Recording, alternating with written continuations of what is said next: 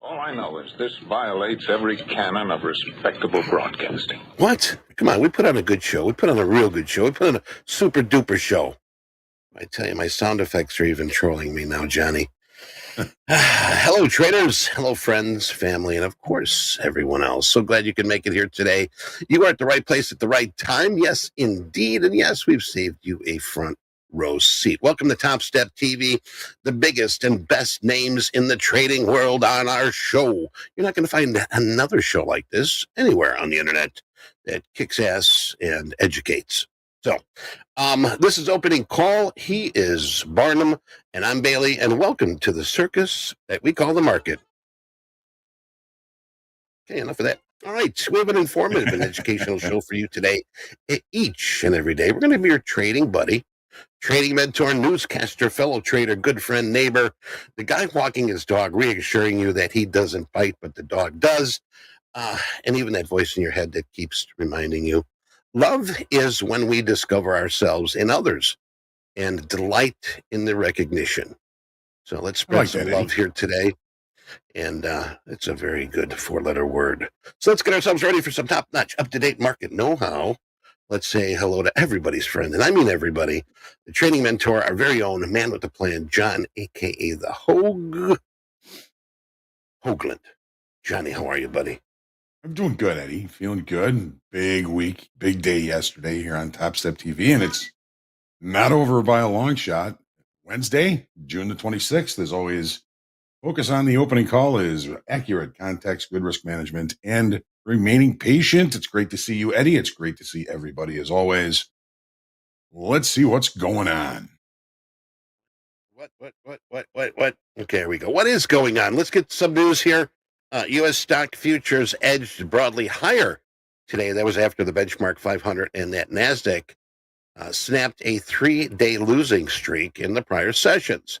The Dow future contract was mostly flat. We do see that right now. And S&P gained about 5. NASDAQ had about a 32-point gain here earlier. But as we're seeing NASDAQ right now, it looks like the stairway to hell, at least on my 15-minute candlestick. Strength in the artificial intelligence semiconductor group, that thing we call NVIDIA, and other big name firms pulled both the S&P and the NASDAQ into the green yesterday, sharing the NVIDIA climbed about 6.8%, recovering from a 3-session sell-off, while the sector-wide Philadelphia semiconductor added 1.8. U.S. equity market experienced volatility in the recent days, bouncing back on Tuesday. Renewed volatility is not surprising in our view with the surging artificial AI. The revenue and capex a key driver behind the recent all-time highs in U.S. equities. This is coming from UBS. They also did say, but we think that NVIDIA's volatility shouldn't be mistaken as a warning signal on either the structural investment for AI or the broader equity outlook. Overall analysis sees a positive backdrop for the market, citing solid earnings, economic growth, and anticipated pivotal in the Federal Reserve's monetary policy later this year.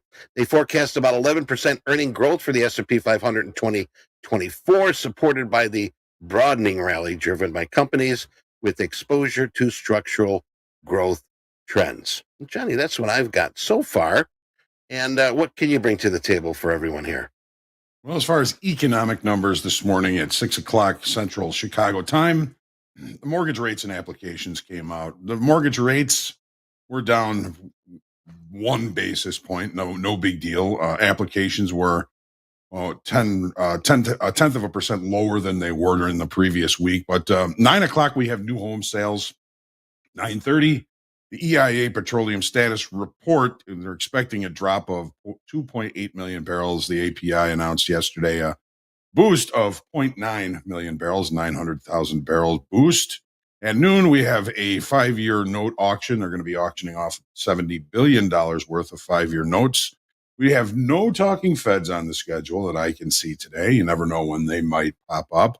Don't forget Thursday. Tomorrow, we've got the GDP final. We also have the PCE on Friday. So the markets just kind of seeking some new data in the next couple of days. The VIX this morning up a little bit, 13.14, but as we all know from Nick for a Tick, that is a lie. Dollar index up for the second day in a row, up around 105.95 last I checked. And the yield on the 10-year up a little bit this morning again, 4.28%. And that's what we're looking at as far as economic numbers and expectations for them today. We all know that anything can happen, so make sure that you are always protecting yourself using stops, and we never know when any unknown or new information may come into the market. So make sure you protect yourself always. Yes, use them stops. It's like free insurance. Yes, free. Well, dude, where's the crude? Well, I was watching the crude here today earlier, tagging an 81.63 high, and all of a sudden it just took a little dumper right now, getting very close to the low 80.70. We're trading at 80.78 right now, and it is in a free fall. Crude prices rose despite the surprise jump in U.S. stockpiles earlier today as traders weighed the geopolitical risks surrounding these summer driving conditions.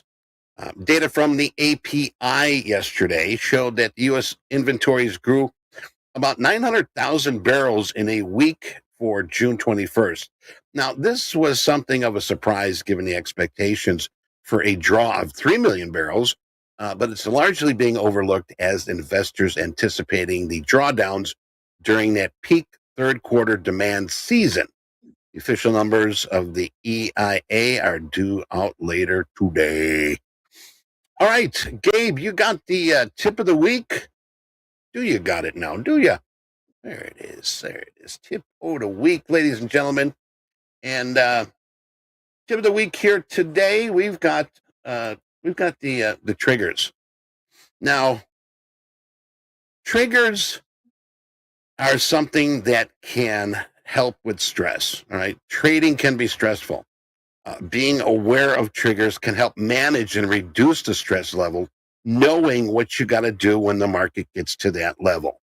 Traders coping, and you need to be taking breaks, practicing mindfulness, engaging in physical activity, and this is going to lessen the impact of stress. So have your triggers, and you're going to find out the day is going to be a little bit easier. Johnny, what do you got on these triggers? Well, I think knowing what your triggers are and accounting for, and that's the last thing anybody wants to do when you are feeling triggered, accounting for what happens after you're triggered is very important. I mean, you're probably going to notice when you are getting triggered or emotional or angry or vengeful or anything like that in your trading. Pay attention to what happens after that. You're probably going to see things get worse if you start doing things like that. The worst thing that can happen is that you YOLO, put on a 15 lot and just say, the heck with it.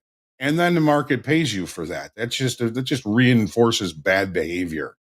But think about what happens the most of the time when you are feeling triggered and how that affects your decision-making process in trading. We should always be cognizant and thinking, not emotional and vengeful when we are in trading and thinking about trading. So try and trade from that centered level, that centered area where you're not too upset, not too happy, just accepting what the market is saying. Exactly. All right, John, I like seeing items at auctions and historical items and collectible items. that fetch a good price. You heard of this guy, Albert Einstein, right? I've heard of him He, once or twice. Yes. not Peter Tuchman. No, Albert Einstein. Yeah, the Albert Peter is the Einstein. Einstein of Wall Street, but Albert Einstein is the Albert Einstein of Albert Einsteins. A signed copy of the letter Albert Einstein sent to President Franklin Delano Roosevelt, urging him to fund the atomic energy research that would lead to the atomic bomb, will soon be hitting the auction block. Set a new record if it sells. In September, Christie's plans to auction off the 1939 letter with a starting bid of at least, you get this $4 million. I tell you, you gotta go in your grandparents' attic and start digging around. You never know what you're gonna find. Yeah, right. That's 1.2 million more than the record of any Einstein letter set in 2018. So there you go. 4 minutes starting bid. My goodness, man. Johnny, we got to get a time machine. Not to Yes. upset the balance of the world, but just start grabbing stuff that we think is going to be valuable within the next few decades. But anyway, Yeah, like Microsoft and the Apple stock. Like to go back and buy some of that. yeah, we slipped on that one. We were too busy on the trading floor. Yeah. I think so. That's a good excuse, right? All right. Hey, listen up, folks. Every eligible trader who signed up for the Topstep X 100K trading combine fire drill Monday night or yesterday during the day received their code via email this morning. If you participated and didn't get an email, please check your spam folder first. And if not, then we'll figure out what went wrong there. Now, the winners of the VIP special prize will be revealed today during Power Hour, and that's 2:30-ish Central Time, okay? And contacted by end of day on Monday, July 1st. So make sure you tune in to Topstep TV tonight during slow markets. Now listen carefully, as well as tomorrow, so you don't miss out on our next free reset giveaway. Slow markets tonight. And don't forget, be here tomorrow. If you can't make it tonight, you be here tomorrow, and we got that free reset we will be giving away. Also, before we get to charts here, please remember, be kind to your support agents. They are working night and day, answering all issues, questions, requests as best they can. Trust me on this one. They are working very hard. So, with that said, Johnny, my friend, you got some chart goodies for us here today? Absolutely. So, as always, Eddie, we start with the daily in the S&Ps. Now, yesterday we talked about the 3 black crows pattern, or 3 down days in an uptrend. Or as we know, our good friend Mick always reminds us that when we have 3 down days in an uptrend, typically that 4th day is going to be an up day, and that's pretty much what happened. So what did that establish? Well, that established basically an area of balance, a range that we can start to kind of focus on those extremes for maybe some of our bigger opportunities. We lost about 7,400 in open interest on that pushback from the lows from the previous day. That's not encouraging for new buyers coming into the marketplace. That is still some inventory adjustment, and that's what balances do. That's what pullbacks do in a longer time frame rate trend to the upside. Pullbacks and balances even out inventory. That makes it a little bit more likely that the market can continue the move to the upside if it doesn't just kind of fall apart. And I don't see that necessarily happening here. But we never really know. So the balance, I'm kind of enveloping the balance at 55.10 as the low end of the balance and 55.67 at the upper end of the balance, right about up here. And then, of course, we've got 55.88, which is last week's high, which would kind of really envelop a larger area of balance here. So The market is in range. It is in balance. It is consolidating. It is chopping, and there's a lot of anticipation of data coming out for the next couple of days. Take a look at the 30-minute chart. Okay, so the market opened, looked lower, and ended up closing higher. So there's our one up day after 3 down days. Not a very big up day, however. This blue line here, this 55.10, I'm looking at that as the lower end of the current at balance that we're in. And I'm finding it very interesting the further I look back. Okay, we've got resistance, resistance, resistance, breaking through, coming back to the area of resistance and finding support. Really interested in that area if we do get an execution down near there today. Where are we? Well, overnight inventory got a little bit too long in the London session. We took out all those longs. We're now in overnight inventory to the short side, but we are in range and in value from yesterday's normal variation trading day yesterday, which really did not have a lot of excess at the low or excess at the high. The market is still seeking new levels, and it may take some new data to push these prices to new levels outside of the current area of balance. So I'm going to be suggesting, at least for myself, we open in range and in value. I'm going to try and stay patient, as I might be looking for better trade locations as the day goes on. The profile yesterday, again, a normal variation, neutral day, low excess on the high and the low. Market put up a weak low early in the session. That got taken out. Now there's a low excess low on the low from yesterday. That takes us down to let's call it 55.12 approximately. The market put up another weak high for a while up here. There was almost a triple top up here for a while. Then the market pushed above it and did close above it with settlement at 55.37. A 20-point rally throughout the session, but we're seeing the market coming back into range and value. Going to again suggesting trying to stay patient, and we were kind of looking at earlier maybe opening above value from yesterday, which is right around 55.30. That is obviously not going to happen. We've got value low coming in at approximately 55.18 from yesterday, and that's really kind of put in our early or late, if you will, pre-session low here. So keep an eye on that also for today.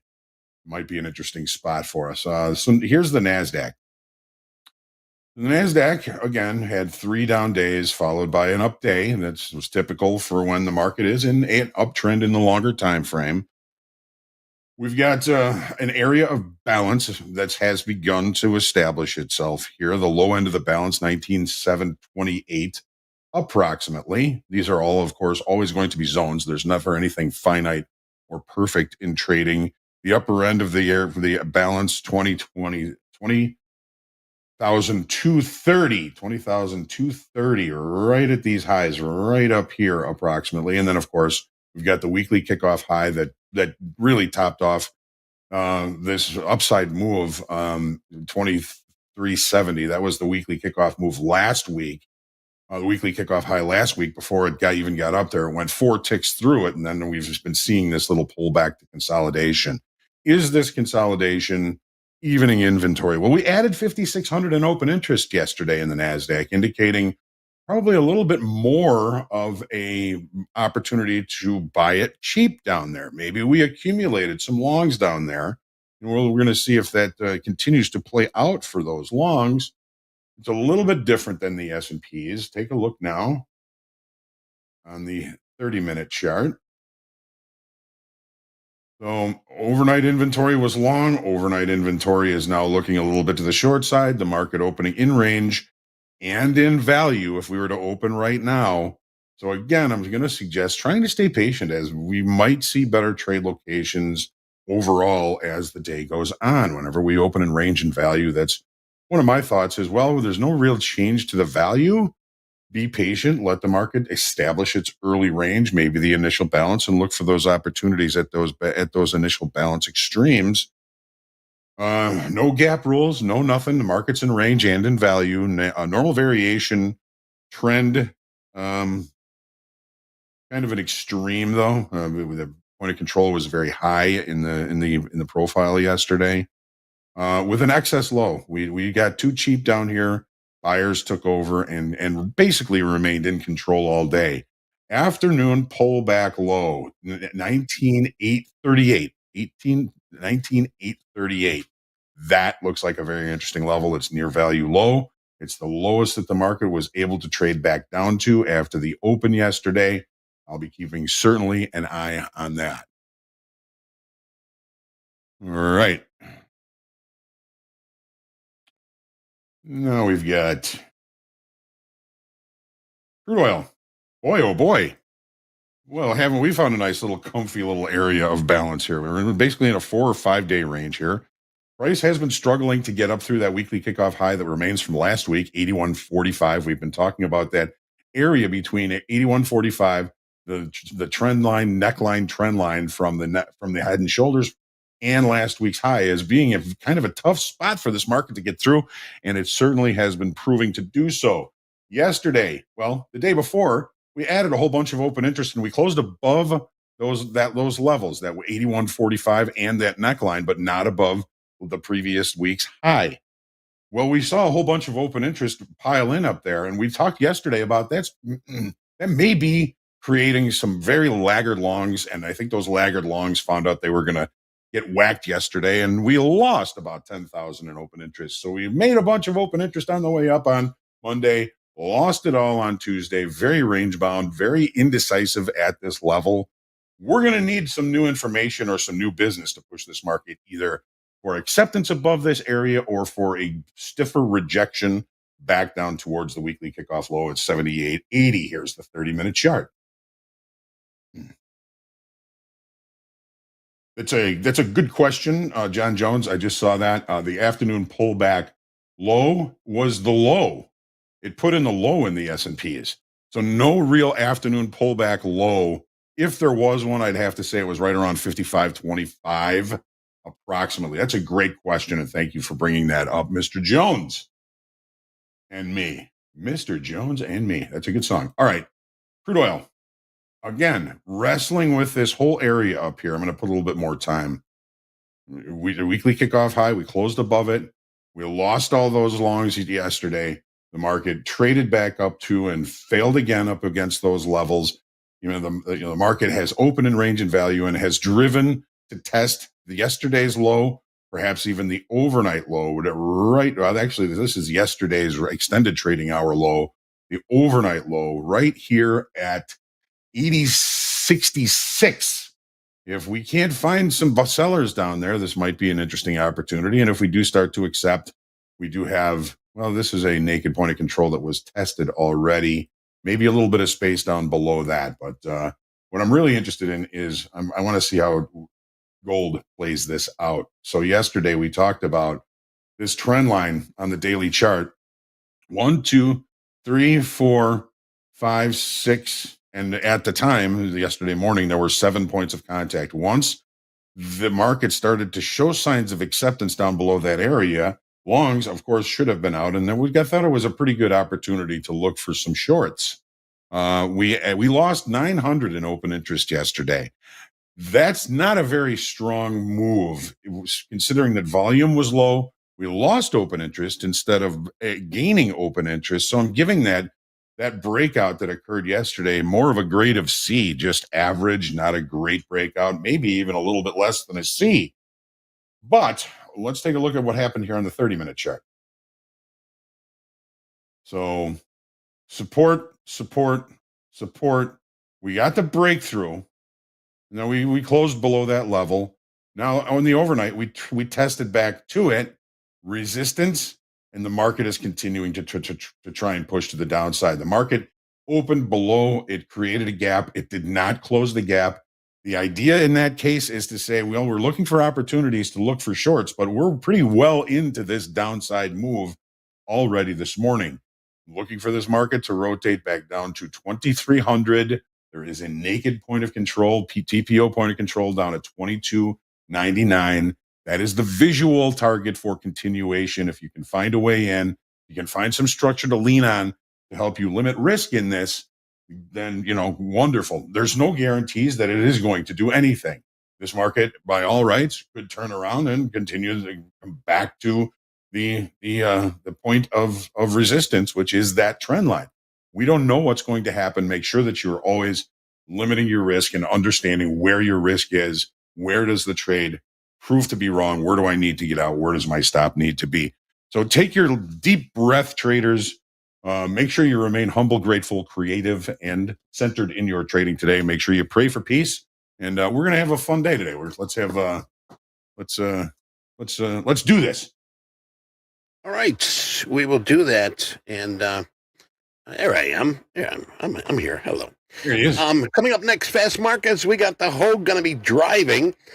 We got Dolby here, Jack, Deanna, Nick for a tick. I see him in the green room. Hi, Nick. Coming up for Power Players, we got Dolby, myself, and True, and his entourage. You're going to like this guy if you have never met him as a trader here. TopQuiz, Alyssa and myself, get ready for some good questions. Jack and Brett for a shoulder tap. We got JD and Robert. Group coaching, Dolby, Hoag, and KV. We got KV going to be with us here for that 1 o'clock Central segment. And to close the day out, we got Dolby, Gabe, and Coach Dakota. Johnny, meet you at the coffee machine. And I'd like to just say thank you very much for our opening act. Lito, thank you very much for the jokes this morning. We were getting a kick out of those here before we started the program. So, all right, we'll be right back with Fast Markets. Don't go away.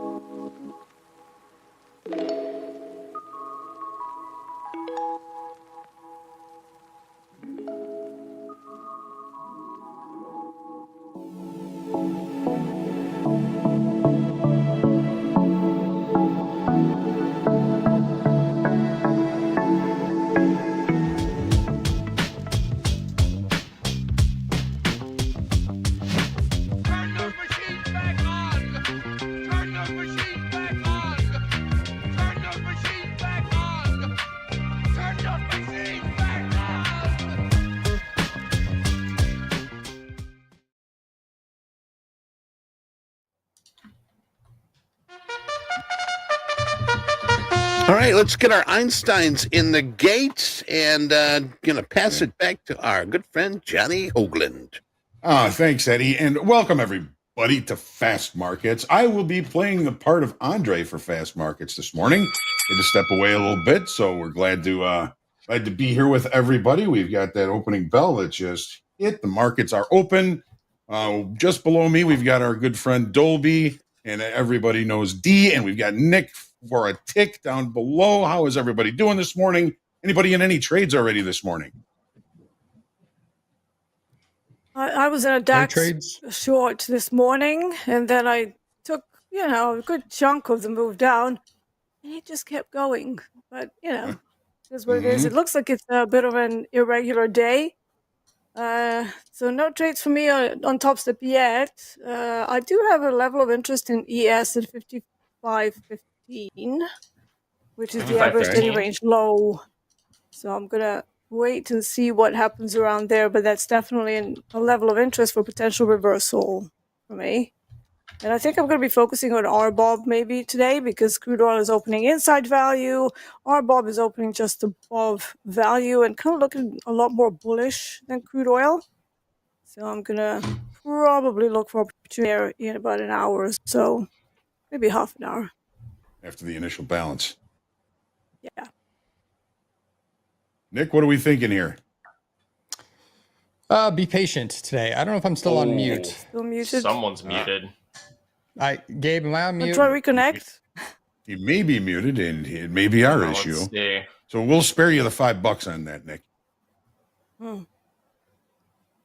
Someone let me know. D, I've got a 55-10 kind of lower extreme of the balance area in the S&Ps. We might want to keep an eye on that level and perhaps look for an opportunity in the house account for that. Nick, you got the house account open, right?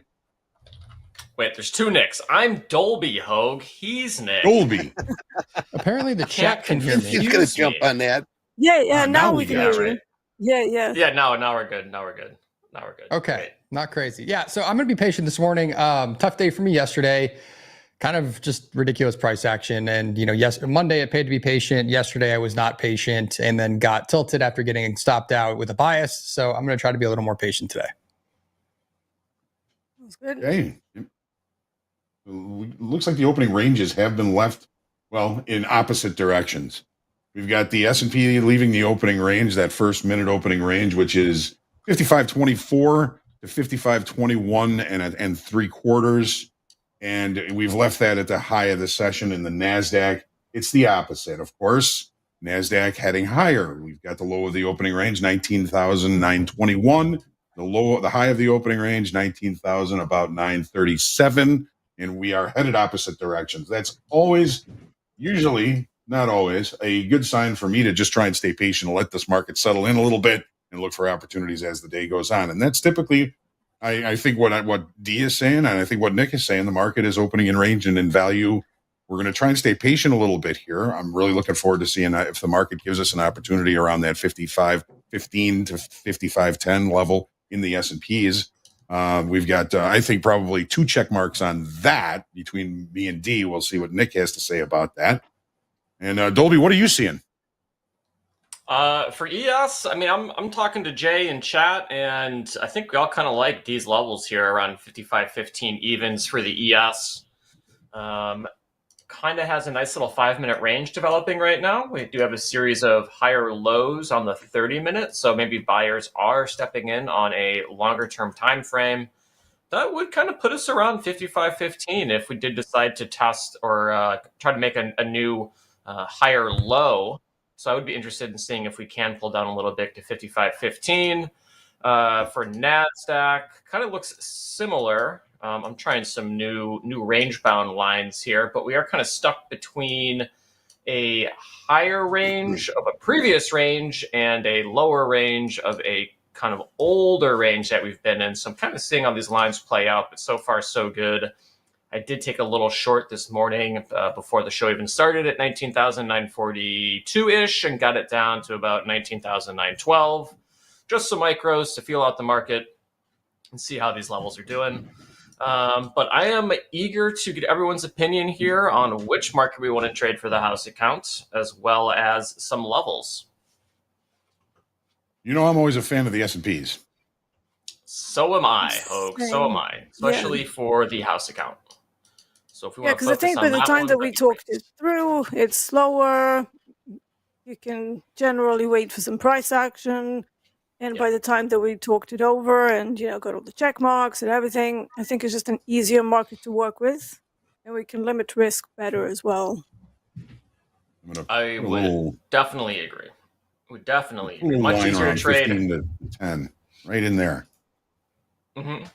We have a nice 5-minute range in the ES right now between about 55.19 and 55.22 and a 3. 52, Yes, we do. 23, I'd say, which is interesting. We do have that news event in 25 minutes. I mean, do we think that is enough to move the markets here for home sales? Home sales? Anything Not is. the biggest number, but it can have an effect. Maybe it might give us a little push. Okay. Nick Frittick, do you have levels for ES?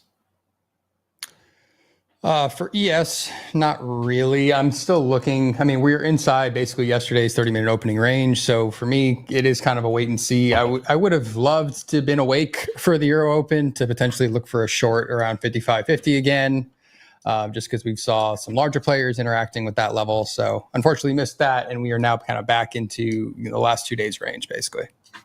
Yeah. Cool. Well, I'm my level, of course. Yeah. Good. Go ahead, What do you have, D? Oh, okay. So the level at 55.15 and 55.10 that Hoag's got, it's just underneath value. And sometimes if they bring it outside of value on an inside day, that can be a sign of responsive buying. So this is why I'm super interested to see what happens around there. But apart from that, I don't really want to do anything before we get to that pivotal area. So I don't really want to be rushing into trades, especially not ahead of home sales, because it can go either way. Sometimes they consider that it's a really big number. Other times it's a nothing number. So, it's better to kind of wait it out and get, the little bit of price action to develop, get that maybe even the initial balance out of the way. But generally, first 30 minutes tend to be a little bit crazy, especially on summertime. And today it looks like we've got a bit of an abnormal day with this Euro move. So I would probably err on the side of caution today. Could you explain what you mean by the Euro move? Do you mean like the overnight session, or is there something in particular? Yeah, the overnight session. Yeah, okay. So generally you don't get moves that are that crazy. So I'm going to drag ES over the main screen. And I'm going to use my little backtest mode thingy. Let me see if I can. I've got a lot of windows open this is here. cool. Oh, yeah. Yeah, so we're going back in time. No, this is my indicator. It's Blatic. Most of our indicators have this feature on the chart. Like, it doesn't erase the candles, but you see all the levels. Like, even if I'm not sure I have supply and demand here, but literally it shows you all the levels as they were at the time. And if you can see, London established its initial balance, and typically that session tends to be pretty quiet for equities, apart from DAX. DAX has its main session for Eurex in London. So we had a failed auction, and typically when we have a failed auction, what happens is that we stop at average session low, which was actually at 55.34. That's the London session low. I use it as a shortened London session before New York opens, because that puts all the other volumes in and smashes everything through all the London levels. But today it just kept falling. There was a little bit of a reaction around the average session low, but ultimately it was not successful, and it just kept slipping. So it did a gap fill, then value acceptance, went all the way through the value, and now we're coming into the next session, And this is where the average daily range low might come into play. So it's been a very unusual drop. This is a lot of movement, and we overshot London by quite a bit. Like, I mean, we overshot London by probably about what's that? Let's see, in points. Some new lows here in Well, crude. really about 11 points, which is crazy. And just this entire move, it's very unusual for London. So that's why I'm saying caution, because we might have a higher volatility day on our hands. Yeah, I mean, it's a very strong 4-hour candlestick that opens at, what, 5 o'clock Central Time, and it's already moved from 55.43 down to 55.18. So pretty sizable move. But we don't have to sit on indices. There's other markets to trade. We can wait for this news to come out. We can hop through crude oil. Sure. We can talk about some gold. D, we're talking about volatility. Copper, platinum. VIX is up about 2.5% right now as we speak. So even though Nick says it's a lie, I think we all think it's a lie. Yeah, VIX is a lie. It is a lie. Well, yeah, we've got crude heading through the overnight low below yesterday's range low, and seeing some continuation. Pretty much opened in range and in value, but it seems to be rejecting range and value as we speak. Are you thinking about doing something based on this in the RBOB today? But 1 second before we look, I want to see what's going on with gold. Gold is continuing to push after breaking that trend line yesterday, continuing to see it push to the downside. I'm looking for this visually to reach $2,300, $22.99. There's a naked point of control down there. So just to kind of look at some of the other markets, we are seeing some longs in the tilt in the S&P and in the NASDAQ right now. Crude short about 59%, and longs in gold 60% long in gold. Wow. What are you thinking? Yeah, so gold, it's reaching average daily range low, but so far not really having much of a reaction. Having said that, we do have a sizable initial balance, and that can open up the potential for a failed auction long around this area. That might be a good possibility. Love it. I want to see what's going on the daily chart. I don't like the daily chart. Oh, right. Okay, we are at the bottom of the range here. So if we manage to stay above 2304, 2303, longs might still be in play. But if we smash through that, I'll be a bit careful with longing this unless we're at the very end of the session. Sort of kind of like a mean reversion into settlement. So yeah, it's undecided for me for now. I'm going to wait and see what happens with this next TPO period, whether we close outside of it or inside of it. There's been a bit of a trend for gold to follow whatever the equities are doing, and they are correlated positively, especially for the first part of the session. Slightly unusual, but it's been happening since COVID. We've had this weird positive correlation between gold and equities. And because of that, I'm slightly careful jumping into anything before I see a pretty committed reversal into an initial balance on gold. And if I'm looking at crude oil to me is looking very range bound on the daily chart. Having said that, I have the average daily range low at 80.35. And we also have the pop from, what was this? This was Monday, I think. So that might be a little bit of a short-term demand that could give us an intraday bounce. Don't want to do anything before that level. But if this is a consolidation, this could be a start of a bit of a pullback in crude oil. So again, I will need to see some conviction either side before I do anything. I'm very aware that it is summertime and you can have these crazy moves, but you can also have very contained moves. Dolby likes to call them violently range bound. Sure is. such a great Crude phrase. knows how to do. It's about a $1.50 range Yeah. for the And last 5 days in crude. Yeah. And do we have inventories today as well? It's Wednesday, isn't it? Yes. Favorite day. Yeah, Ha. we do. Yeah. So I'm probably going to wait until that's out of the way and then look for opportunities. So it's probably going to be a lot of waiting today. Yes. Okay. Yes. Well, as far as economic numbers are concerned, Eddie, what else do we have on the docket today? Tell us what else we've got as far as economic numbers. On the docket, in about 14 minutes, we're going to be having our new home sales for May. That's going to be a big number. They're looking at 636,000. Prior was 634. We're also going to be having in about 44 minutes crude oil inventories, so that should turn on the blender. Scrolling down here, we do have also at 11 o'clock here, and 12 o'clock, 5-year note auction, and a little later on in the day, the Fed bank stress test results. So we'll keep an eye on this, and we'll get these out as soon as I hit the wire. Back to you, Johnny. Thanks, Eddie. And hey, everybody, we love that you're here. We love you all. We wouldn't have been able to do this 100,000 subscribers without you. Make sure you subscribe. Make sure you hit like. And in the upper left-hand corner of your screen, you see hashtag Fast Markets. Attach us. Send us pictures of your setup. Send us pictures of your dog. Send us memes. We'll get them on at near the end here of Fast Markets. We always look forward to seeing those. All right. Here we are.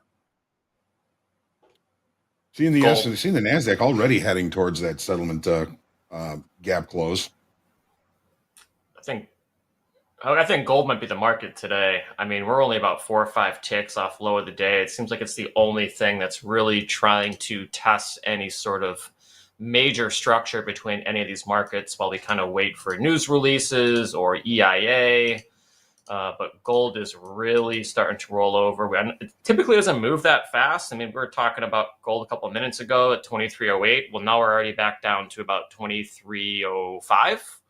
So it's moving pretty good here. So maybe something does set up in the house account for gold. But I would agree with D. I think we need a little bit of time for this to kind of cook at around 2304 just to make sure this level does hold up. Because I also have 2285 to the downside as well, but that might be too big of a move for crude. For gold. I'm not sure if gold can do another $20. Is that something we've seen? It can. Either If Nick it's an abnormal or day, absolutely. I mean, gold can go on these like crazy runs, especially to the downside. So yeah, it's not completely out of the question.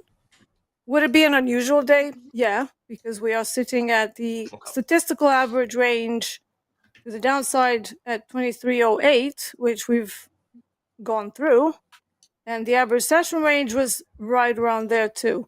So if we continue to ignore that level and there's just no buyer stepping in that can hold this to the upside, then S1, S2, extensions to the downside, pullback, violent pullback.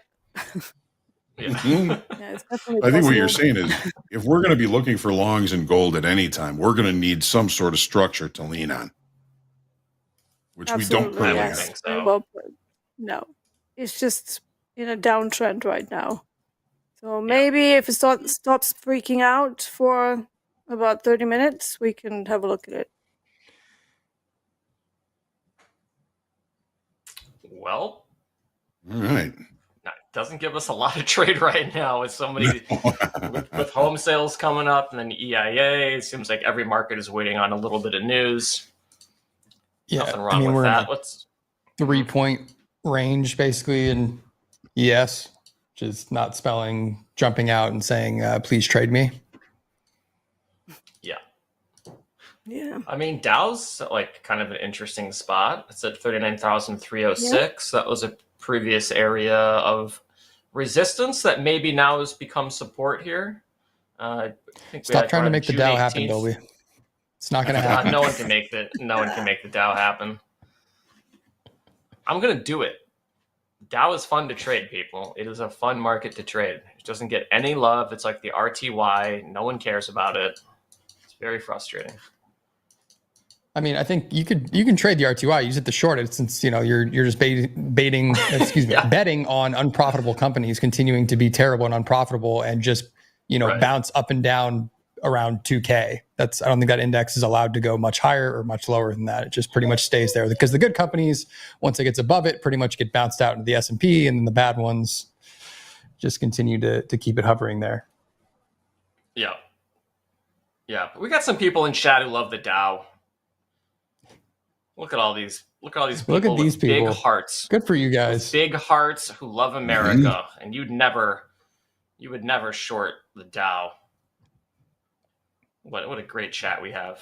And also thank you for helping us contribute to 100,000 subscribers. It was really, really a fun day yesterday. We had so many friends of Topstep come and hang out with us. That was a blast. That really was a blast. So I'm just taking a quick look at the Mag 4 I've got up here. NVIDIA, it came off its overnight highs. It's now back to VWAP above 126.09, which is basically the settlement from yesterday. Apple leaking to the upside. We've got Microsoft a little bit lower on the day, Meta a little bit lower on the day. Just keeping an eye on these Mag 4. Got about, it seems like 9 minutes for the new home sales due out. Eddie, you'll let us know when that comes out and tell us what the numbers are.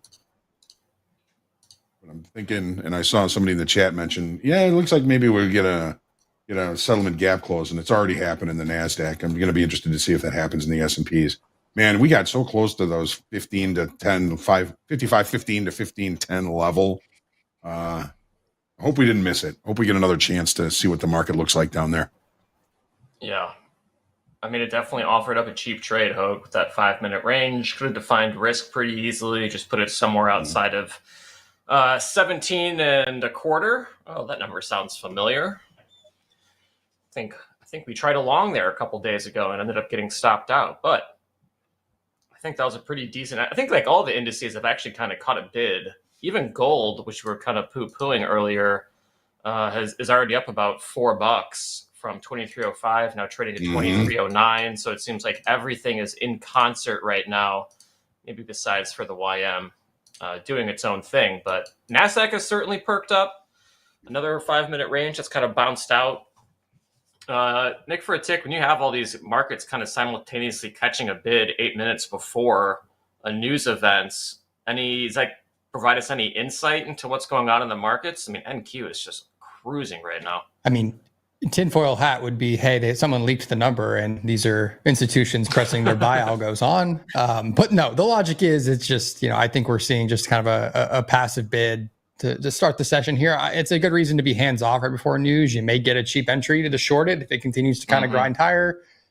Back into the, we're above yesterday's range, so we're kind of into the overnight range where, like I said, you had some motivated European sellers kind of after the Euro Open.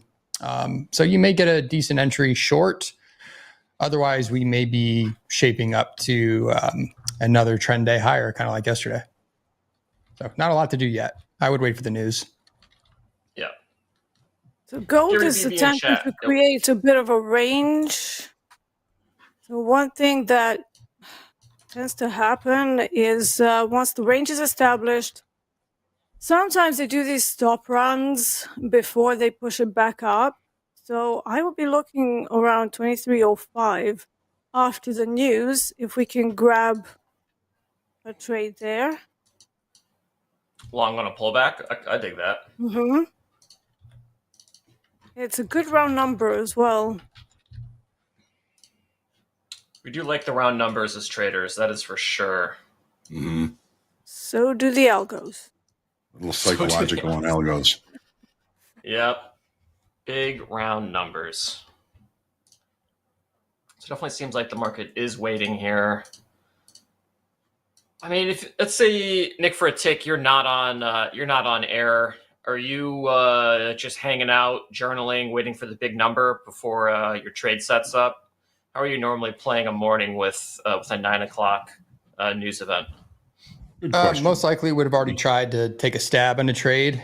I didn't see any decent short entry, and I probably wouldn't have longed this, just seeing kind of how the pre-market was. I would have probably been waiting for, sellers. I may have even gotten stopped out trying to short around the 24-hour view op there, since we kind of blasted through it another 20 points. But nothing really in my opinion, nothing really set up for a cheap trade out of the gate. So most likely I would be sitting on my hands still waiting for the number.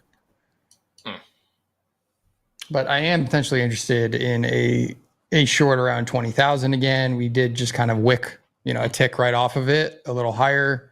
But same thing, 5 minutes to news. I would love to get into short right now, but with the news print, it's just asking for a stop out potentially, just on the liquidity grab, algo moves, stop run that tends to happen on the low liquidity, 30 seconds right before and kind of the initial 10 seconds after the print comes out. 5 minutes remaining. Thank you, Eddie. Remaining. Yeah, I mean, NQ has already touched 20,000 and then has bounced down almost 25 to 30 points within, minutes. A lot of opportunity in NASDAQ, but we all knew that.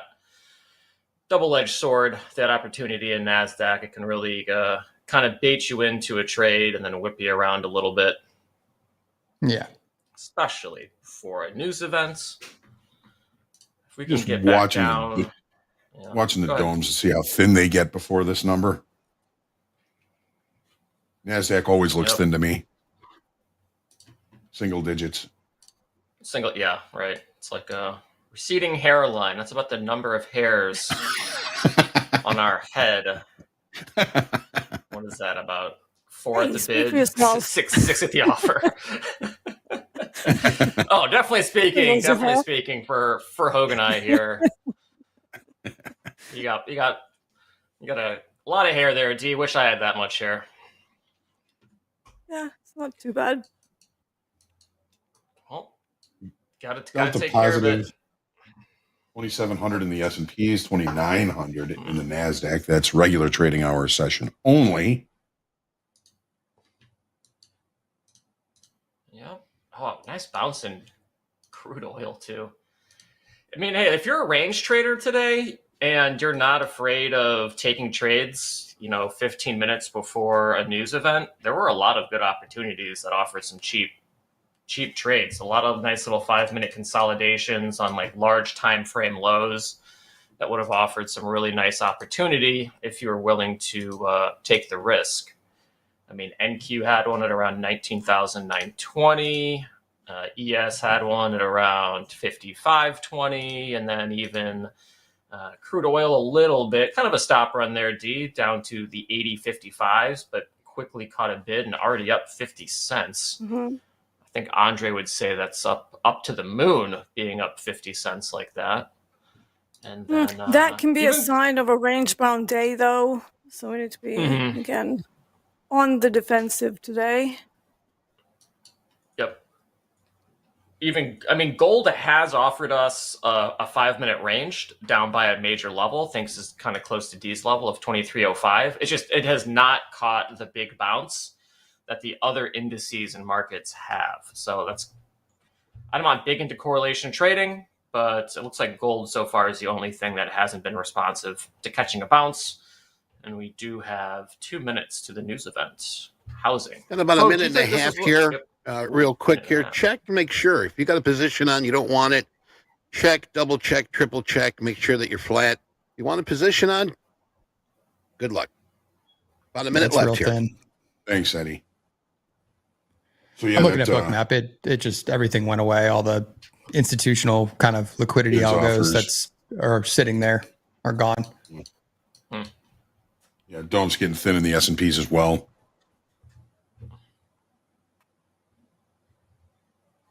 Yeah, crude oil really ripped once it got back above the overnight low.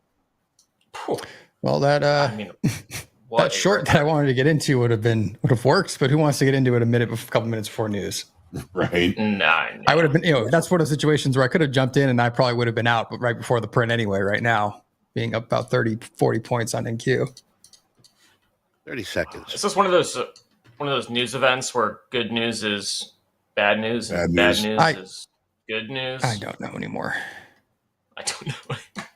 it seems like it changes based on the print, based on the day. If good news is good news, or if bad news is good news, or if bad news is bad news. Yeah. Most likely it's just good news, and regardless, the market doesn't care. I mean, D and I come from the school of crude oil where all the news is made up anyways, and it's just an excuse to get price to go somewhere where you want it to go. All right, numbers hitting the wire here. 619,000. They were looking at 633 for the new home sales units. Also, the sales change month over month, negative 11.3. Big miss here. They were looking at a negative 0.2. So negative 11.3 versus the negative 0.2%. And there you have it.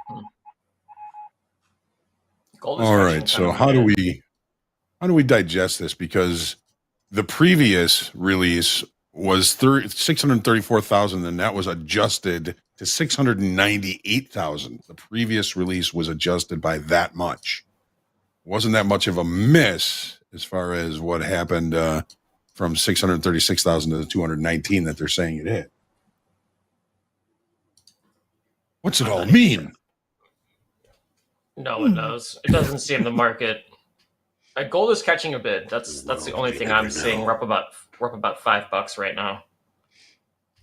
Maybe not necessarily $5, about $4, maybe even $3.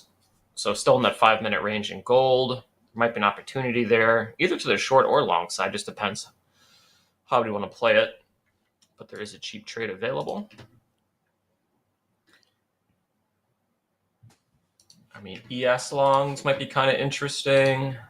That the top of the 5-minute range at 55.24 might be becoming support. It was resistance, maybe becoming support now. But I don't know how to digest this number at all. I'm not much of a news person. I mean, NQ was pretty strong as well. I mean, the rejected 20,000 only came down about 30 points, and now we're already catching a bid, maybe back up into 20K. So I think that one of you want to short NASDAQ at 20K, Nick, for a tick. Was that you? Yeah, I did. I did earlier, but didn't want to do it before the print. Okay. How do So you like now it now? I guess we wait again. Okay. All right. Because if we bounce off, RTH VWAP on both and continue to kind of bid off of it, I mean, it's setting up to be a trend day higher again. Mm-hmm. Since we're above yesterday's range and, closing in, at least on the NASDAQ, we're building, potentially about to build above yesterday's high. So not exactly something you want to jump out and short. Right. I think It's patience still pretty pays, tight range. right? So, I mean, I think you still sit on your hands right now if you're not already in a trade. Keep our hands on our butts. It's easy to do, Hoag. Sometimes. I mean, I sat on my hands for like 2.5 hours yesterday, and then immediately went kind of, balls to the wall immediately, like my foot on the pedal, and my day ended pretty quickly on a couple of trades. So yeah, not what you want to do when you've been patient and then get frustrated when the first trade doesn't work. Yeah, I mean, you don't really want to, waste opportunities. You don't get that many in the day to place a good trade. Yeah, our tip of the week is know what your triggers are. Oh, that's easy. Getting stopped out by a tick and then watching it run in my favor. That is. Yeah. That sends me to trigger land real fast. Yeah. Real Does fast. it only take one? For me, if that happens, yes. Yeah, that only takes one.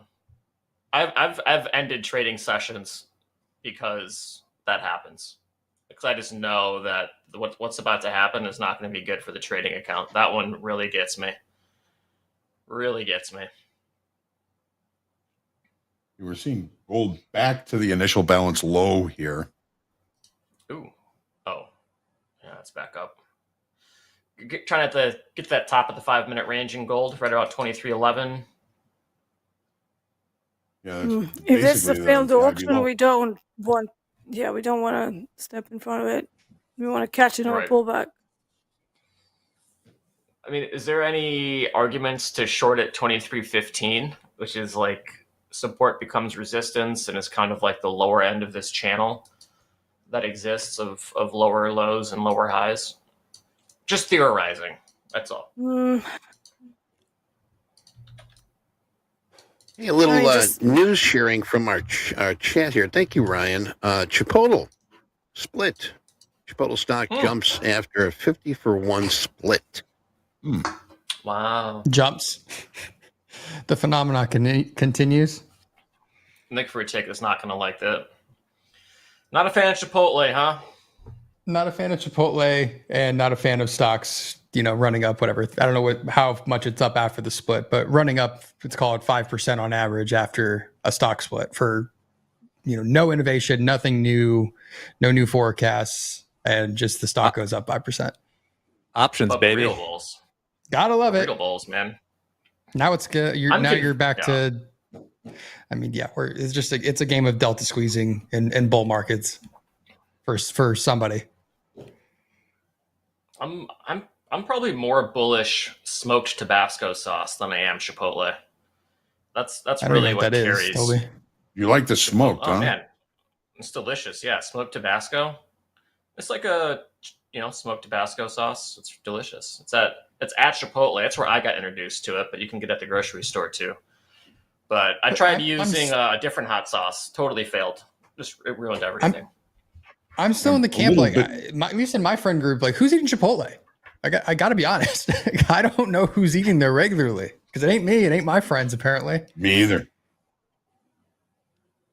I know they're increased their prices and all this stuff. I'm wondering who's there every day. I guess it's busy. Like I said, I don't look at their balance sheet, but apparently, it's not like it's bad.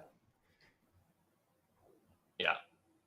Ooh, gold a little bit late here. I got to do a little bit of housework here. Folks, if you have not checked out the Topstep daily levels, it is pinned to the top of your charts. We've got several of our coaches that are putting in their levels every day. Just to give it a look, some pretty good levels on there. And there it is again at the top of the chat. Make sure you check out those daily levels. I'm always looking for opportunities to provide good areas for potential execution. See how that plays. Mm-hmm. Thanks, guys. NASDAQ feeling pretty confident through 20,000 thus far. Shaking off whatever the housing news was. And gold initially still rejected. Favoring this gold long. Gold long. Yeah. I kind of like that too, D. How would you begin getting into a gold long here if we're not going to get perfect entry? Well, there's a couple of ways. So one of the ways that I like to do this is to look at a 2-minute chart and to first wait for it to go through the nearest area of resistance, supply, however you want to call it. And we've done that already. And then I typically like to catch it on a test of some kind of a demand level. And for that, I usually like to see something on Bookmap, just like a block of orders that either appears as they're trying to make a decision what to do. And alternatively, if it does keep slipping and we get somewhere closer to that 2307, even 2305 level, that would be just an automatic entry for me. Okay. Because it's going to be basically a test of those lows. And then I would be looking for maybe a stop run and then for them to reverse and to take it back up. So let's say theoretically you had somewhere between 15 and 20 contracts to trade. Would you try to do like 5 at 07s, 5 at 05s, and then another 5 outside of the range with the stop even further out? See, unless I'm trading like with like 100, 120 contracts, I don't tend to do the whole scaling in and stuff, but I would be more in favor of partialing it in the way that you like to do it. So scaling in as your that are getting closer to the low rather than adding into contracts on winning trades. That's how I like to do it if I'm trading with size. And then I would typically pop about 20 on the first area of interest, which in this case would be around 2307.7. Then pop another one, another lot of 20 at 2306. And then the final one, looking for that stop run at 2305 and below. So those would be like my 3 points if you want to do that. Yep. I mean, I have that on here. We have to wait for the pullback. Yeah, I was just kind of watching and seeing what's happening here. You know, we did extend the initial balance pretty substantially in gold right here. Yeah. We opened below it and then we traded back to it. Sometimes this can be a pretty decent look at a short. Oh, really? Mm. And the size of the initial balance doesn't bother you? Yeah, I mean, that is a pretty substantial initial balance. That's a really good point. But it's it's an opportunity. That's the only reason. Yeah, that's the only reason why I'm like a bit of a contrarian here. But I've seen the large, these kind of large moves just not really give us more. And if it was going to give us further downside, we probably wouldn't be messing around in the initial balance. It would just keep going. But again, anything could happen, right? It's not. Yeah. I thought it looked good because the what is this? The B period high, C period high was a pretty decent risk limiter. If we took that out, then we'd be out. Sorry, my dogs are. I mean, if I was going to short it, yeah. Go ahead, Nick. Go ahead, Nick. So you were saying, someone let the dogs out. Yeah, so I was saying that if I was going to short this, I would prefer to see a pretty decent push to the upside and then maybe catch it somewhere near an overnight VWAP, which is 2320. I would call that weakness inside initial balance. But for that, I typically like to wait for the market to develop. I'm not expecting a full rotation through the initial balance for a failed auction. It would be like a partial rotation because of the size of it. Big. But the shorts, I mean, where are you thinking shorts exactly, Hoag? I would have been looking at right at the base of the late spike with a stop above the C period high. Okay. Right here. What's that level? The IB low, that is a pretty big initial bounce. It's going to take a lot of energy to move this market any lower. Yeah. 53.12.30 is the IB low, and then the C period high is 53.14.20. So, we're looking at 20 points of risk, 25 points of risk. Mm-hmm. I would be and marine. I would be surprised to see a major extension below this, but it's going to take a lot of energy. Yeah. But in the longer time frame. Sorry, guys. I'm short 20,002. My dogs were chasing a squirrel that is right outside the window and were barking. So I was on mute as I entered that trade, and they were going nuts. So probably going to stop out above new high here, but I was interested in taking this short. Was trying to relay what I was doing to you guys, but naturally the dogs are going a little wild. Of course. Right. So you got a short on right now. We've got tilt 74% long in the NASDAQ. Wow. I mean, everything is tilted to the long side. It looks like all the indices are at least 70%, if not more. 75% long. What average long is 978. So they've been long for a while.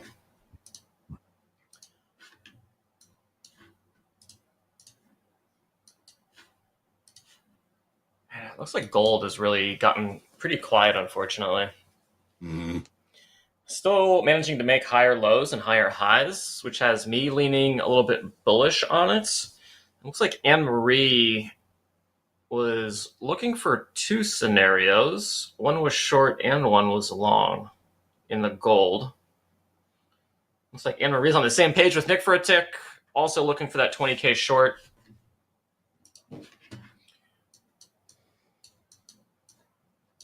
is a tough market to find a trade in.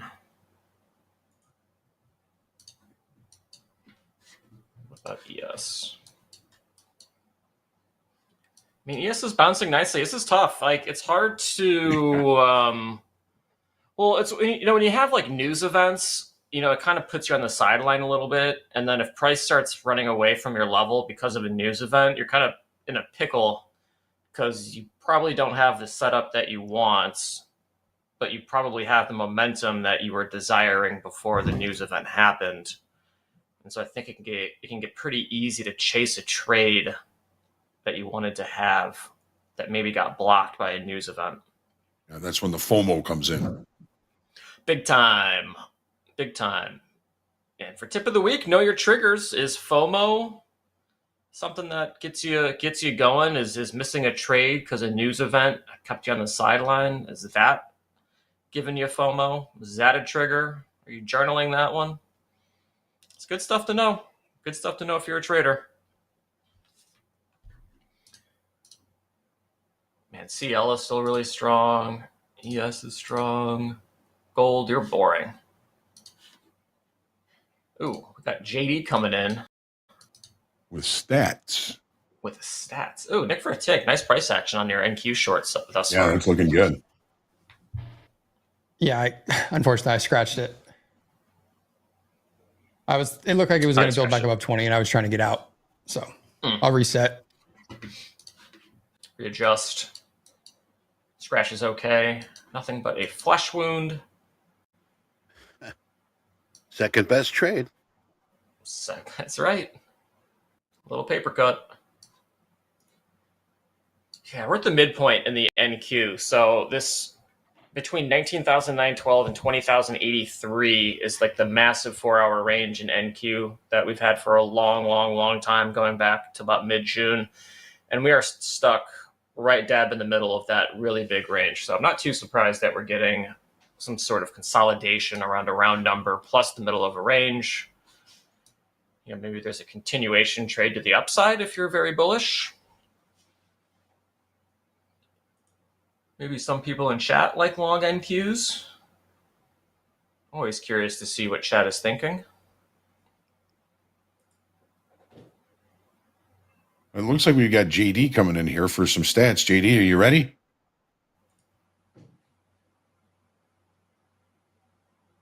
Maybe not ready yet. No. We'll get him when he is. He's hanging out in the Just background. interrupt us. JD, let us know when you're available. Yes. Just interrupt us. I mean, would anyone like longs in NASDAQ? I mean, there's probably a lot of upside. I'm just not sure where the push is coming. Like, I think someone in NVIDIA is making some runs. Nick Furtick, do you have the MAG? What is it, 4? How many are we down to now? There was 7. Now we're down to 4. It's like a battle royale of tech companies. When we see a rotation out of NVIDIA and into Apple, like we did on Monday, because they were literally inversely correlated, it was actually kind of fascinating to look at. Do we even call it in the Mag 7 anymore? I mean, I guess people still care about Microsoft, but it really seems like when you look at the NASDAQ and NVIDIA, it's an identical chart.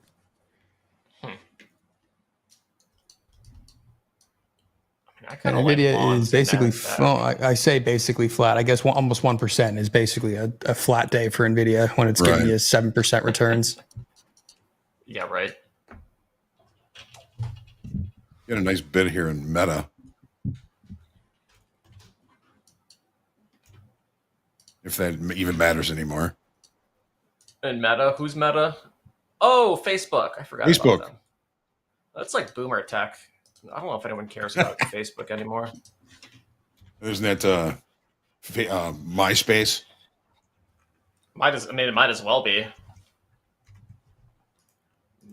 Oh, JD is ready. Right before I was about to go on a Meta rant. Uh-oh. Let's save that Meta rant. You got me now, guys? Yes, we do. All right. Let's take a look at those hot streaks real quick. We'll just burn right through these. Okay, Jacob was back in the markets yesterday, extended his hot streak to 37 days. Jacob is now the XFA hot streak leader. You can see the disclaimer down there at the bottom. Thanks, Jack, for putting that in. The XFA to live account record stands at 42 days. That's held by Carlos L. But Jacob is right on his heels. Then we have Michael, Mukaram, and Dustin, all with 20-plus day hot streaks. Dustin, 21 days, $210. $10 a day. Dustin is trading for his lunch money. Slow and steady. Nice job. All right, yesterday's best live funded P&L leaders. Ray T carved it up trading gold and NASDAQ. The old house account. Ye old house account had a big day. Oh yeah. Hope some of you viewers out there were able to get on board and make some money following the house account. The group put on some pretty nice trades. Then Dakota had a lot to do with those house account trades also, and yep, he was in on those moves.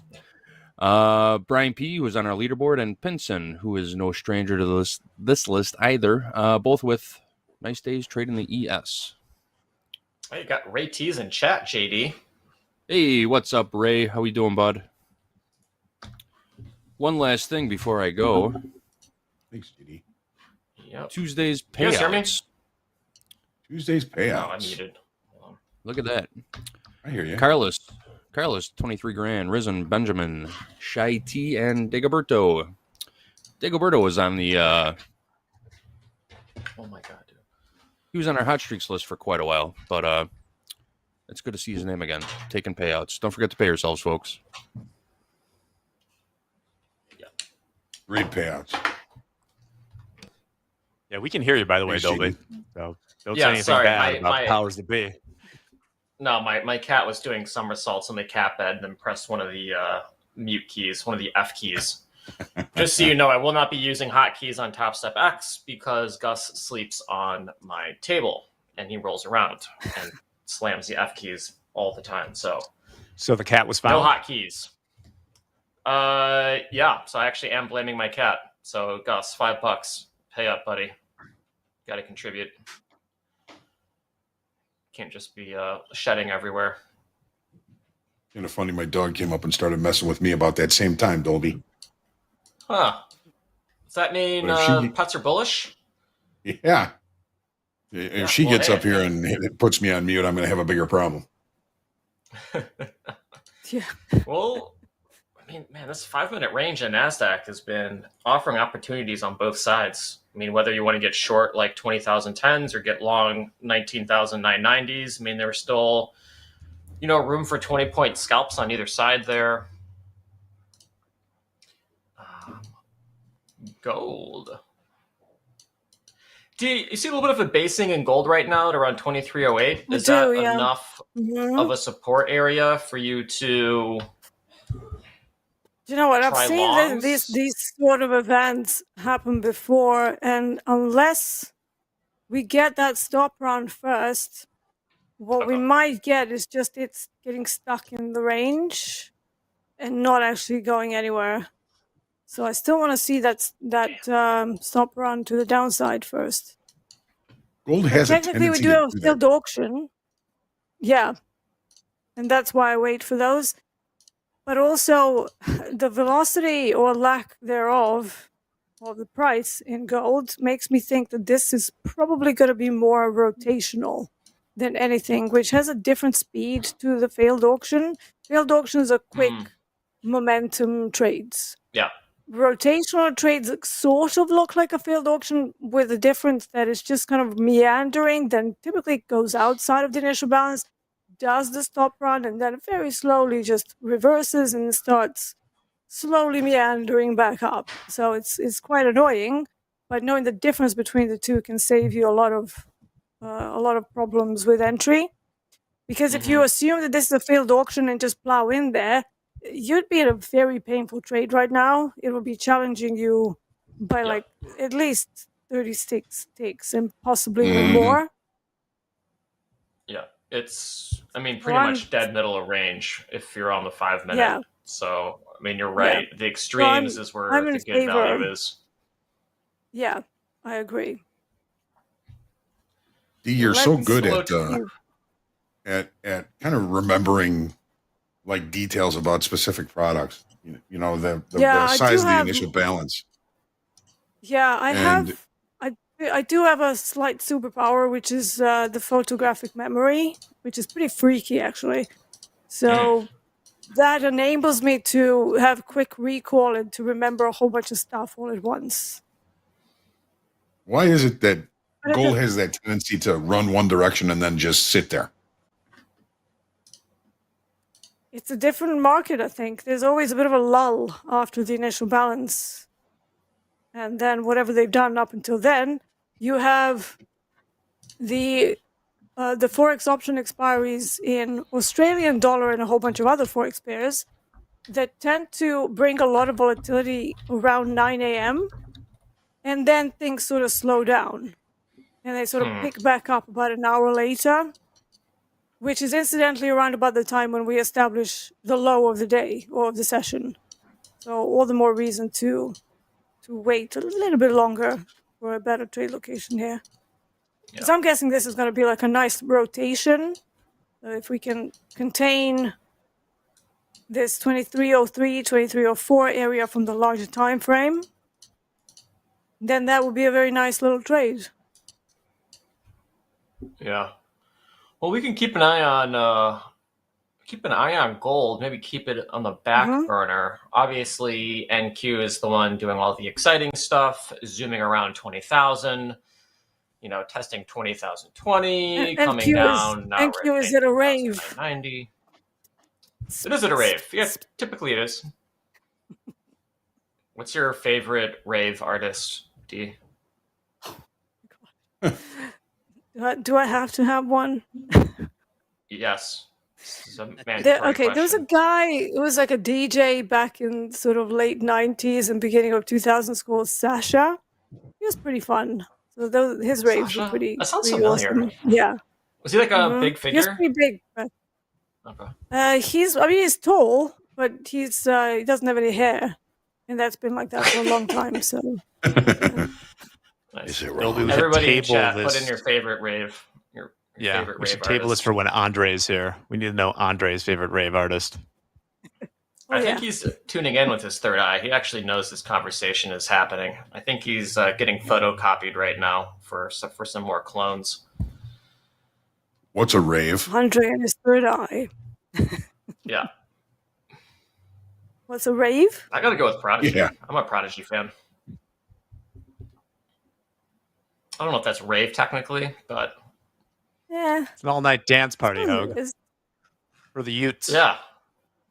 I'm with you, Anne-Marie. The definition for rave is talk wildly, incoherently, as if one was delirious or insane. I guess that's a good time, right? Yeah, sounds great. When are we throwing a Topstep rave? I think Andre could host that. He can get us the Tau. Maybe he has a discount at Tau for us that we could use. I think I was at a rave that I didn't even know about. It was a Grateful Dead concert many years ago before they called it a rave. Yeah, well, there's probably a Venn diagram in which there's a lot of things that overlap between Grateful Dead and a rave. Look at this pullback in the NASDAQ S&Ps. Nick, I'm hoping you got That's some what I of was that. looking for. Yeah, big one. Big one. I would, oh man, I don't know. Middle of range right now. Maybe we get back down to 19,920 again. Oh man, that's a bummer. That barcoding just made me nervous at 20,000. Look at this. Yep. See, I like barcoding. That's How sort of come you don't price like the action. barcoding? Because I've tried to short it so many times, Dolby, that it eventually just bursts out of it, and I just PTSD. Yeah. So, and I tend to. That's always. Yeah, that's always a good answer. That was the right read. There's no question. It looked like it was, and basing it off just the move overnight down lower, it was probably the right call. Well. All right. Well, For does oil? this give us an opportunity to look for a long cheaper? Right. Yep. Wow. ES got effing smoked on this 5-minute bar. What did we lose? 33. Almost lost 10 points. Hey, we got in 5 30 minutes on the seconds ES. here for our crude oil inventories. So let's heads up. If you're trading crude, you might want to get flat. You want to keep the position here? We're going to find out what we got going on here. They're expecting negative 2.82. Prior was negative 2.547. So a couple seconds here, and we'll see. Dude, where's my crude? Thank you. Dow's at top of a 5-minute range. That could be a cheap short. Now it's about the middle of the range. All right, crude oil inventories coming in at 3,591,000,000. Distillates negative 377, and those gasoline inventories 2,654,000 versus the negative 1.5 million. Once again, here crude oil inventories 3.591. What a surprise. It's a miss. Yeah, right. No one knows. So is that good news or bad news for crude? No one knows. Technically, when there's a build and they were expecting a draw, it should be bearish because there's more supply, right? But it never Keyword should. pans out that way. Yeah, it should. It just depends how it's perceived. There's a lot of seasonality stuff thrown into that. And, it's all about the focus and the perception of the market participants. I mean, would we like longs in crude if we can get back down to like 80-30 and see if it does like a rejection of the extremes? I don't really like anything in crude apart from range-bound plays. Because it's an inside day, we failed to go higher, now it's got a failed auction, very large candles. So to me, crude oil would be one of those to wait for the extension to the other side and then maybe catch it long. But it wouldn't be a high probability trade. And it would probably be more scalpy than anything. So what, like 80-30s or 80-50s? Because we've got a lot of points on the... Yeah, so I have 80-36 as the ADR low. Okay. I mean, this entire move is only 88 ticks. That's well, actually less than that. I'm doing it from... Yeah, it's very small, isn't it? Yeah, it's about 80 ticks. That's very small for crude oil. So we would need to have super good entry there to make it worthwhile. Because we want to get at least about 30-35 ticks out of it. Yeah. And in a very tight range of 88 ticks, well, what do you do? We play ranges. So that's where you come in, Dolby. Yeah, well, I mean, I'm looking at the 1 hour, and yeah, there could be some opportunity if we can get around 80-30 or below, maybe a run to 80-20. Yeah. If we're doing the megaphone thing, maybe 80-45, because we've extended lows recently by just a couple ticks. Maybe it tries to pull off the same sort of maneuver. But everything is I think we're probably going to end up in a neutral day type. Oh, yeah. Because we already extended upside. We left some excess, not the biggest, but still there's excess. So if we get down there, it will be a neutral day type. Missed that. Wasn't watching when that failed upside auction happened. Yeah, it was too small. I was watching it, but it was too small for me. Too small. Because by the time that, I would get an entry and stuff, it would already, like, and it happened right before the inventory. So that's a little bit difficult. What about the YM? I know people have mixed feelings about that market, but we do have a nice 5-minute range. Let's have a look. 5-minute range setting up underneath the previous 5-minute range. We are making a lot of higher lows, though, so I'm not sure if a short makes the most sense. But it might be one of the few markets that has a cheap trade at least available or presenting itself. If we can't get above 39,389, that might be setting up for something. NQ on a retest of 20,000 could be another possible short if we don't think it has enough juice to get back above 20,022. Nick, for a tick, is that something you're looking at? Potentially, yeah. Now we're kind of building, once again, back above yesterday's high. So if we continue to build volume up there, it's not something I'm like I said, I really would love to short because, we're still somewhat trending upwards. I mean, US is a little weaker. I don't know. This is it actually could be shaping up to be a range bound day, which is your favorite, I know. I've been known to enjoy a range bound day. Oh, really? What about YM? The profile here is starting to shape a little D-shaped so far. If you look at like the one on the right side of my chart is RTH. So you're starting to see that kind of build to a D structure. Okay. Nice. Just something to watch. Still early. And we are looking at a lot of important new data coming out tomorrow and Friday. It would make sense that these markets might just take a little bit of a break. Especially after there's basically opportunity in two that. outside day kind of not range days, but two, trend day down, then trend day kind of back up again. Day up, right. But So you just said I'm something not opposed interesting. to Yours. YM. Hmm? Yeah, so you said there's YM, opportunity in that. Yeah. Yeah, of course. Yeah, if you know how to position yourself. I mean, I've got to say, range bound days are not my best, or nor my most favorite types of days, because I think when you have that nice momentum, it's always an easier trade. Whereas I feel that the range bound trades, if you get it even slightly wrong or you're a little bit late, they challenge you a lot. You'll have to like sit in them for a very long time. So YM is opening below value, and we pretty much rejected the value low. So if we take the hypothesis that it is going to be a range bound day, I would not be opposed to shorts around 39,429. Is that the right contract? Yeah. 39,429. Okay. Because Yeah. that's pretty far away from where we're at. That's almost 50 points away. It is, but that's the session high. So I'll be looking for a little stop run and then into a failed auction at the value low. Also the high of the opening range. Yeah. And the daily chart, we had a bearish engulfing, and now we're seeing some continuation. So I'm not too crazy about going against that when we have some sellers in the market. Gold might be about to do that stop run. Do that thing that we're talking about? Ooh, okay. Mm-hmm. Cool. So I think the thesis for gold was to see if we can get a pullback down to 2305 and then maybe start testing the waters for longs. Is that what we're trying to do? Yeah. Okay. 23, so that's at least 2300 is weekly kickoff low, and a naked TPO point of control just below that at 2299.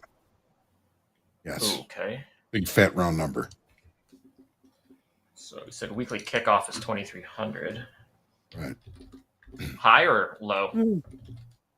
That's the low. 2300 is weekly kickoff low. Perfect.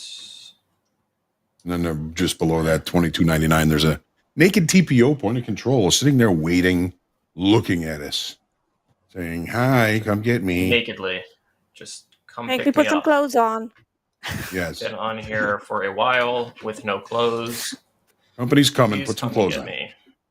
All right. While we're waiting for the company to come naked, we get hit a few news items really quick. And please jump in if any of those levels are close and we're looking to put on a trade.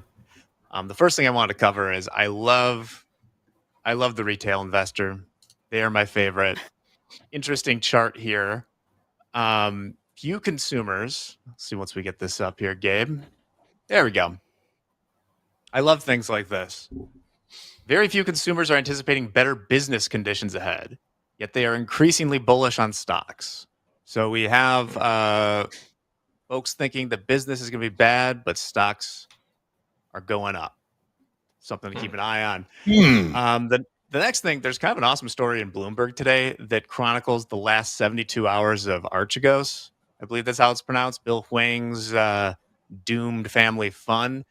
And I recommend reading this just because if you're having a bad day and you need a little bit of that Schadenfreude, something to make you feel better that this isn't your day, check this out. They go minute by minute through the last 72 hours, including the part where a junior employee accidentally sent Goldman Sachs $470 million. I believe we have the image here. And this is such a classic Goldman move because then later in the day, while all the other banks are being like, hey, give us our margin money, they called begging Goldman Sachs like, hey, that was accidental. We sent that. We give it back. And they were like, no, we're not giving it back. So wow, some intern made their nut that day. And then by the end of it, staffers are saying it's going to be a bloodbath, but I'm proud to fight with y'all. I guess they all went to the ground together. Great story. You should check it out. And lastly, we haven't talked too much about Justin Timberlake, but this is more. Okay. They interviewed some locals, and apparently the rookie cop that pulled him over is not beloved by it. And I just thought this is a devastating nickname. I, for one, would not want to be known as a little redheaded dipshit by locals. Rough. So interesting to see. Speaking of numbers, we're waiting for the BAC number to come back on Justin Timberlake, and we'll have Eddie announce that when we get it. And that's our Bullish. news for now. Hey, Jack, one question. What is Schadenfreude? It's a German word that I believe means like taking pleasure in the misfortune of others. Okay. Usually, Mhm. it's usually applied that, like, yeah, when something unfortunate is happening to someone who maybe you don't care for, there is a certain joy. You gotta love the Germans; they have great words like that. You're spot on that one. Interesting. Crude oil, 15 cents away from these ADR low. Yeah.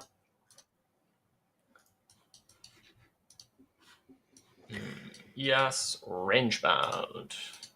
We're right in the middle of everything. Gold. It seems like commodities are offering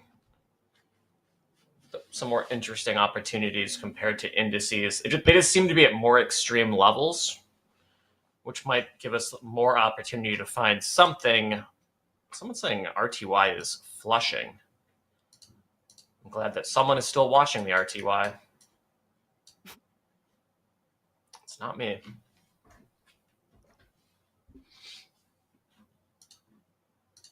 Nick for a tick. Yeah, I got nothing. Got back Someone into just that short? alerted me. No, I wish I was in that short, but someone just told me that AT&T is just hit a 52-week high, so it just made me laugh. That's And if we're back on the Dow and talking about boomer stocks and things like that, AT&T has made a new 52-week high. That's incredible. I don't know. Ma Bell, Yep, send the Dow to the moon. that was one I of got my a phone favorite. line between San Francisco and Detroit now. So maybe the Dow is the play. There you go, Dolby. Yep. The NQ is just making my brain hurt looking at the chart. Yeah. NQ makes my brain hurt anytime I look at it. Oh. Gives me heart palpitations. Sorry, I just saw Frau Blucher in the chat. That's pretty good. So, you're pretty good at animal CL, noises. So are CL longs off the table just because of kind of the structure? Because I mean, we're getting close to 80-20s, 80-30s. I'm just trying to make sure I'm planning ahead here. Well, we've got. Yeah, I'm not. I don't know. I mean, the crude oil just might be a bit tricky. Let's like a 80-20. little closer look. 80-20 could be a fun one. It's traded both sides of the initial balance. So the 80-20 has some implications on a larger time frame for me. If we break 80-20, we're going to be breaking this daily structure. Hold on, let me get that so that everybody can see it. Yeah. This is the daily chart, right? If we break to the downside, I mean, that means we're rolling over, right? So I don't like it because of that. If we can contain it before then and we get the bounce, that would be great. But the tight range is what's making everything a little bit difficult here, because if we don't get the perfect entry, it's going to run like 20 ticks without us. And then it's going to be like, should we go in? Because we've just lost 20 ticks. And it also looks very range bound because we have the extension of both sides of the initial balance now. So it's a neutral day type. Yeah. But at the same time, it's a pretty tight range. I mean, now. And that's now the we're reason at why I we're don't like at the longs 80-30. around 80-20. Got it. Does that allow us to limit risk down at that level, though, D? It does, yeah. I mean, this is why I was looking at ADR low and 80-25 to kind of give me a reversal of some sort. You don't want to. You Yeah, wouldn't want So- to preempt that. You'd want to see a bounce first. You don't want to preempt that because right now there's no structure to lean on. There's the daily structure, but not an intraday structure. So if we maybe slow down and develop a little 1 minute range, even because I think we need to go down to 1 minute in such a tight range. We're not there yet. No. So maybe if that settles a little bit and offers us an opportunity to really limit risk, then yeah, I mean, there's definitely an opportunity for longs. We And then probably if it smashes through 20, we're done, right? We'll probably know by like 9:50. That should give us, 5 more 1 minute candlesticks, which should be enough to see. Other things, I like the daily range here as an area for a cheap trade, but because we're at the bottom of a daily range, if it does decide to do like a wick run, it could be pretty substantial and might outpace where our risk and stops would be. Because you could very easily shoot down to like 80 evens and then come back up again and be back within this previous daily range, all within the same session. And so maybe we have a great long on, but if we don't account for possible volatility stretching outside the daily range, then maybe we just get stopped out anyways, and it doesn't even matter. So I like the patience that you want to wait for there. Anne Marie says she's got a line at 79.56. 79.56. Oh, jeez. Okay. That's that's far away. Yeah. Another 80 ticks lower. That's going to be way beyond our stop. That is for certain. Yes. Yeah, but could come in this week, though. Tomorrow. Yeah. Oh, most certainly. Friday. Looks like gold is starting to firm up a little bit over 2307. NASDAQ back to 20,000 again. So if we like 20,000 shorts, those could be back on the table. Tick for a tick. Are you dipping your toe in the water again here? TBD. We're just in a weird chop, low volume, no decision making, coin flip type area, in my opinion. But if we break out above 20, I mean, I probably would rather long a breakout of 20K at this point. Really? Okay. Any I'm bulls here? I'm a terrible breakout trader. So take that as you will. I'm awful. I see Rips of Dakota do it, and I'm just like, no, I can't do this. I'm like, wow, that's a really expensive trade. And then it works out. And it's like, well, I don't know anything about rain or about momentum trading. Yeah, it looks like there's definitely some buyers there. I think Amazon's on the run, apparently. So that means the Dow has to be going up. It is. Testing again the 5-minute high, 39,390. Still making those higher lows on the 5 minutes, so maybe Dow just ends up breaking out and celebrating. You do you, Dow. Maybe it's joining the rest of the indices in its march upward. America. That's damn straight. Okay, let's watch crude oil. Crude oil is actually doing stuff that's pretty interesting. We're down to 80.24 with the low. Yep.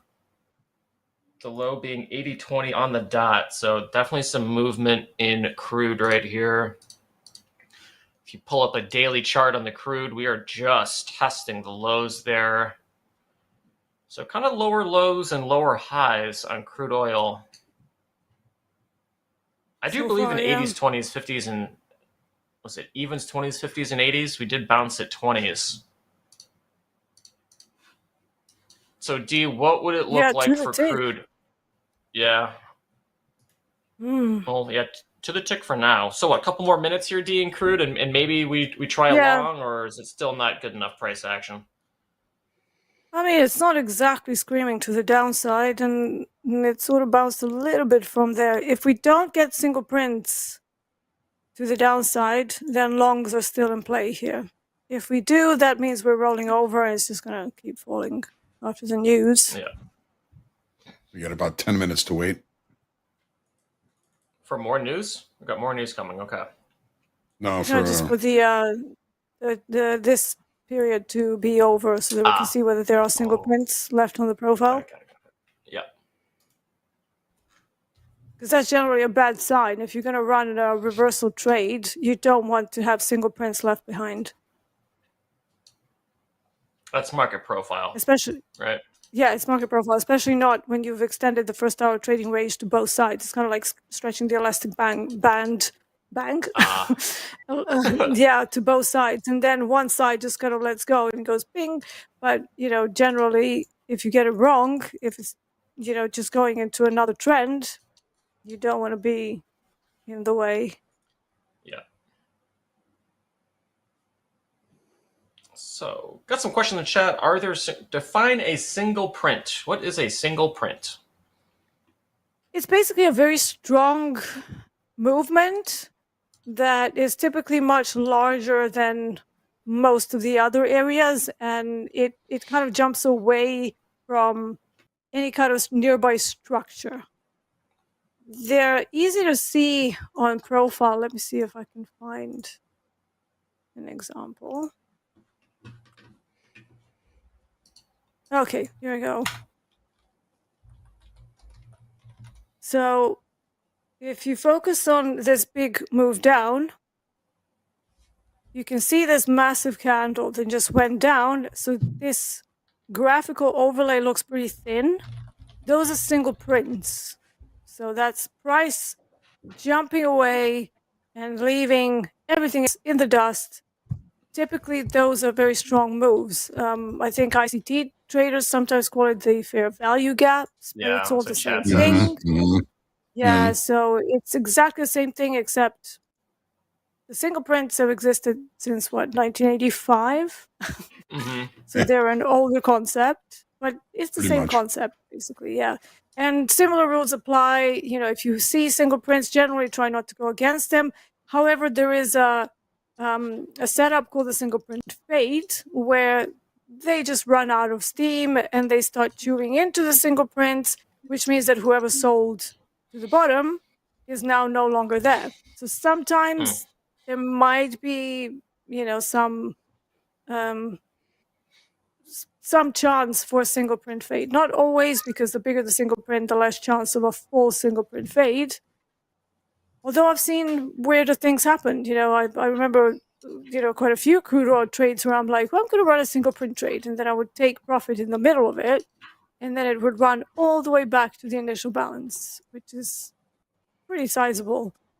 And I never believe it. I'm like, okay. It always seems impossible until it happens. Yeah, right. NASDAQ coming off those 220,000s again here. I know. And a lower high as well. You got to get through VWAP. Grab it, Nick, for a tick? Didn't take it. Everyone in the chat's like, what is Nick staring at? And I'm staring at a short of 20,007, like just waiting, watching, about to hit, like with my finger over the sell button and don't. So I'm watching, you see things, you're kind of looking at time and sales, you're looking at book map. I'm like, something's going to happen here. I don't know. I've been very hesitant the last few days. I'm dealing with a weird phase in this trading journey where I'm not exactly in a drawdown, but I'm not exactly being, wildly successful and consistent. And it's made me more hesitant for some reason during the day. And I've never traded like that before. I've never traded, I guess, with a little bit of fear behind getting into trades. And it's an adjustment for me. I don't know what it is. It could be the logic of truly doing this more full time now, having a kid on the way, like all these other variables that kind of can just affect your thinking a little bit. So it's something I'm working on with myself and figuring out what my issue is. But I think a lot of it is coming from the fear of having to do this to continue to pay the bills. And I've been doing it like that for a while. So it's, I guess it's just the logic of like, well, what changed? Nothing has changed. So why are you, why is this happening? So there's my psychological breakdown today. Is being on screen making it a little bit more difficult? I mean, it might be in some capacity because, like we like to say on this show, guys, this is, I mean, I know maybe not everybody that comes on is trading, obviously a live account. They're most likely trading an XFA or a live, but more often than not, this is real trades, this is real capital, this is really me trying to execute and make money this way. So there is a weird pressure of doing it in front of an audience, but then, like I said, doing it with live capital versus what you're seeing on YouTube, which is a bunch of idiots trading sim on a firm that won't be named and just making money through affiliate revenue. That's not what you're seeing here, and you're never going to see that from me. So I don't have the luxury of swinging, big option plays or, all these other things at the risk of going to zero because the affiliates are paying my revenue and paying my bills. So I think there's a little bit of pressure in that side of it. So I don't know. At the same time, I've hit a weird period in my trading where for the first time since I would say October, when I've really been doing this full time, I just haven't had like consistent success, which is, there's ups and downs in this game. I'm happy it's not a negative, but it's the first time I've really experienced a difficult time in this journey for the first time. That's Nick, how I mean, you've been at this for a while. I mean, do you think maybe have you noticed a difficulty during rollover? That's a good question. I'd have to pull back and look at stats going back to rollover. I mean, historically, I trade well on like options expiration weeks because of the uptick in vol sometimes. Rollover, I won't pinpoint it. It is definitely not my favorite week to trade just because it is price just tends to be a little jumpy. I just think, there's times in this game where I probably have escaped with paper cuts or with, small winning days or been lucky enough to hit my first trade of the day and then just kind of walked away for the day. And, versus now it's like, hey, I may have missed my first trade and I, have waterfalled, or I've just had a big day and then had 2 losing days and then had another good day and then a losing day. It's just, I've had a very inconsistent week or two that I'm so used to in the past where I've, if out of 10 trading days, I might have 7 that have been green and been larger winners than any of my losers have ever been. So it's, I think you're hitting the statistical wall, if that makes any sense. Like I know looking at my stats, like I'm right 60% of the time in my trades. I think I'm hitting a wall where I'm hitting that 40% almost daily. I just happen to be wrong more, it seems like. Does it feel like this rollover has extended beyond expiration? It feels a little that way to me. Things are just a little bit off this week. It definitely does. It could be the summer lulls. It could be, a number of things. Now we're experiencing rollovers with, I know Jack pointed this out the other day, but just the uptick in options again. So you're seeing these other things kind of come into play where 2 rollovers ago, let's call it, last October, whatever, like 2 from that, options are a much higher amount of volume per day now than they were, let's call it 6 months ago. So I think you're seeing weird adjustments there where as market makers, as other larger players, institutions are using that as an aspect of their book to hedge or using futures to hedge. I think you're just seeing that formula kind of change a little bit. And I think it's made price a little more jumpy. So Hoag, there probably is something to that. Thanks for your thoughts on that. Yeah, and as we've had this little really discussion, the price has not moved, so we're still stuck in a 20-point range. Right.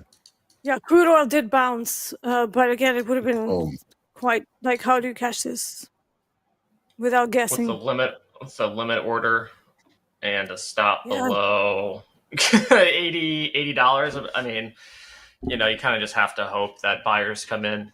But that's the thing with, range trades. With range trade, it's not going to give you a lot of opportunity and time to get in and catch that level because everybody else wants to hop in on what is perceived to be a cheap price. And so it typically gets bid up pretty quick. So it's rare to have the market kind of hang out. It's a mean reversion scalp. It's a mean reversion scalp. Yeah. But I was kind of hoping that it's going to be a little bit slower. Mm-hmm. However, looking at a 1-minute chart, we really bounced 22 ticks on a bullish engulfing on a 1 minute. That's a big candle. So it was, it definitely caught a bid. Gold might be rolling over a little bit here. Gold looks way more exciting on the 1 minute. You go to a 5 minute, and it's like, you haven't done anything in the last, I don't know, hour and a half. Yeah, it's just ranging. Yeah, very range bound. I still want to see that stop run in gold. or at least I mean, somewhere near the bottom of the range, because we're just meandering. yep. NQ has rejected 20,000 several times today. I mean, is there like a continuation short that's possible in NASDAQ?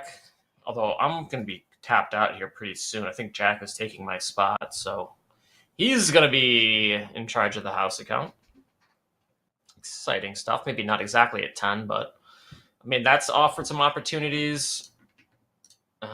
YM broke out, I think, on Amazon's bullishness. We're cruising 39,000 and 455 feet in the air. I don't know who's the pilot of Air YM, but good luck to them. You are Dolby. I don't know. I think I'm a flight attendant on the YM. See, what do we got? Crude oil bounced. Okay. I mean, ES is not doing anything. I'm trying to find a market that has something going on. I think NQ right now might be the most interesting, just because we've been flirting with the 20,000 level so frequently. Well, at least it's moving. It's just not going anywhere. Yes. Yeah. Right. Kind of the worst possible scenario, though, isn't it? It's moving, but it's not going anywhere. You know, if you like scalps, it's great. I mean, there's been opportunities for 30-point scalps in the NASDAQ if you want to hop in and out. There's just no range trade to be had, really. So if you enjoy scalping ranges, it's probably pretty fun for you. I wouldn't say enjoying scalp ranges is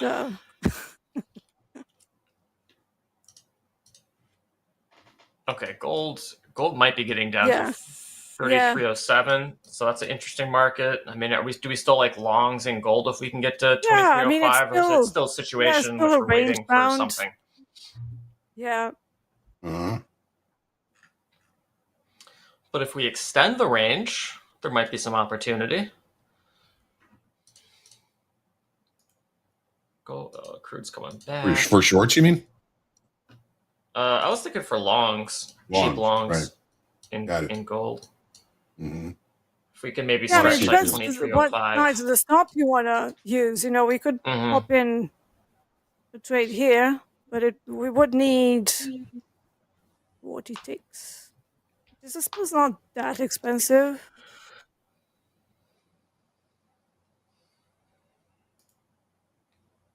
I mean, shorts are. I would have preferred gold shorts at around the 5-minute consolidation high, which would have been like 2311. I'm responding to someone in chat. That would have offered a cheaper short than trying to short right now and hope for momentum to the downside. But some people do like trading momentum. You just have to be really fast and turning off that trade if you don't get the price action that you are seeing relatively quickly. I'm kind of curious to see if indices are just going to start rolling over. This whole NASDAQ thing kind of has my shorts in a twist here because we've rejected 20,000 a couple times. Your shorts in a twist. And I had a weekly pivot set for NQ between 2030 and 2040, basically. Was where I would be looking for a trip back to the all-time high and make a run at a new one. Was right there. We pretty much rejected off of that level again. So I'm with you, Dolby.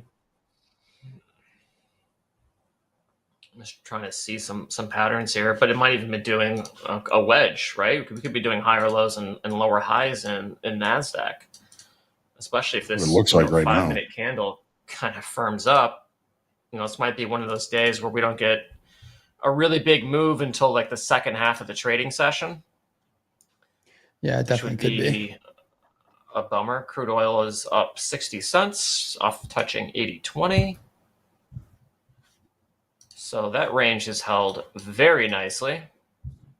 Go back and zoom into the daily. Yeah, just extended that low by a couple ticks, got some liquidity, and is off to the races to the upside. What's the midway points? NVIDIA rolled over a little bit, down 2%. So that's probably what's leading some weakness here in the NASDAQ. Did you give it some belly rubs, Nick? Quick, everyone jump in and long NVIDIA at the split price of 120 again.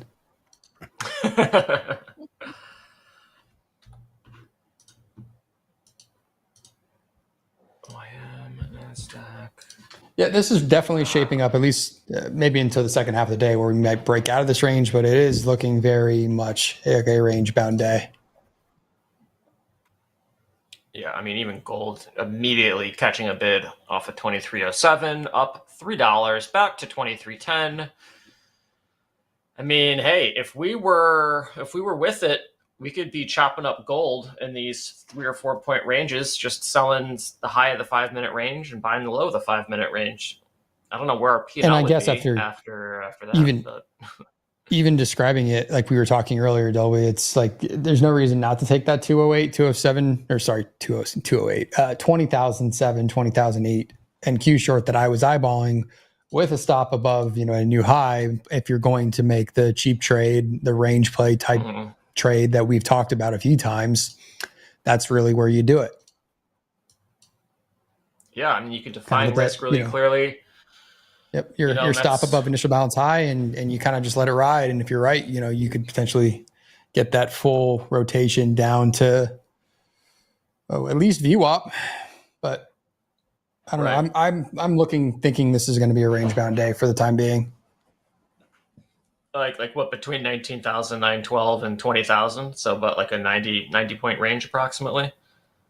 Yeah, I'd say 20,000 and 940 is kind of where I was looking for initial longs out of the gate. Oh, okay. And of course, we just kind of ripped out of the gate. We didn't really build, so I never really got into that trade. But yeah, that was I was talking to a buddy earlier this morning, and I was going to use 930 as my kind of pivot on NQ, long or short for the day. And we never really, I mean, we did in the pre-market, but we kind of immediately bounced into that being our 1 minute opening range was basically 920 to 930. So, yeah, both the S&P potentially, and the if you're looking for a long, 950, 955s here, low volume node on the session, potential spot there. We see some absorption on NQ down there. And obviously, like I said, you'd be basing that off, we're not going to lose the 1 minute opening range little box that I have here. Both the S&P and the NASDAQ are still normal trading days. Neither side of the initial balance has been extended. Very relatively small ranges. We got a 105 point range in the NASDAQ. We got a 16.5 point range in the S&Ps. A tough day. It definitely has been. It is not. The market has not offered a lot of opportunity to deliberate at certain levels. We kind of have to be like, well, if we're shorting 20,000 in NASDAQ, let's just do it all day and see what we can get. That was not on our thesis sheet for today. Was kind of anticipating such a tightly wound, range-bound day. I do kind of feel like you have to be in the right mindset to take on a range-bound day and just settle in on shorting tops, buying lows, and kind of being okay with it. Dolby, I used to love those days. I used to call them cash register days. Just keep ringing the cash register. Yeah, I mean, I feel like when I started trading futures, that's what I liked doing. And then for some reason that shifted a little bit. I think I was playing, not exhaustions, but you're kind of playing some aspect of like a Bollinger Band type thing on the day. And as it extends and you get towards the bottom of that volume profile, it's like, all right, let me long it here. And that's a very simple strategy as you're learning like trading ES micros to do, especially as you really don't know what you're doing. It is a very simplistic, easy idea. Okay, we kind of extended a little bit out of this range. Now I might try a short. Yeah. And then you would get a really good runner, and that wrecks the whole idea that you love range bound because you get a really big running trade, and then you fall in love with trends. I mean, I think we would all prefer trading trending markets. It's a lot easier for all of us to get on the same page. I'm good at downtrending markets. I'm bad at uptrending markets on the day.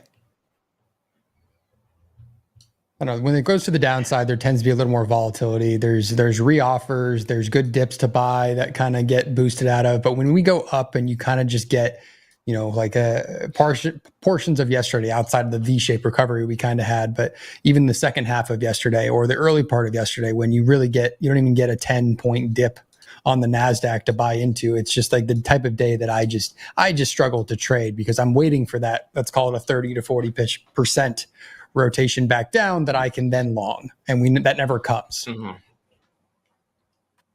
No, I think NASDAQ in an uptrending market is one of the harder markets. You just got to get on. You just got to get along. Like Rips was saying yesterday, you just need to buy it. Mm-hmm. Ask questions later. Yeah. PCP. Yeah. Yep. Point, click, and pray. Yes. No, and it works. It's almost, so dumb, but it works. Yeah, that's the dumb part. I was about to say, I think, sometimes as traders, we want like a thorough and concrete answer. And sometimes you're just like, yeah, just buy it. And it's like, I need more than that. It's like, you don't need any more than that. Higher highs, higher lows, a 10-point pullback is the best you're getting. Like, you can't rationalize, you don't need a paragraph to describe a strategy and going long. You just go long and then figure it out. Market will just keep on going up. And if it doesn't, you caught the bag and you lost, whatever, no big deal. But I always want to bet on what's already happening again. I think that's an easier trade to make personally than, trying to call the top or call the bottom, especially in a trending market. Oh yeah, in a trending market, that's just like a terrible thing to be doing. NVIDIA continuing to look weak here, down almost 3%. How about these YM shorts? Because it's sort of trying to accept value, but now it's failing the auction. Okay. Yeah, I mean, it's coming down pretty quick too. I think it seems like most ES is getting smoked. NQ, it looks like as soon as NASDAQ, quadruple topped 20,000 today, it seems like indices are all in lower right now. So I don't know. Yeah, this is now the range play is a little sketchy. No, now we might be in a trend play. Might be in a trend play now. Just a tough morning to trade. Like every morning is a tough morning to trade, unless you have a winning trade on, and then it's like, trading is so easy, and then you catch unless you short 20,000. Like I tried to do 3 times today and didn't. So in ES, we are coming up to the 55.15, which is average daily range low, and it's coming out of the value area. Now, whenever we are in balance inside range from yesterday and inside value from yesterday, longs from outside of value can be a sign of that rotational responsive activity. And that was the zone that both Hoag and me, and I think Jay has in mind as well. So I think that's still a possibility. I'm playing that. Yeah, I have that on the chart. J&D's level at 55.15. I think Hoag has something around 55.10. So there's about a 5-point range in there in which we do have some confluence for possible longs. Mm-hmm.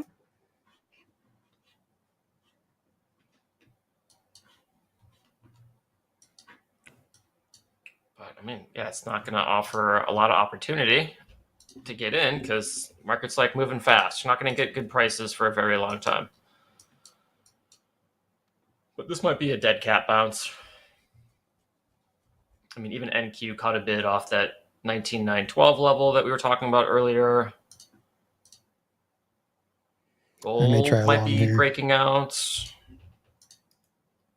CL had a nice 80-cent run from 80.20 to approximately 81 evens, 80.96.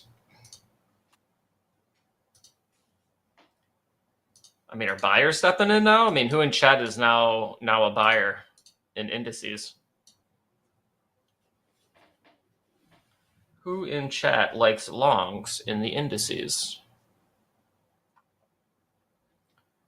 Some people making money, that's for sure, shorting the NASDAQ. I think some people liked your idea of that 20K short, Nick, and they hopped in there. I'm glad they did. I did not. I am trying to long here, though. since we kind of pierced here we below go. initial balance low and came right back in. So cheap short, if we kind of build below, 910, we're probably going to go to overnight low. And I'll tight leash on this, but I'm going to see if we can rotate back above that 940 area. Okay. Yeah, looks like most of chat is maybe 60-40 on the short side right now. I think this momentum might be a little bit spooky. Chat typically is very good at reading momentum. Hindsight Capital does have a strength. Momentum is one of their strengths. Typically very good read on momentum. But they are all very bearish, which is very interesting. Yes, yeah, Potential failed downside auctions here. Yes. And this is that type of long on that play that I'm looking for a quick rip, like we're starting to get. Because if we don't get that, I want to cut this quick. But if it does, you're going to get this type of move that we see almost daily. It seems like when we get some downside, is shorts get a little over their skis and something happens, and you get a quick like the 40-point move to the upside in the Nasdaq. So I'm playing this for at least 20, hopefully. But this is kind of what I wanted to see. Yeah, I mean, this is one of those times where, if I was on a personal, I would just throw in some orders below the stop run, see if I get filled, see if I get my face smashed in. But, that's where the cheap prices are, and they don't want to stay there for very long because it didn't quite get us to our entry level down there, did it? And the S&Ps. No, they came up in front of us by about 1.25 points. Oh, my goodness. Cool. But we're going to move on. We do have some pretty exciting stuff here. JD, you're going to come in with the leaderboard, and then I'm actually going to swap out. You're flat. Yeah, so I'll take a quick 17 points on that just to get me on the board after missing the long, short, and reset here. It probably is going to keep going. That would be my logic. But since I missed the big trade, for me, it's important to get on the board and kind of show to myself at least that I know what I'm doing and I can still read things and enter trades at the right time. Great trade. It's a confidence trade for me.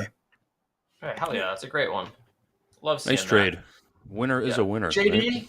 If you're ready, come in with the leaderboards, and then Jack, you're going to take over for me on air, and I'm going to hand you the keys to the house account here.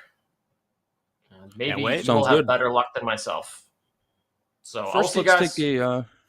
Take it away. Let's take a quick look at yesterday's. What do they call a winning trade in Cicero? A winning trade is a winning trade. Yeah, so that puts me at 900 in my live after the scratch earlier. Nice. Good start to the day. Good start.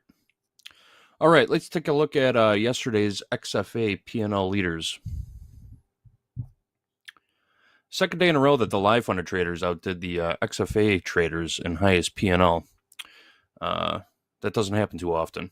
But anyway, today we have Tyrese. Tyrese was trading the Dow, NASDAQ Gold, and the British Pound yesterday. Definitely spreading some love around. Sidara copied trades across 3 accounts and made a total of $32,000 yesterday, which is also good enough to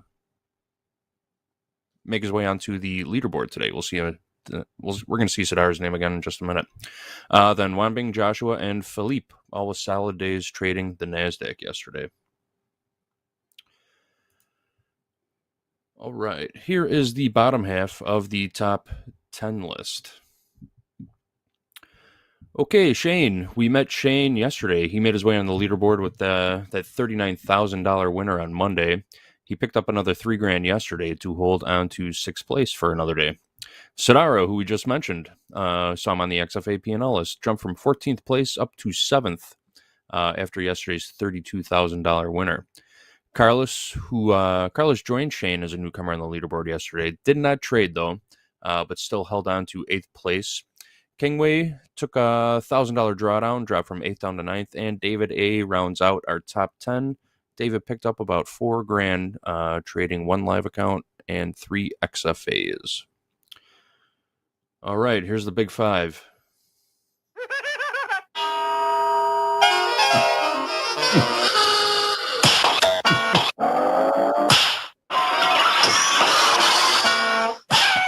Like I'm watching Looney Tunes.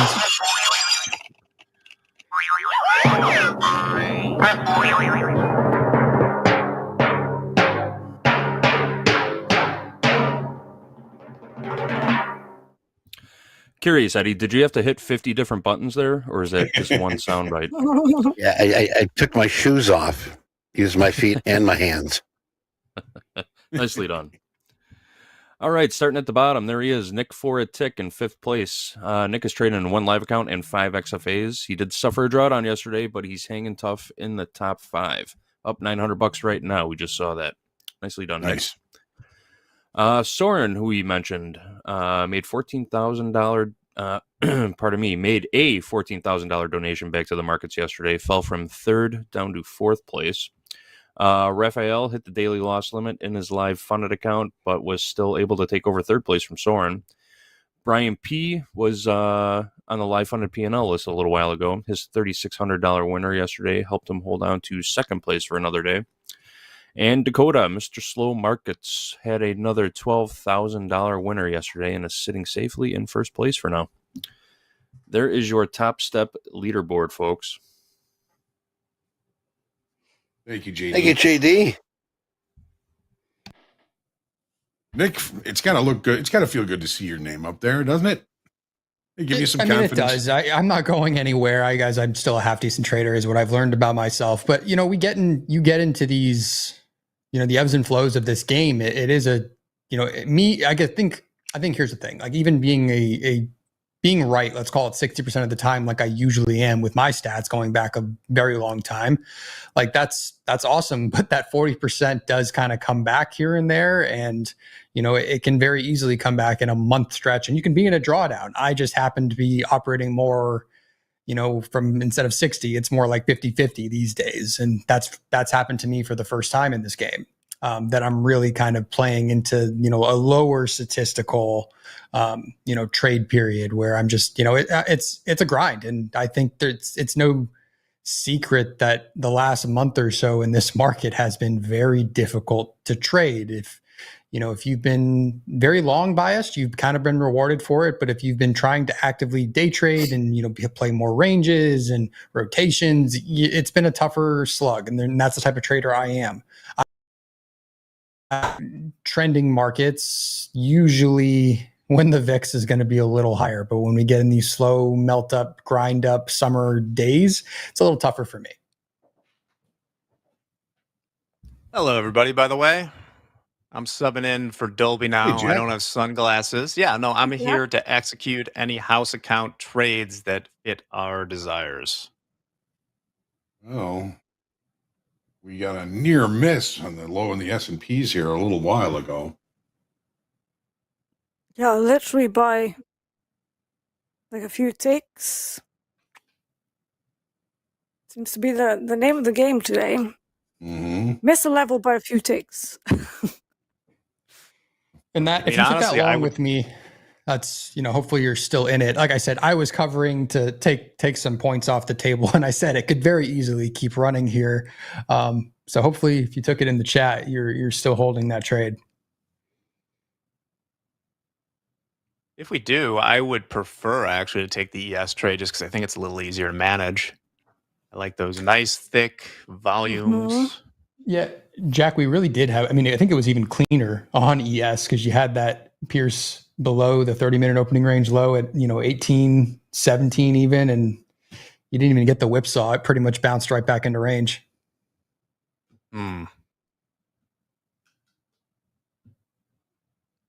Well, I'm being asked to pull the pork in the chat there, so we'll see what happens.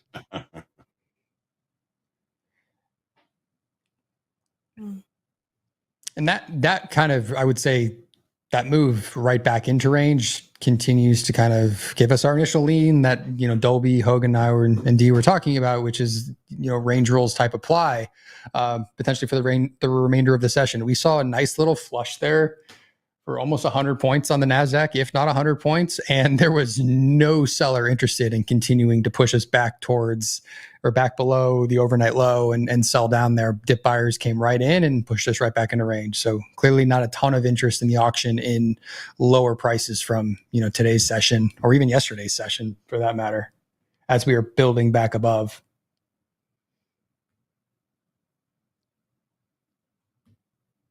Something to keep in mind. Well, yeah, charging a little higher in the ES right now.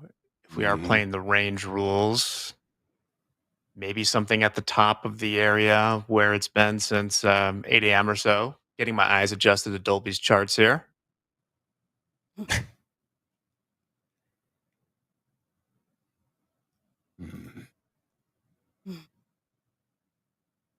Yes, Jamie.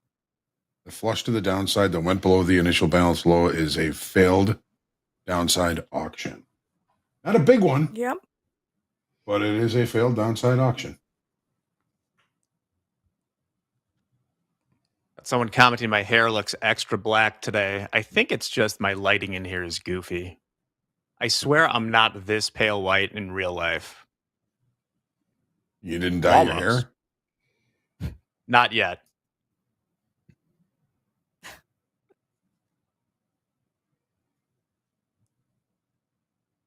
I generally just look yellow. I don't know why. Lighting's tough, man. Lighting is super tough. I will no longer call you powder. I'm sorry. Thank you. I didn't know that was what I was being called. I didn't. I think I'm still interested in potential range-bound longs in crude oil around 80-30, 80-20 area. Let's take a look.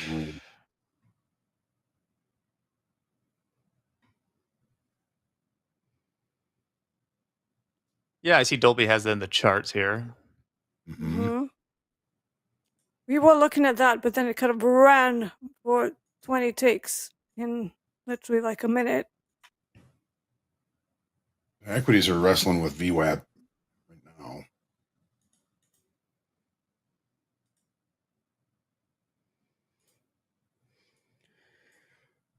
Wait, someone just told me NVIDIA has an investors thing or some kind of meeting today. Is that true? They didn't call me. Let's see what Google tells me. You didn't call me either. I feel like they have a lot of those. I'm just looking for yeah, there is a shareholder meeting. It's their annual shareholder meeting on today. So God knows. You want to talk about just a random event volatility that can move the market. It's their annual meeting. We'll have to keep track of how many chests Jensen is signing today. Hopefully he brought his marker. That was the top. Well, the top may be him signing, someone who got a tattoo of a GPU on their butt. I wouldn't be surprised with what I was reading on Reddit in the run up. Ouch. When people are making calls, if NVIDIA hits 900 by X, I'll get this GPU tattooed. And when you see that, and then it goes to 1200, it's just like God only knows what else was people's plans. And when you see things like that, I said this the other day, when you see things like that in a stock, that is not a short thesis. Don't short the cult. No. Colts are difficult to build, but hard to short once they're there. Hoag's right. We're dancing around VWAP a little bit, maybe just a couple points away in the ES right now. That's what I'll be looking at. And just because there is a failed auction to the downside doesn't mean it has to last forever. If you did take that trade, you've got a nice profit in it right now. Yeah, we also don't have to hold it for the entirety of the initial balance. You can just do it partial. Just like Nick did. He got a nice trade out of it. Yep. Yeah, that's another thing I'm kind of learning or reminding myself is, what got me here, or what I've had success with for the last year or so is, trading my system, which is not necessarily being a scalper, but is really taking wins off the table, like see money, take money, 20, 30 points on NQ, 5 to 7 points on ES, and resetting or calling it a day. Because at that point, if I do that once, if I do that twice, that's $2,000 in a day. So for me, that's how I built my balance. It's not for me catching. Yes, I have caught 100-point NQ runners and things like that with 3 contracts and stuff, but that's not how I built my balance. That's happened a lot less than I would say me building 5 20-point trades would happen in 2 days than me catching one of those trades in 6 months. So it's a it seemed- reminder for me, take the money, reset, and keep watching, keep doing what I'm doing versus trying to catch the big trade and then letting it come all the way back and tag my stop or whatever. So trying to get back of doing that less because I think I've been drifting into trying to catch a big trade. Well, if you keep hitting singles and doubles, eventually you're going to hit one. Yep. A possibility, we got oil pushing towards the lows. We're kind of in that range that Dee mentioned earlier. Mm-hmm. Yeah, 30s. You got to run those stops. Just about 8 cents off the low.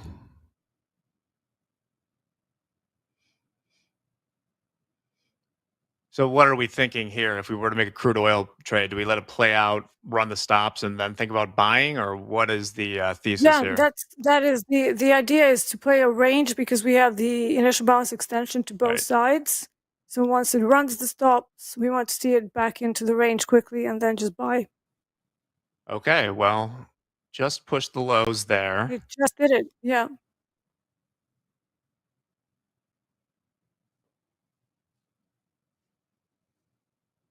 What do we think? Can we get any check marks on a crude oil trade here? Maybe the first in the house account? You've got a check, Check right? mark for me. Yeah. Got a check All mark right, for there's me. 1, 2. All right. So you're thinking about doing it right now? Yeah, I mean, now or never, because it popped the All stops right. and it's back into the. Let's do an. Yeah, I don't know what our sizing is going to be on oil. it's $10 a tick. Yeah. Okay, so we're long 6 right now. Where do we want to set our stop here? Could add more. Well, I mean, I generally like about 30 to 35 ticks on my crude oil plays, which would put our stop slightly below that round number of 80. Okay. So how many are we in now? Oh shoot. Oh, Sorry. how many were we I in? had trouble setting the stop left. No, we'll get right back in. There we go. Sorry. I was trying to set the stop loss on Dolby's thing here. So we are long 3 right now. Okay. 6. All right. And then we'll set the stop loss around 80. No, below 80. So don't do Below 80 80? because they love. Yeah, below it. I mean, ideally, Both. 79.85 would be great, but you know. 79.85. Michael will kill me for not putting more size on here, but I should. 79.85. And ES and NQ both look like they're potentially in a good short here. They're both kind of failed at VWAP and failing And rolled over. at point of control in the session. So potentially could be going back to make a new low on the day on the NASDAQ here. Okay, so we're long 9. We probably should make it an even 10 here. What are we thinking for our profit here? Profit. I'm thinking around 80 because we've got some supply and VWAP is just above it. So it's not going to be the biggest trade. It's more of a scalp for about 50 ticks or so. Yeah, with a trailer back to VWAP. Yeah. Because that's point of control as well. Yeah. Okay, Good. so we're looking at taking some off. We'll make it an even 10 lots here. And we're looking to take profit, or at least half of it off. Or what I hear, 50. So 50 ticks if you higher, yeah. round. Okay. 30. Right around 80. We'll take some off. 75. All right. We are Okay. in the market. Hold on. Mhm. Yeah. Now we can watch some oil, which is what you've all wanted. Now we want to see it move in our direction. Mm-hmm. We just had the euro close, so hopefully that Right. means crazy moves and stop runs should be just about over. There's a block of orders down at about 80.16 or so. But apart from that, we just need to wait. All right, got about 20 minutes left in fast markets. House account is long 10 CL.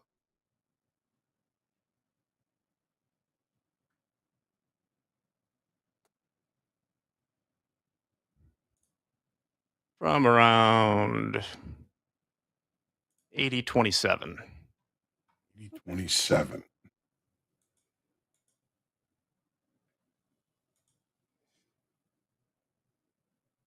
So it's dancing around our entry right now.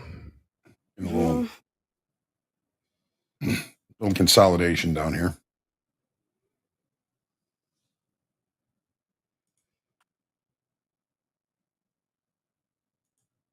How much time do we want to give it?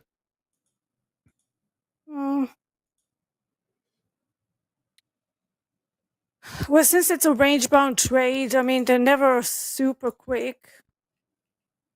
So at least let's see what happens in the next 15 minutes by the end of fast markets, and then we can reassess if it's still alive. So we'll see.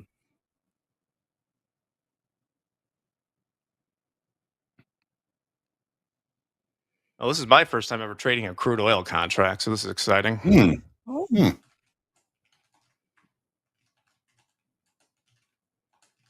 Been a while for me. You never traded that on the floor, did you, Hoag? No. I mean, on the floor, you were pretty much relegated to what you could trade or whatever pit you were standing in.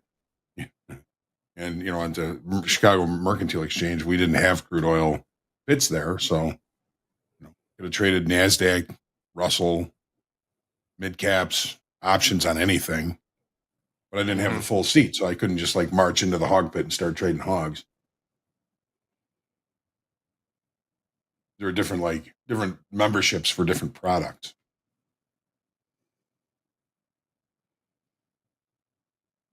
Yeah, it wasn't like the almighty gold badge gave you access to anywhere. Mm-hmm. Yeah, now we can just, switch screens and, hey, let's trade this. Everybody's got a gold badge now. Yep. Let's trade that. Let's trade this. Yeah, we sometimes see the trading cards where people will have 9, 10 products they trade. Mm-hmm. Many times those are the shoulder taps. Well enough for that. No.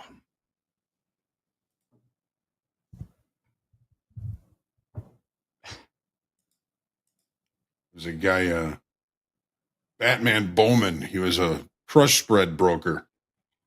And, you had to be in soybeans and meal and oil sometimes all at the same time. So you would execute one leg and run into the other pit to execute the other leg. And he got the nickname Batman because his trading jacket would be straight out behind him because he was running so fast to get into the oil or meal pit.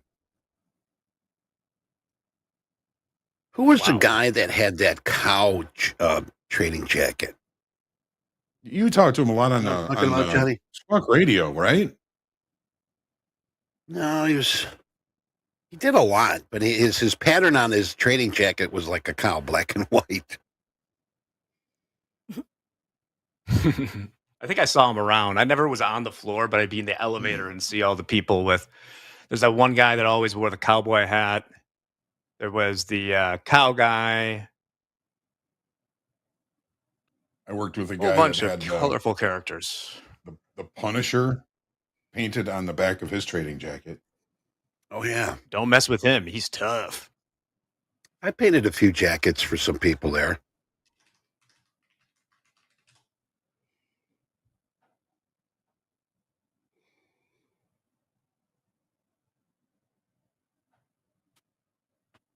Well, this is the joy of trading here. If we want to go away to another screen real quick to take a look at equities, because I know that's what you are all trading out there. Hoag, anything happening there? No, we still have that failed downside auction. We're back to rotational trade basically.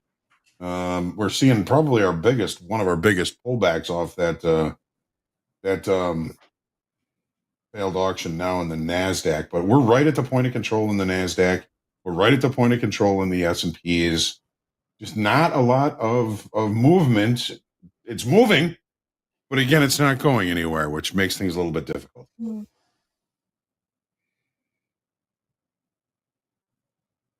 Somebody asked, what is the size of the house account? The house account has a 10K risk limit. So we're risking about $4,000 on this trade, not counting the $270 that I boo-fooed trying to get into this trade. That happens. But I just got right back in, because it's not going to change what we're doing as far as the trade. So, right. Mm. Kurt Nichols, I see your comment. Thank you very much. And yes, you have to be forgiving, because that is, you got to forgive those, because that forgiveness is for you. It's not for them. Got to let it go. I'm glad that it helps, Kurt.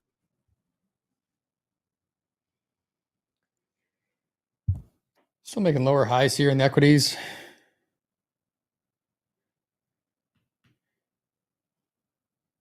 little push here on oil. Yeah, a little push. We got to figure out. I'll talk to Dolby behind the scenes with MP out today. Who's going to manage this trade after 11 o'clock? So It depends how far it In gets. God's If this is hands, really a yeah. range-bound trade, we should be done by lunchtime. This is not a trade to hold for 2 hours. Mm-mm. okay.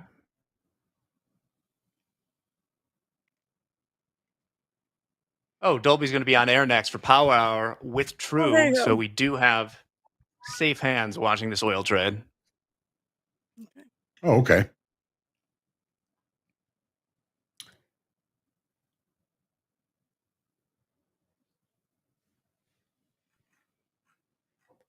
Just feels alive to have something on. Right. Let's see if we can get it going. You can be out of it by 11. Yeah. Come on, Mohammed bin Salman, if you are listening, cut production now. If you're in the chat, let us know. Our take profit on this, I don't have the whole thing in there, but we'll kind of feel it out. 80.75 is about that 50 ticks that D was looking at. So I have some there, but it's more important that you have a stop in. On the profit side, if you're watching it, we can, because I was joking about the MBS thing, obviously, but the reason on a trade like this, if I am short equities or long oil or like long short end treasury futures, I never want to have my full take profit in there, because if something catastrophic happens, those positions are going to be incredibly profitable, right? And you're going to be wishing that you didn't cover it all for whatever your profit target was.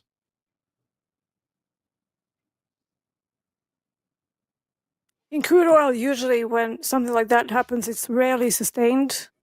So it just goes whip back to where it came from. It just doesn't allow you to react on time. So I just don't obsess over those moments. Yeah, it's literally like,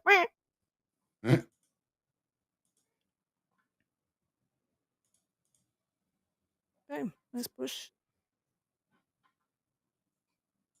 See, this is where if I'm doing it, I would think about just taking off too. I like to trade around these positions, but Well, you do have the keys, Jack. Yeah, exactly. well, right on cue. Let's see if we get a push here. I'm looking at the dome.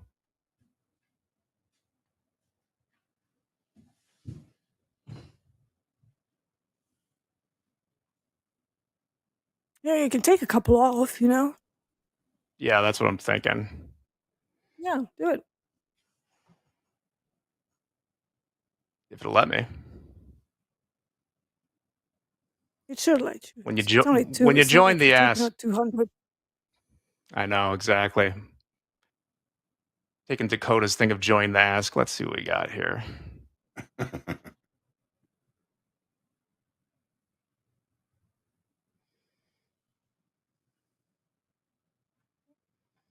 Long 9.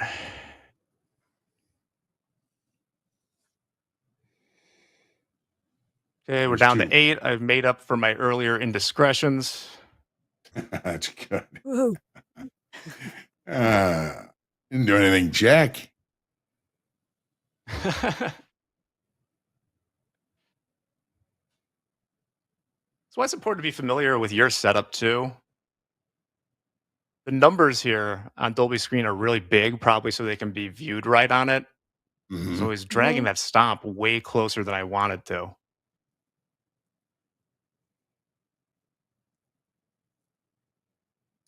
So we're still long 8. I'm trying to ask for one more. There's no point taking off 2. It'll probably trade back down and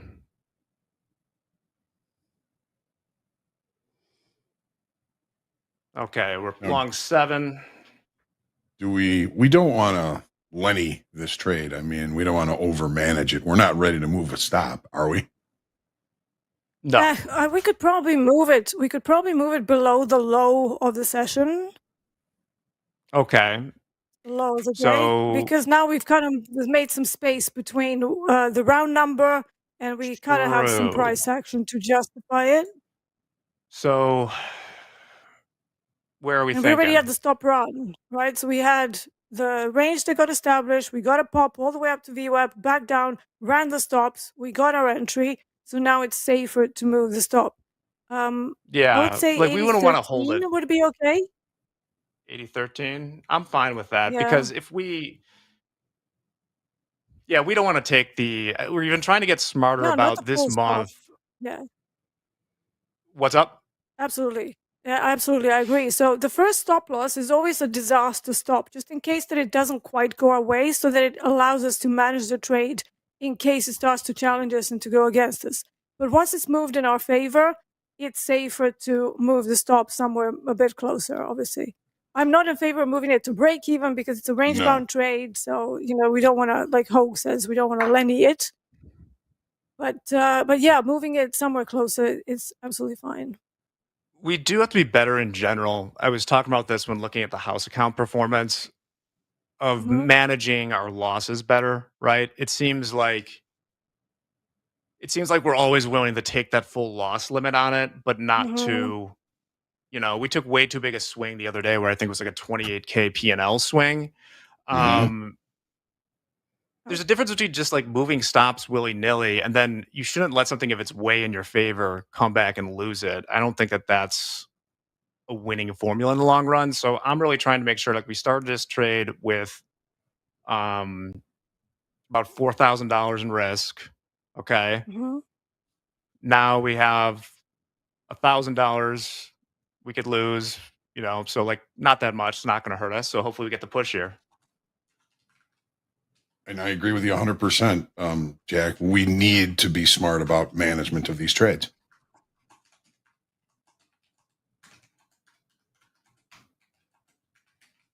We got so close to our target on that day last week. We were within a couple of points of it. I was thinking, let's 10% it. Let's 10% it, and it came back, and we had ended up with a full stop loss, and that even got moved. Exactly.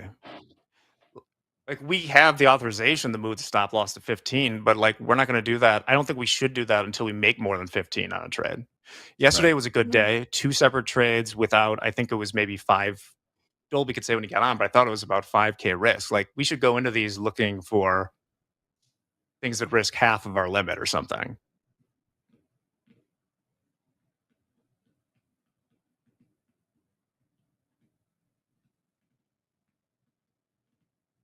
All right, we got about 5 minutes here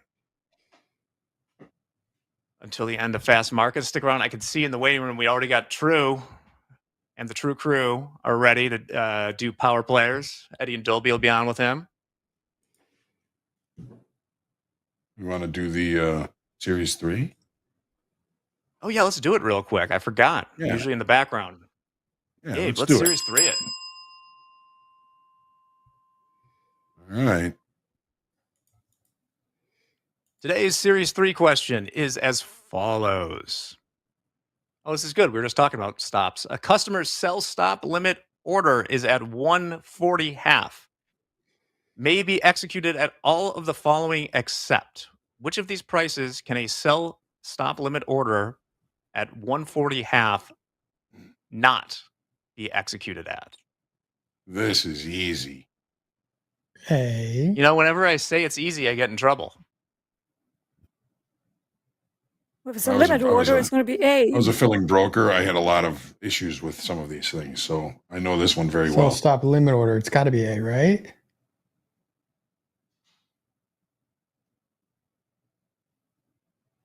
Unless it's a sell, like, is it a limit order or a sell stop? Like, It's a sell It says stop sell stop limit. limit order.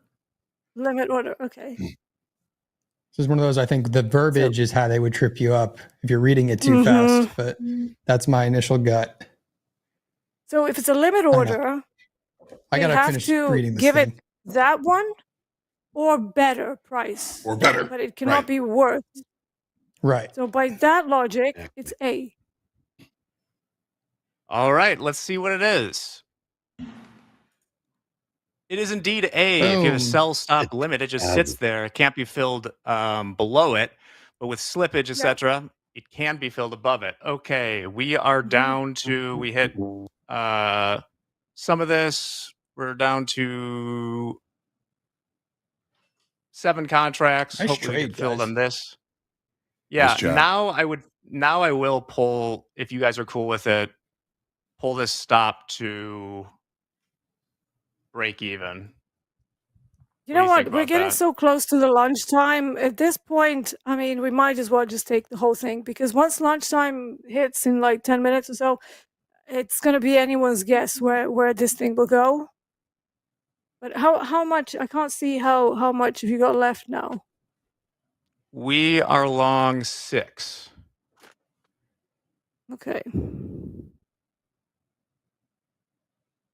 I mean, we're nearly there. You know, we're so close Mm-hmm. to the So target that I close would that literally I just, got half off. yeah, We could do the 10% rule. yeah. Wow. Absolutely. NQ really, and yes, they just traversed the whole range. AES just made a new high. Wow. That long. Let's see. What I'll do is I'll trail the stop pretty closely here to see if we Mhm. let's see if we can push a little bit. A couple people in the chat poo-pooing the failed downside auction in the S&P and the NASDAQ. Why? Don't poo-poo the failed auction. Yeah, that is my I mean, favorite the trade. failed auction and is it a works failed auction. perfectly. Guys. Yeah, it's my favorite trade as well. Especially in the Half market of we're the- in. Like that's probably the easiest, lowest risk, highest reward Yeah. trade that you could possibly take in a day. Long failed auction. Long the in failed equities. downside auction. One. Yeah, Uh-huh. yeah. You know, since we're coming up on the end here, coming up on lunchtime, Mhm. I'm just getting out of this right now. We're down to 3 contracts.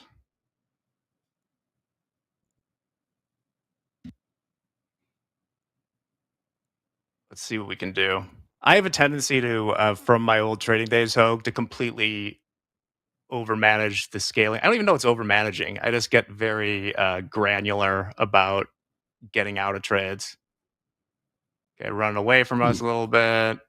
Well, bulls make To me, it money. depends on the trade. Right. Bulls make money. Bears I like make money. Deanna's reasoning. Pigs get slaughtered. Come on. All right. We're down to Oink. 2. Yeah, Oink, oink. Now it doesn't matter at this point. Now it's gone. yeah. Here we go. Down to 1.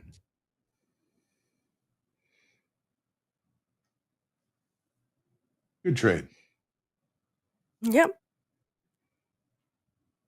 Not bad. We got there in the Come end. All right. All right. We are out flat. $29.62 for the house account. Would have been over 300 had I not flipped it up again. Good stuff. D, thanks for that level. And Yep. Hoag, you're driving. Let's get some Welcome. final words from everyone and get on with it. That's right. Who do you think you are? I am. Well, thank you everybody for joining us. D, great trade. Any last words? Thank you. No, that's pretty much it. I'm going to be taking it slow and steady. I took a part of that because I was kind of focusing more on on what we were doing in the house account. I'm like, oh, I should probably be in on this. So yeah, I managed to make about a couple of hundred there. So yeah, Beautiful. take it slow, guys. We have summer months. I keep saying this. It's very tricky, very difficult. Try to stay patient, like what we've done. So it took us forever to find a trade, but we got there, right? So patience definitely pays. Absolutely. We say that quite often. We mentioned it today that there's some better trade locations are likely to come as the day goes on, and it certainly proved to be true. Nick, for a tick, any last words? No, just be patient. Continue to trade your plan.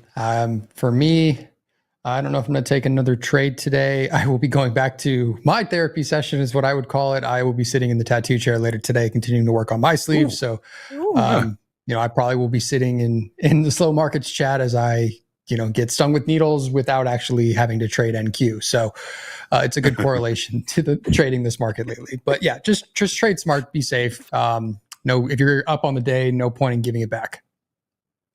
Oh, good trading today, Nick, for a tick. And, I don't have any tattoos. Maybe I should go get myself a tattoo.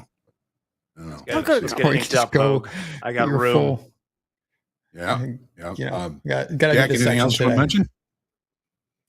Nothing else for now, Hoag. We'll be doing fast markets tomorrow. Should be exciting as usual. All right. Well, as always, thanks everybody for joining us and hanging out with us here today in opening call and fast markets. We've got power players coming up with Dolby, Eddie, and True. Top quiz with Eddie and Alyssa.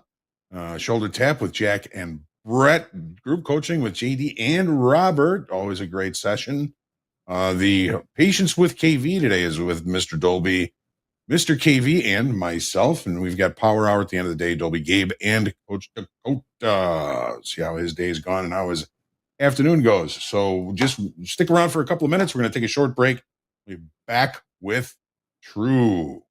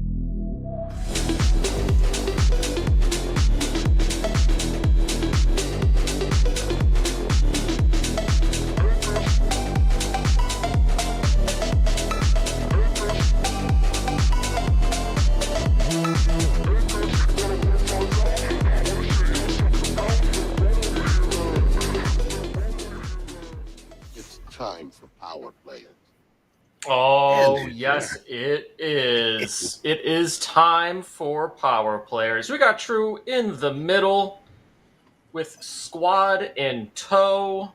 True, we were talking about some levels in the NASDAQ here. You said you had a 30-point range that you kind of been working. Do you want to kind of go over that with everyone with everybody in chat? Yeah, if you want to pull up my charts here. Well, while we're doing that, True, tell us a little bit about yourself. We got so many new people here. Who are you? Where are you from? What are you doing here? I'm a self-made trader based in DFW, Texas. And I've been trading for about 14 years now. And, my real job is a photographer, and I've been working with National Geographic since 2018. But to, fund my trips, I day trade in order to do that and enjoy my real job. So been doing it for a while now. And I got my group of friends with me that I want to put them on money too. So if they want to all stand up here, if they can't see y'all, stand up. Get on the screen. Hey, y'all. Got the True crew. That's so many people in your house at all. Do you always have people in your house all the time? Yes. Yeah, that's my wife. Yeah. She's the one that probably, Who makes lunch? It's like everybody. Yeah, like, what's going on there? Yeah. There she is. We know who she is. Very nice to see your wife. Yeah, we do have a friend that's a chef that usually comes over and cooks too. And that's really nice. I want to be your neighbor.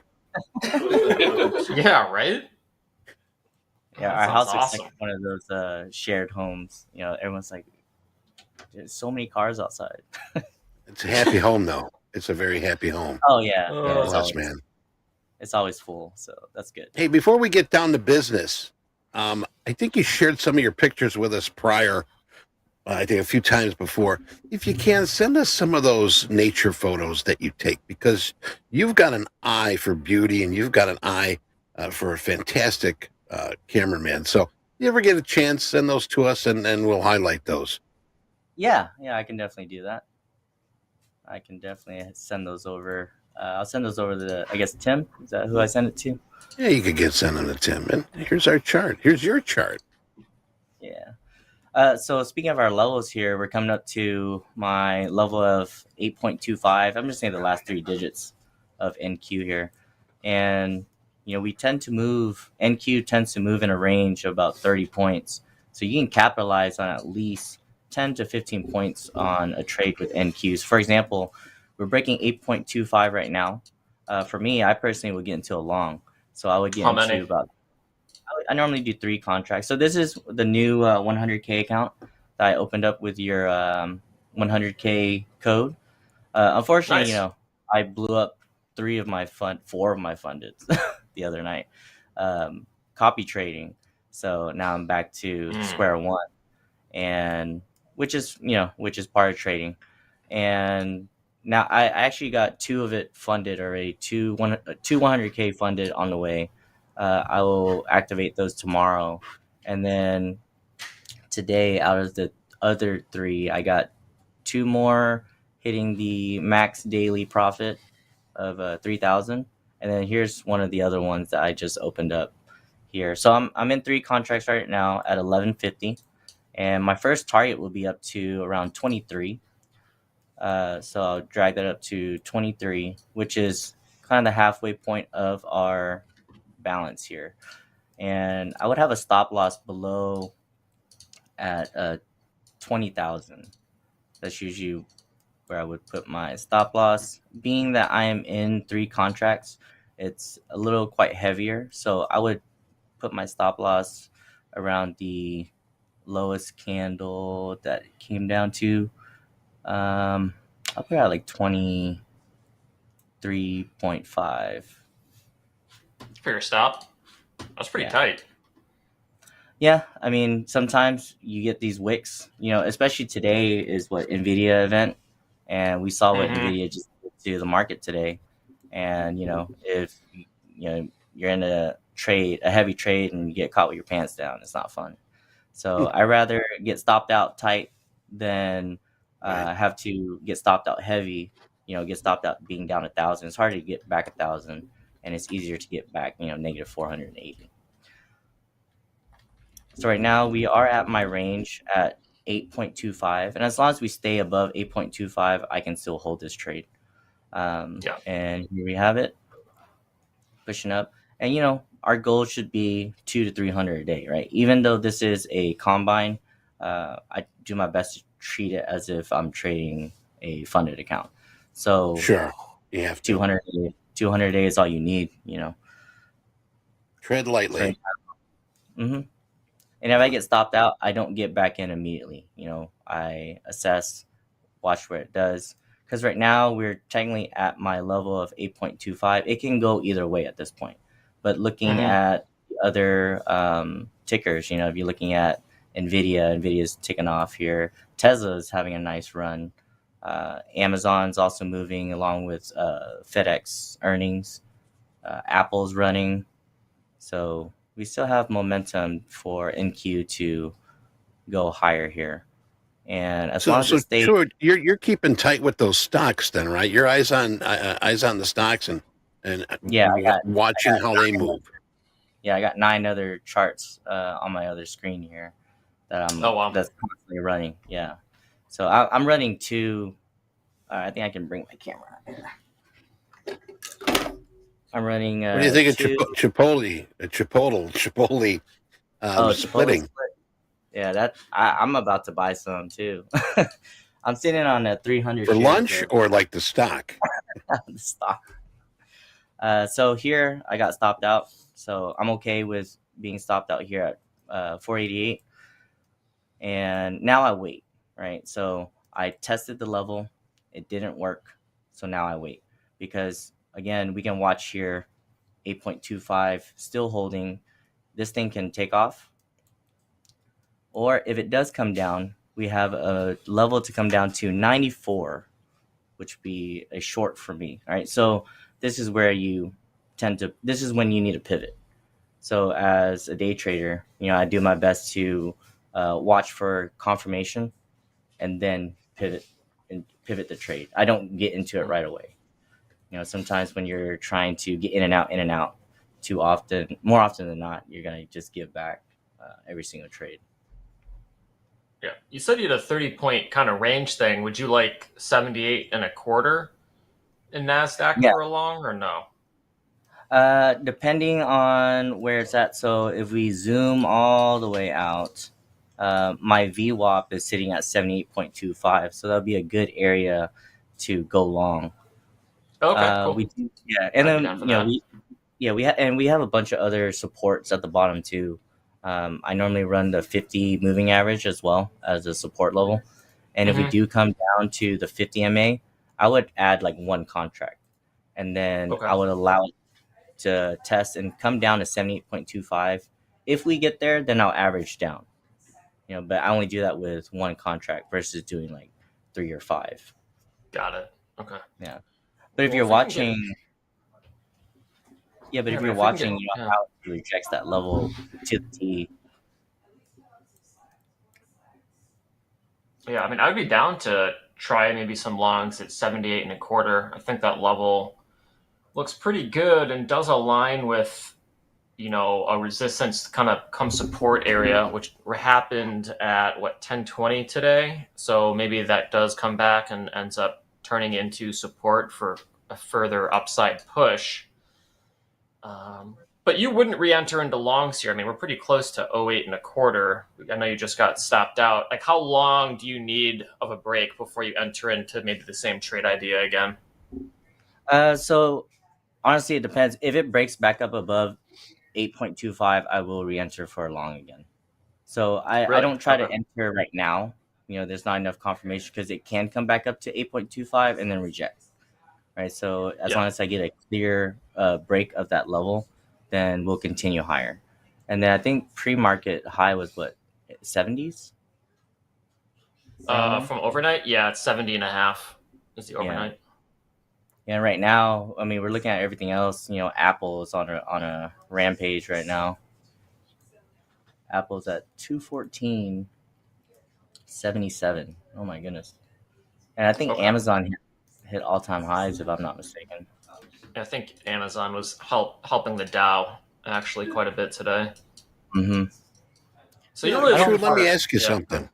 Mhm. Let me ask you Yeah, what's something. A lot of us, if we get stopped out, now you said that you're not in a haste to get back in. You take your time. You look for the right level.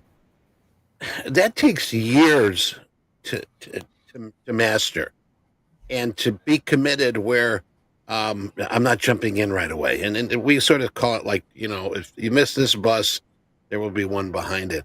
What sort of solidified you to be such a good trader where, you know what, I got stopped out, no revenge trading, emotions aren't there. I'm going to kick back. I'm going to see when the next opportunity is. What sort of helped you get through that? I think the biggest thing is that if you treat this as a job, and just any job, right, 9 to 5, or whatever job that you're doing, you got to do it well to get paid, right? So if you're just gambling, then you're not going to win. If you treat the market like it's a casino, you're not going to win.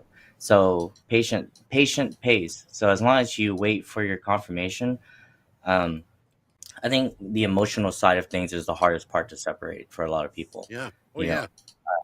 yeah. And a lot of people, like some of my friends here, they can admit it too, is that every time they get into a trade, it looks like the market's going the other way, and they're like, "Oh, the market's against me." Like every time they know what I'm doing. But the thing is that we're on a combine; it's not real. It's technically not. You're not seeing liquidity in our positions and stuff. So they get very flustered, and then they'll revenge trade, and every time they revenge trade, it shows. They always lose. They always give it back. So I always tell them, if you're wrong, take that and learn from it. You have to learn to accept that you're wrong. We're not going to be 100% correct. Right. Oh, that's just, it's easy to say, but so hard to do. I mean, with all the traders that I've talked to and trade reports I've looked at, and even myself, I'll catch myself doing that. And it really takes a lot of commitment to believe and trust yourself that, you know what, I'm going to follow my game plan. I'm going to follow my rules, and I'm not going to veer off the path and do something reckless. So props to you on that. I'm glad that you're here to share that. I mean, I'll admit that's how I blew up 4 of the funded accounts. And the thing is, I was copy trading too. So, you mess up 1, you mess up 4. So exactly. what I've started doing now is that I don't copy trade anymore. I do 1 at a time. And it's been I've been seeing more success that way. Because, if I do mess up on 1, I try not to hit the daily loss limit, rather than just like, hey, if I'm, for example, if I'm on 150K, if I'm down $1,000, I'll do my best to stop and move on to the next different account. And then if I can push that and hit a goal, then I'll go back to the one that is currently down at the time. So on a good trade, day, do you use that lockout button? Do you use a Topstep X lockout button? Oh yeah, I use it all the time. I tell my guys too. Where is he at? Nam, you want to stand up? Stand up. So our buddy Nam here, he's up 10 grand on his funded account. Oh, sweet. Live funded or XFA? XFA. And oh yeah, still beautiful. How many days you need left? 2 days. He needs 2 more green days. And we told him to lock it out. And what'd you do now? Revenge trade. Oh, buddy, what are you doing? No. Sit back down. You sit back down. Right you now. Sit back down. You're in trouble. And the thing is, trading. we put each other on blast, so that way we learn humility. Like you're we only from one. It. Yeah. Yeah, you're only one trade away from being humbled, and that's the thing is we were texting him in our group chat, telling him, hey, just close the damn account, just stop, Yeah. And that's a good lesson, man. Yeah, he's still up $6,000, so he only needs 2 more green days, and I told him just hit 200 for the next 2 days, and you can cash out. Good stuff. I like that teamwork over there. Gosh, you know, Yeah, it's a very you know, unique what you got going on over there. and trading is very lonely, as you guys know.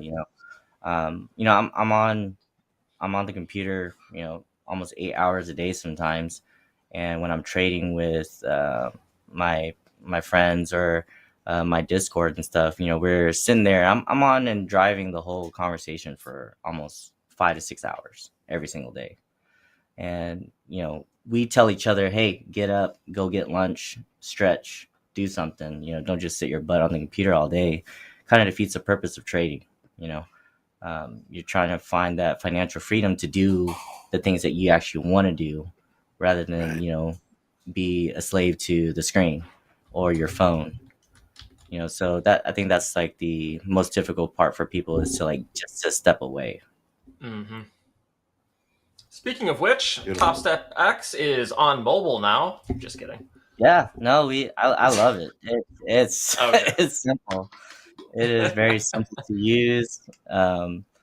Sometimes I would fat finger a button here or there, but that'll be my mistake. But other than that, everything seems to run pretty smoothly. Yeah, no, it's great. It's a great app. No, it's fantastic. You guys did a great job with that. I do have a question about VWAP though. What is your VWAP setting at, if you use VWAP at all? I do not. You do not use VWAP? either. Okay.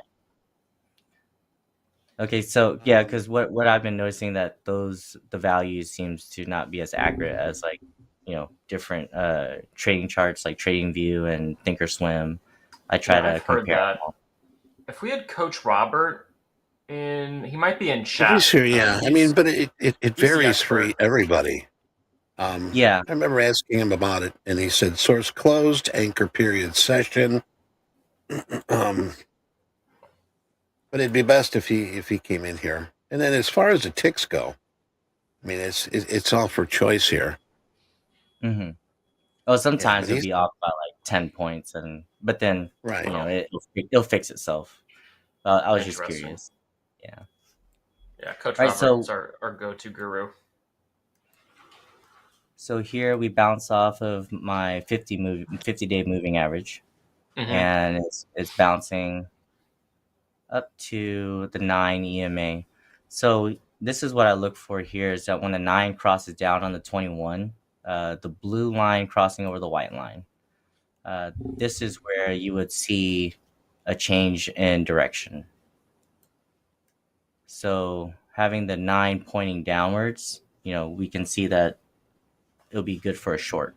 And my first target would be down to 78.25. Yeah, that's what I'm looking at. Yeah, I mean, but we have to look at everything else though. Look at Amazon, look at Nvidia. Nvidia's trying to curl back up. So this is where I take a look at everything else in terms of what's moving the Nasdaq.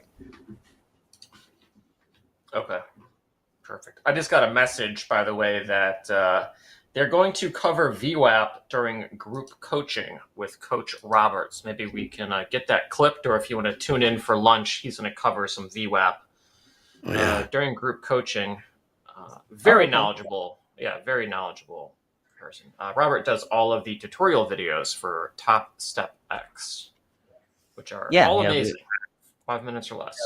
I've seen some of the videos to, just like learn the Topstep X app itself, and making sure I know what I'm clicking on.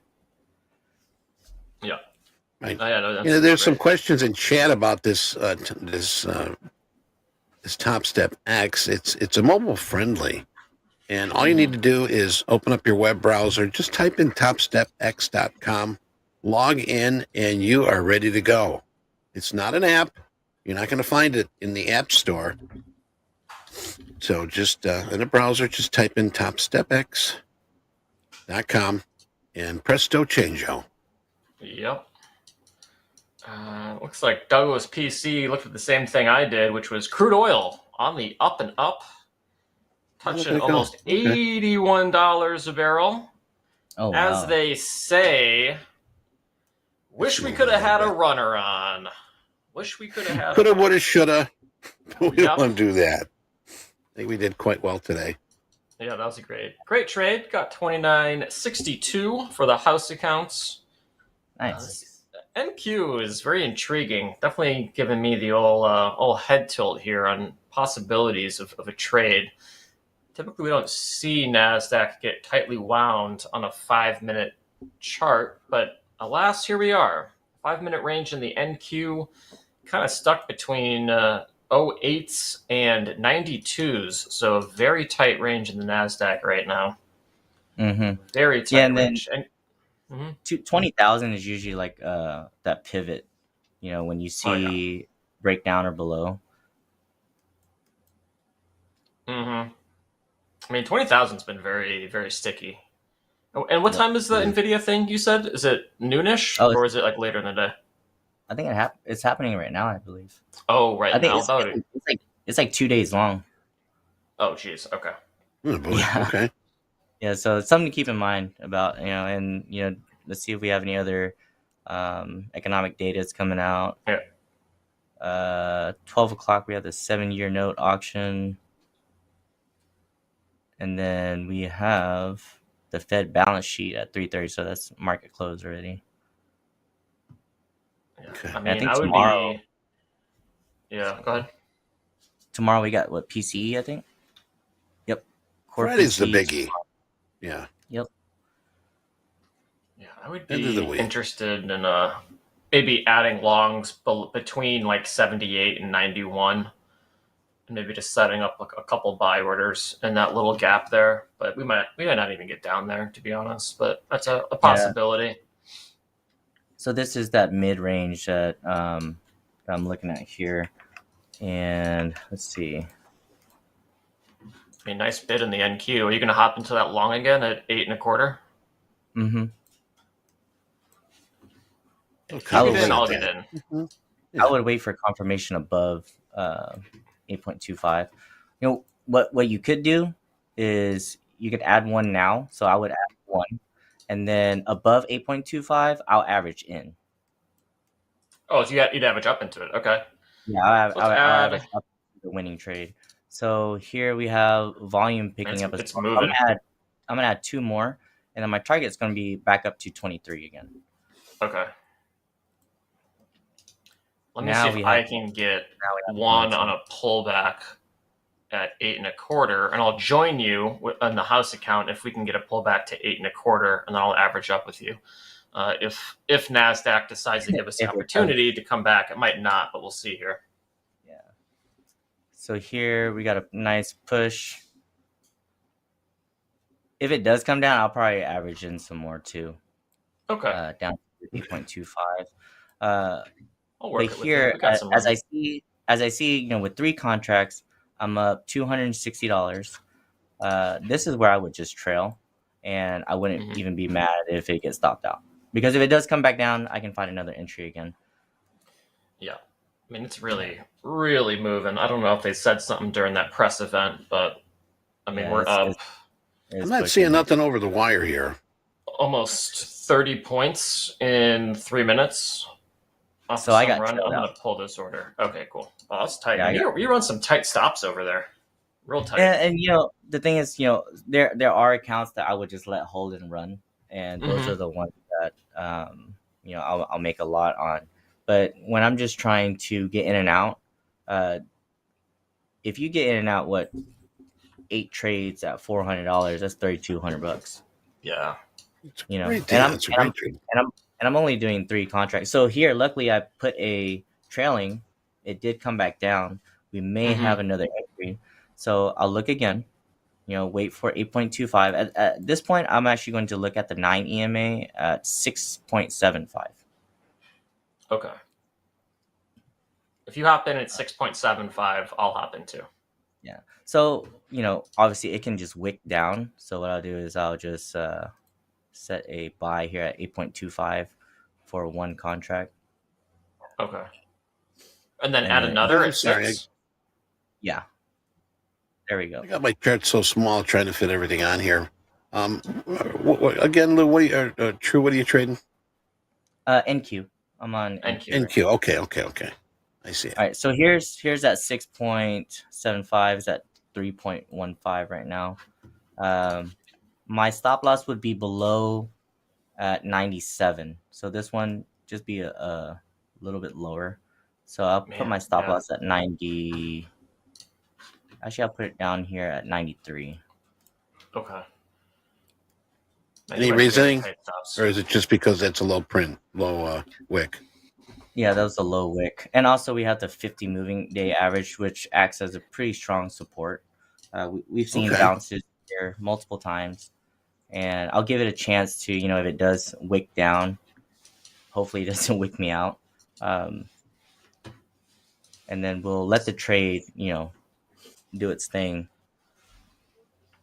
Looking around, I mean, Amazon's at all-time highs again. Wow. I tell you, these stocks are really turning the blender on for us, direction-wise. And I know, like a few months ago, maybe more than a few months ago, I mean, we really didn't focus too much until NVIDIA came in, and we were like, "What the hell is going on with the market?" And it's NVIDIA. It's NVIDIA. It's NVIDIA. And now we're true to ourselves that we're checking on these stocks, and I think that's everybody should have that access and know what a stock does, can, and will affect the indices, the futures here. Oh no, I totally agree, because today was a great prime example. Apple, Amazon, Microsoft were all moving, and most of them were hitting all-time highs, while NQ just dumped, and the reason why was because of NVIDIA. And at this point, we can probably call Jensen Huang the CEO of NQ at this point. He's just moving the market. So Momo says it was Tesla before NVIDIA. I know, right? And what was before Tesla, and what was before that, but we didn't really focus on that. We didn't sort of, hey, what's going on over there? Why, give you an edge. Yeah. It's going to give you an edge. Oh yeah, prior to trading futures, I trade futures on my personal account on my Thinkorswim prior to hopping on a Topstep a couple years ago, and I've always been an options trader.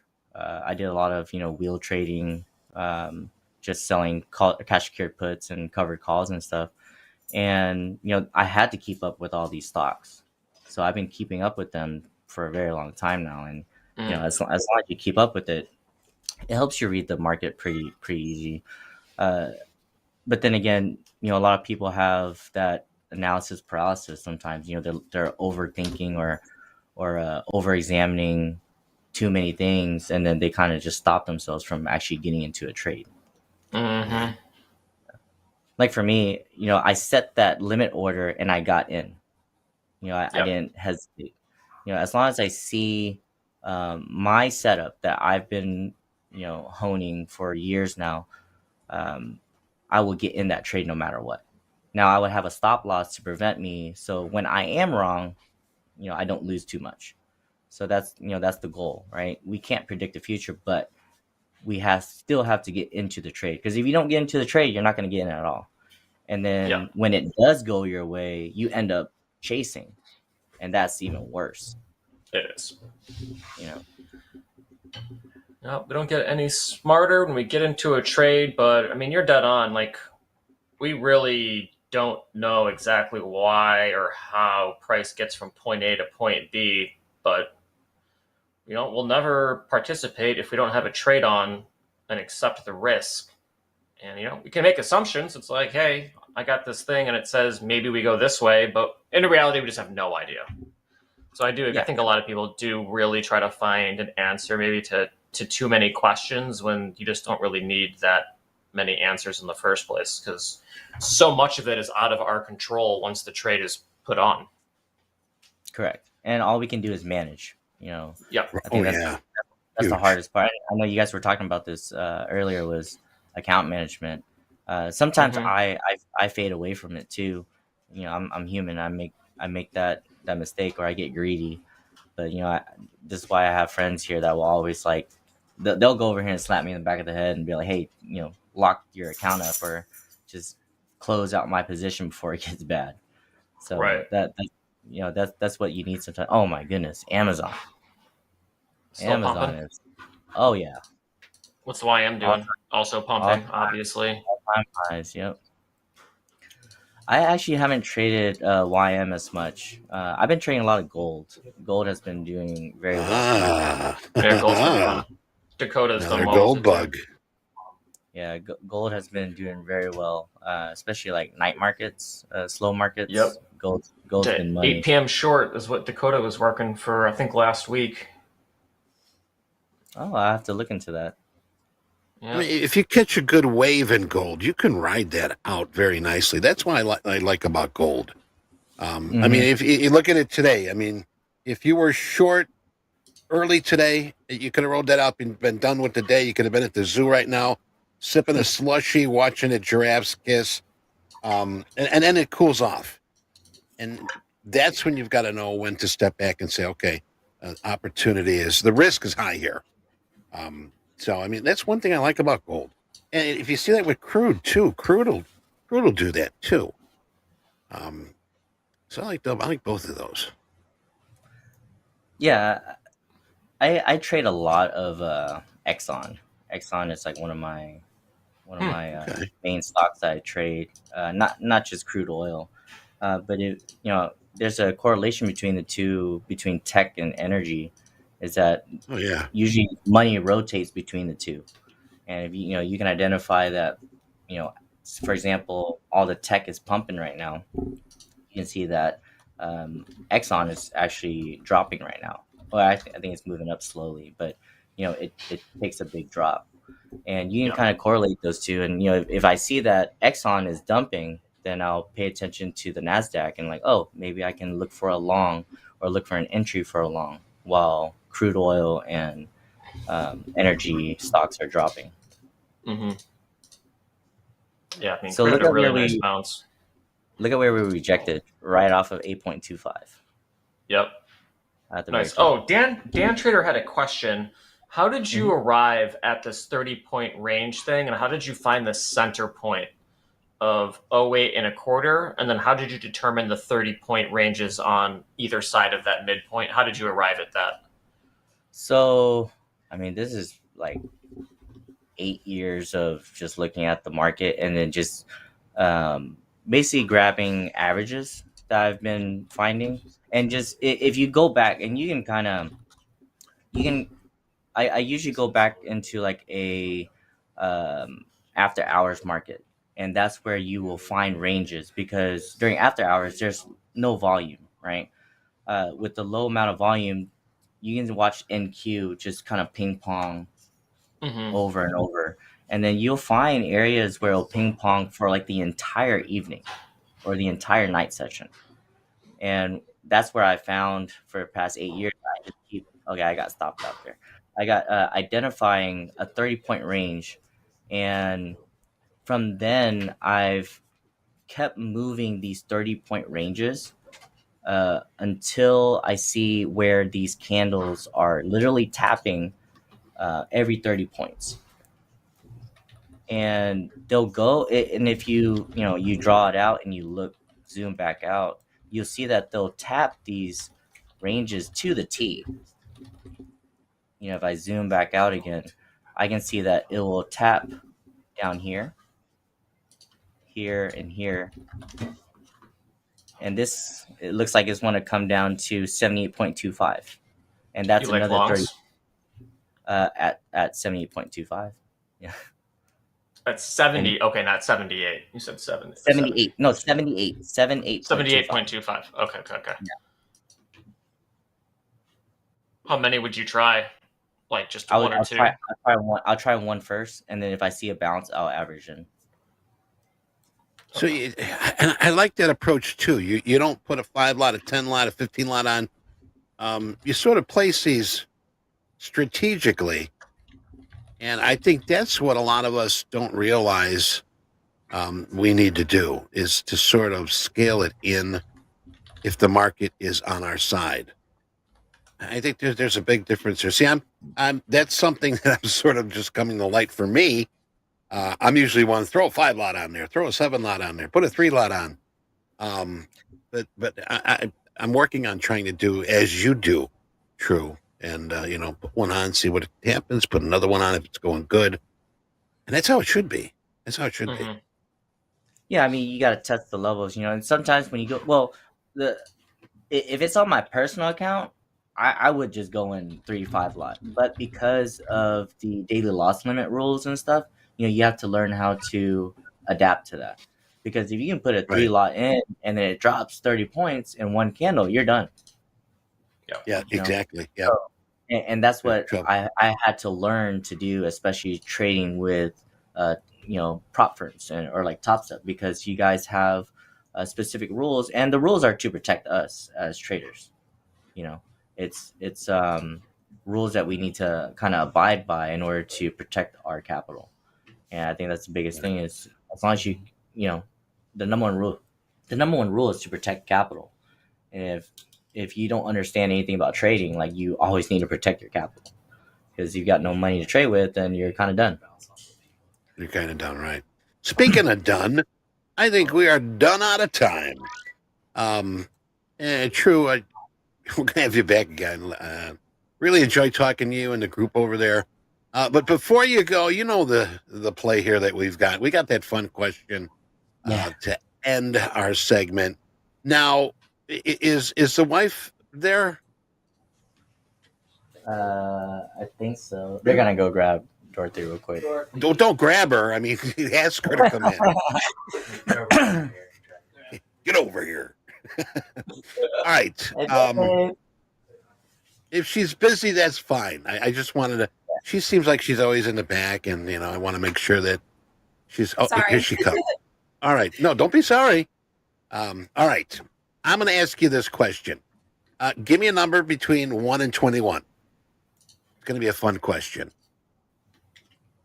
19. 19. Okay. If you could have any superpower, what would it be and why? We travel a lot, so I would want flying, so I don't have to be on an airplane. Sure, get on my back. Yep. I'll hold the luggage. Yeah. hold You the carry the luggage, I fly forward. You can have like a rope system, like birds, migrating right behind one another. That's what I would do. Flying for free. Well, there you go. Superpower. That's a neat one. That would be a really cool superpower. Well, thank you very much for joining us here. I wanted to make sure that you were included. Of course, True and the crew, everybody's over there playing a little NBA Jam. But very happy to have you guys. Is that right? Is that NBA Jam over there? Yeah, it is. Sure we have He's many. on fire. We got multiple other arcades over here too. Oh my God. Oh, He's on fire. Keeps us busy. Yeah, I gotta go to town. I want to visit. I want to have fun. I'll bring all my quarters. Perfect. All right. Oh yeah.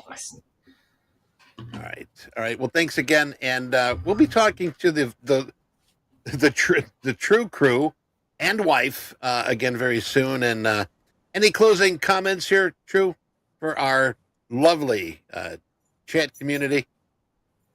I would say, don't beat up yourself when you're down. Just keep on going. And the thing is that be patient with yourself. Don't try to rush things. Everyone's on their own time frame. So as long as you trade what you'll be fine. I love it. I love what you got going over there. And Dolby Time, anything you want to close out with? That's awesome. No, I think we got Top Quiz coming up. True, always a pleasure to have you on. You're always always looking to place trades when you come on air, which I definitely appreciate. Looking for action. It really helps our community kind of see what you're doing if you can put it in action. So they're very, very appreciative of that. But coming up, we got Top Quiz. Eddie, you're not going anywhere, so stay put. I ain't going nowhere. Stick around for some more questions. Yeah, right. And then you'll be joined by Alyssa. Then after that, we have Shoulder Tap with Jack and Brett, group coaching with JD and Robert. We'll be covering some VWAP stuff, so stick around. And then we got Patience with KV with myself, Hoagland, KV. And then Power Hour with Gabe, continuing his journey to funding with myself and Coach Dakota. Gabe and Coach Dakota were on Slow Markets yesterday, which is pretty exciting. Almost 2,000 concurrent viewers. So if you have not checked it out, make sure you check it out. It is great stuff. It's almost like a one-on-one with Dakota, almost, with like 2,000 other people, but it's pretty cool. But we're going to go to Top Quiz. Stick around. Give it up for True and the crew. That's yes. Right. They're awesome. But producers, take us out of here. Eddie, get your questions ready.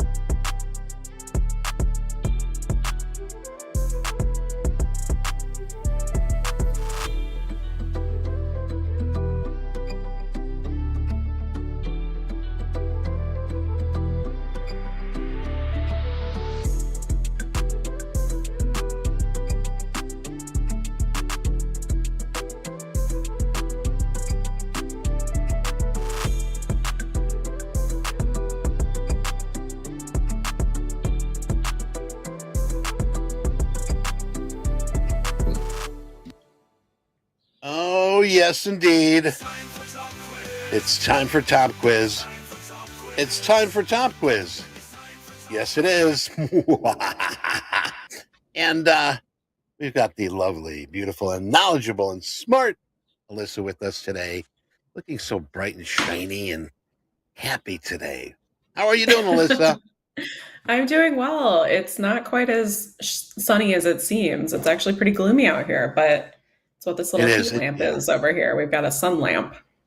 Yeah, you're the town right over from me, so we are experiencing the same weather. Yeah, Absolutely. A little gloomy. Little bit. We're neighbors. Yes, We are. But are you ready? Are you ready for my mischievous questions? I am, Eddie. Okay. This is Top Quiz. Welcome, everybody. And we've got our good friend and handsome man that created this monster. Jack, can you explain the rules really quick? You do it so well. Comes from practice. Yes, this is Top Quiz. The link is at the top of the YouTube chat. Once you get in there, give us your email, preferably associated with your Topstep account, because we will be giving out 55 free resets that will be randomly raffled to those that get 3 or 4 correct, as well as the top 5. For a total of 60 free resets, answer the questions on your device. We're on a 6-second delay, so don't wait for us to start the party. That's it. Be quick. Be quick, or we should start soon before we break Kahoot here. We got 1,800 people. All right, let's kick start. It in. 1,800 Cuervo. Everybody gets a shot. All right, Kahoots at work. And our first question for Wednesday, the 26th, 2024. And here we go. First question of the day. Who is the Norse god of thunder? Is it Hoag? Is it Thor? Loki? Or Dakota? It has to be Hoag. I mean, did you see his outfit yesterday? It is Thor, though, I believe. And is it Thor? Yes. Oh, my goodness. Everybody knows that. Everybody knows that one. Come on. But I like those that did vote for Dakota and Hoag. Good job. All right. Question number 2. Oh, I keep forgetting these top 5. Pookie, Dubs 25, T1000, Let Me Win, and UD. Top 5 here right now, and we're going to kick in question number 2. In what century did the Renaissance begin? 14th century, 12th century, 17th century, or it never happened? I also think it never happened, you know. Is it the 14th century? 14th century, man. Lady friend, you are smart. Good job. I got everybody with that 17th one. Wow. So, yes, these aren't boomer questions, which I am not. All right. Let's see their top 5 here. T1000. Oh, T1000 taking a dip here. DLL today. Shanhack's the man. One-letter name. T1. Jack said, don't use a one-letter name. You see that, Jack, what they did there? It's cute. T1000 and Hoagland. All right. Well, let's throw some questions on it. Let's do it. All right. Let me know when you're ready, Eddie. Oh, I'm ready. Let's hit it again here. Next question. What is the largest island in the world? Fantasy Island, Post the plane. The island of Dr. Monroe, Australia, or Greenland? What is your choice? Is it Greenland? Greenland. She says it with so much confidence. Yes. Confidence. It is Greenland, not the Fantasy Island. I used to watch that so religiously. All right, let's take a look at our top 5. The Master. Cahoots Go Fish. Spain wins Euros. And Captain Moto Bodo. Top 5. We got a lot of new people here on that top 5. What happened to that last one? All right. Well, Alyssa, you're doing very well. You are 3 for 3. Much better than a lot of people here. Don't want to jinx you, but glooch. Okay.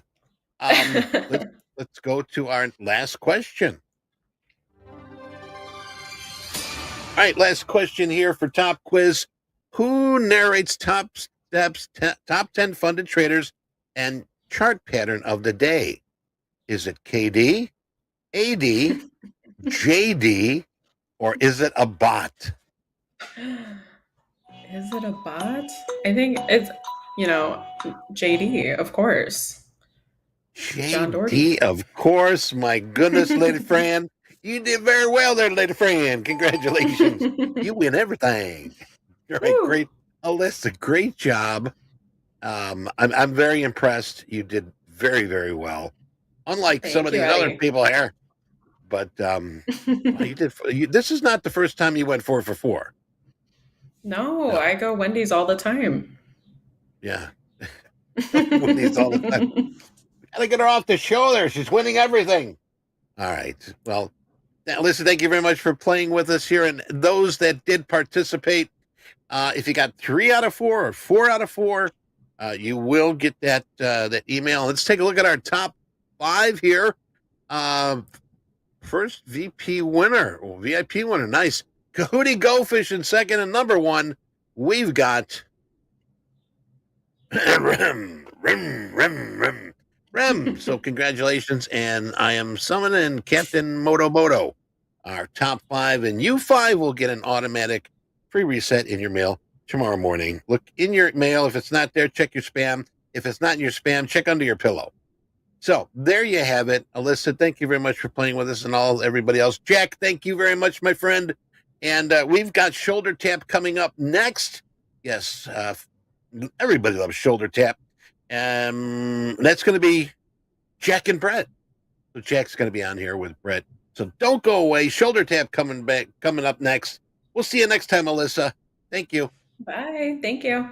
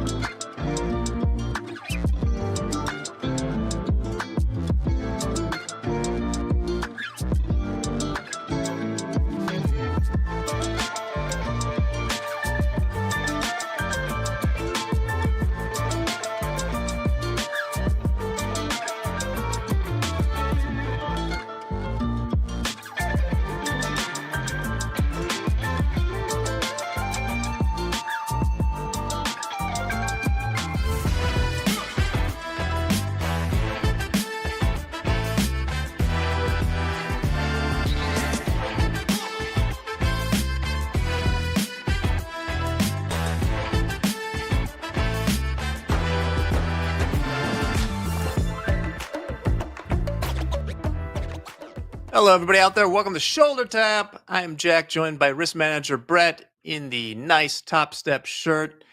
How's the day going for you, Brett? It's going well. Thanks, Jack. Glad to be here and have some good traders to discuss today. How are you doing? All right. I'm doing fantastic, as a matter of fact. So let's make me feel even better. Let's talk a little bit about what's going on the risk board today. Yeah, on the risk board, we've got some live traders to update with. Dakota, always a staple that we mention. He at 10 o'clock was up 3,400. Now he's up 5,800. The house account's doing well, up about $3,000, and Nick for a Tick is continuing to add some profits to the board with 2,200, and as well as Felipe up 5,200, and a good amount of green on the board, and really about a 50-50 split as to profitable days and losing days as far as the live funded traders go. But we are seeing a little bit more overall in profits because traders are stopping if they do exceed the loss limits. All right. So about a normal day there. Well, with that, I know we have 3 cards today. So if you're ready to start them, we can start hammering these away. Yeah, let's jump right into it. The first trader that I wanted to highlight is going to be Hoagland. And Hoagland is in a live funded account, 150K, and really has been primarily focusing on this DAC contract. Hoagland's been trading in this account for 31 days. And the thing that stood out to me with the trading in this live funded account is that they just exhibit great discipline recently. They've had a few losing days, but they've really done a good job of kind of tightening up the strings and adding consistent ability in the ballpark of really $200 to $400, and they've been doing it for a few weeks now. Yeah. The one thing, if I were to give a suggestion to Hoagland, is there were a couple days that were kind of had some losses and that exceeded a lot of the norm in this live funded account. They were both right around $2,000 in losses. And the following day, they managed to make it up and then some in both instances. And the one thing that as a trader, you really have to be careful of is after a losing day, it can be really tough to get all of those losses back, which Hoagland has done a great job of doing in this account. And really moving forward, they have, since 2 weeks ago, since that $2,000 loss, they have consistently exhibited profitability in the $200 to $400 range. Yeah. I mean, looking at this is a really interesting card. I don't know that. I think he has a third losing day that's like nearly scratched. Like on June 10th, I'm seeing he lost $5. I would love to talk to Hoagland to see exactly what their strategy is, because one thing I notice a huge dispersion in is the number of trades placed in a day, right? Their upside P&L is roughly similar, has 1 or 2 big days. First off, I commend this individual is definitely trading a lot smaller than they can in a 150K account, right? The biggest losing day I see is 2,000. So we're not using the DLL. But what's really interesting is it's like, I don't know if he has the extra cup of coffee certain days or like a Red Bull or a Celsius or something, because on most days we see a low number of trades, 1, 2, 4, something under 5. But then there's a lot of other days where we get into like the 23 trades, 71 trades, 36, 41.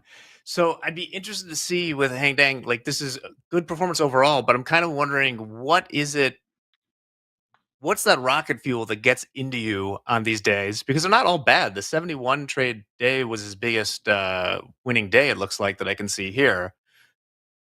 But it's interesting to have that sort of range of trades, Brett. Probably not something we see too often. Yeah, and actually that best day that you talk about with the 71 trades was after a losing day of, I think it was just shy or just over $2,000, and that was the day after they had those losses, which is an easy thing to do after a rough day. It's easy to overtrade. I'm not saying that's what occurred in this instance, given that they only had a few losing trades on the day, and their maximum drawdown on that day was only to negative $200. And so they still exhibited good discipline. They just traded a lot more than they usually do because their typical contracts per trade is 3 lots, and their overall average is just 13 trades a day. But like you said, there are a lot of days in the single digits for the number of trades that they've taken. I would just maybe, I mean, this is good overall. Keep it up. I would just maybe, with the winners not being as high as usual, take a look at how those fees and commissions are adding up as a percent on these days where, you make $1,000 or something like that. But if you take, 184 contracts round turn, you're really racking up a good percentage of that in commissions. So maybe just be mindful of how much you're trading in a day and why. Because I'm honestly curious, but good stuff overall. Did take over 4,200 in payouts, which is nice to see. Very consistent on the upside and not using a whole loss limit. So keep it up. Yeah, and Jack, that's a really good point that you make with all the costs of trading and live funded account. Those are all passed through as far as the exchange fees are exactly what the CME charges, and they stay the same. So whether it's in your personal account or your TopStep account, you're going to be paying the same fees that you would anywhere else, and they really do add up. The CME does make you pay to access and trade in the live markets, and just keep that in mind while you're trading so that they don't kind of sneak up on you and exceed your per trade or per contract profitability. Good stuff. So, and as someone said in the chats, stimulants are bad. They'll get you in the long run. Can't agree more. Live that good, clean life. Okay, Brett, with that, who do we have as the next contestant? Next up is Ben W. Ben is in a 100K XFA, and Ben has really exhibited a lot of avoiding significant intraday drawdowns and just doing a good job of keeping that average winning day up at 690 and 84% winning days, 76% winning trades, and really high selectivity in the trades that they take at just 3 trades per day. Yeah, absolutely. There's see that, I mean, one thing, this isn't for Ben, but just an aside, I see in the 100K, looks like on one day got a little more slippage than he wanted to, because I'm seeing him down, $2,300. Once again, just something to keep an eye on. The auto liquidation, while nice to have and a disaster, is not always your friend. So if you can get out, do get out. But yeah. Oh, yeah. Overall, this is a pretty clean card. Maybe we'd want to see the average winning day be, because I don't know, 76% is pretty high for winning trades. And if you're taking multiple trades in a day at a 76 winning percentage, you're going to have an absurd winning day ratio, just how the math works out. I I don't know how sustainable that can be, but if you have a way to have 84% winning days, you have a lot of leeway with the other stats. So I would think about maybe trying to, if you're going to lose as much as you do, which is, of course, the daily loss limit in this case, maybe reserving that. This is something we're working on in the house account right now, is if you have a certain loss limit, you got to be able to, on a somewhat regular basis, be able to put up as much or more than that. So that would just be something I would work on, but the average daily P&L over 31 days is great. And as we say, 30 days, 30 is that statistical number where things start to be a little bit consistent. But markets change. Then keep it up, stay safe. Give us a holler from Lincolnshire or Lincolnshire. Let me know if I mispronounced that. Yeah, and one other thing with the 1-to-1 reward over risk that Ben is using in this account, the 76% winning trade percentage is really carrying him through this account and adding up significantly, enabling him to take a $2,000 payout out of this express funded account. And just the selectivity in the trading with just 12 contracts per day traded is great, which also obviously keeps their total fees down. I noticed that in the account. Out of the 31 trading days, only one day with more than 10 trades. That was, a 98 contract day. But overall, keeping the fees low, pretty consistent stuff. Great things from our friend in England. All right, and Brett. it really wouldn't be a bad idea for Ben to consider sizing up on some of the best trades. But again, this trader also only has 2 daily loss limit hits, which stands out to anybody really, that they do stop trading before it gets significant. For sure. And I believe it's Lincolnshire, I am being told in the chat. All right, we got that. We finally got there, Brett. And unless you have anything else on Ben here, I believe we have one more card we can do. We do have one more card, and that's Carlton. And Carlton was actually featured by risk manager Ben about 2 weeks ago. I think it was the 11th of June. And that was at the time that Carlton was being called up to this live funded account from their XFA. And the cool thing about this trading card is that Carlton hasn't really changed a thing since moving to the live funded account from that XFA. In their XFA, they had an average daily P&L of 378, and now that's changed very little, really. And it's kind of everything that we want to see out of our XFA traders that do get called up to live, that they really don't change a whole lot. Today is the 9th day that Carlton is trading the account, and after 8 full trades, they're still at 100% winning days.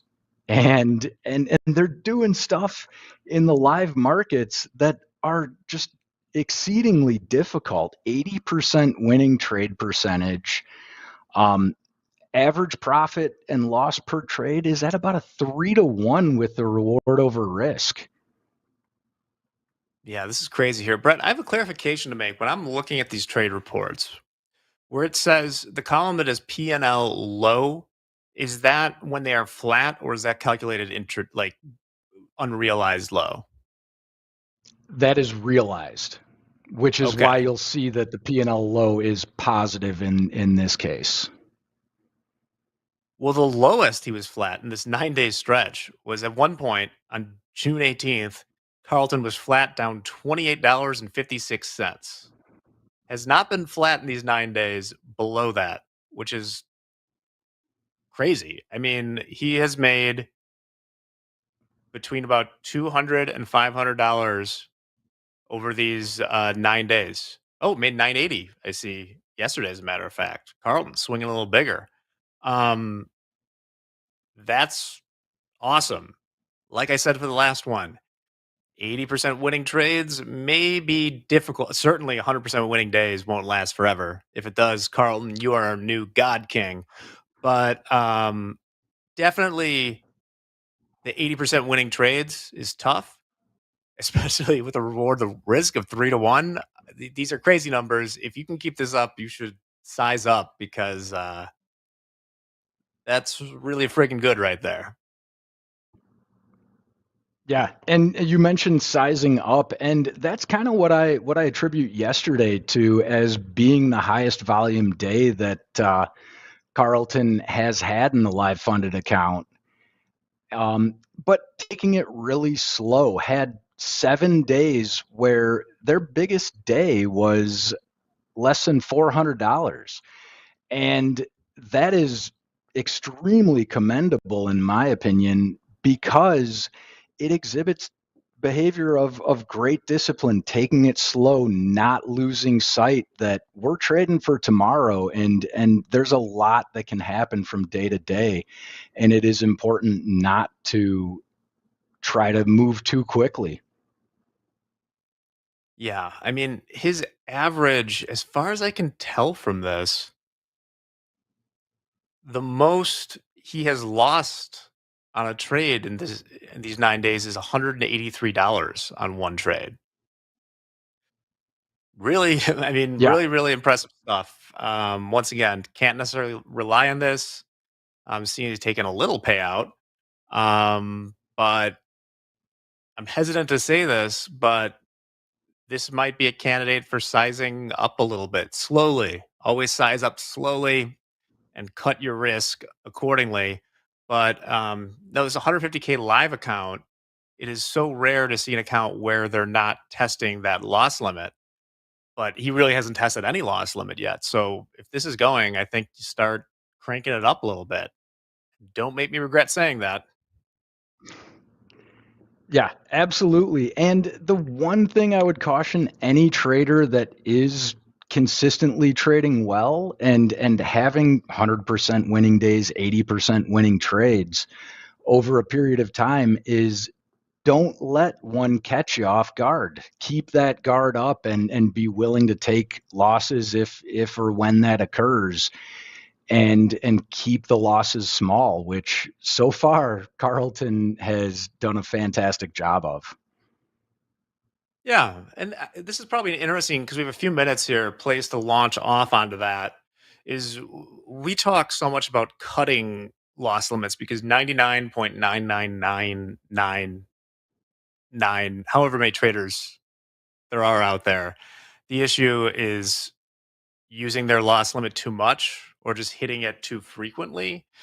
The rare other side of it is if you are never losing, or rarely losing or not losing much, that is when it's probably appropriate to increase your risk.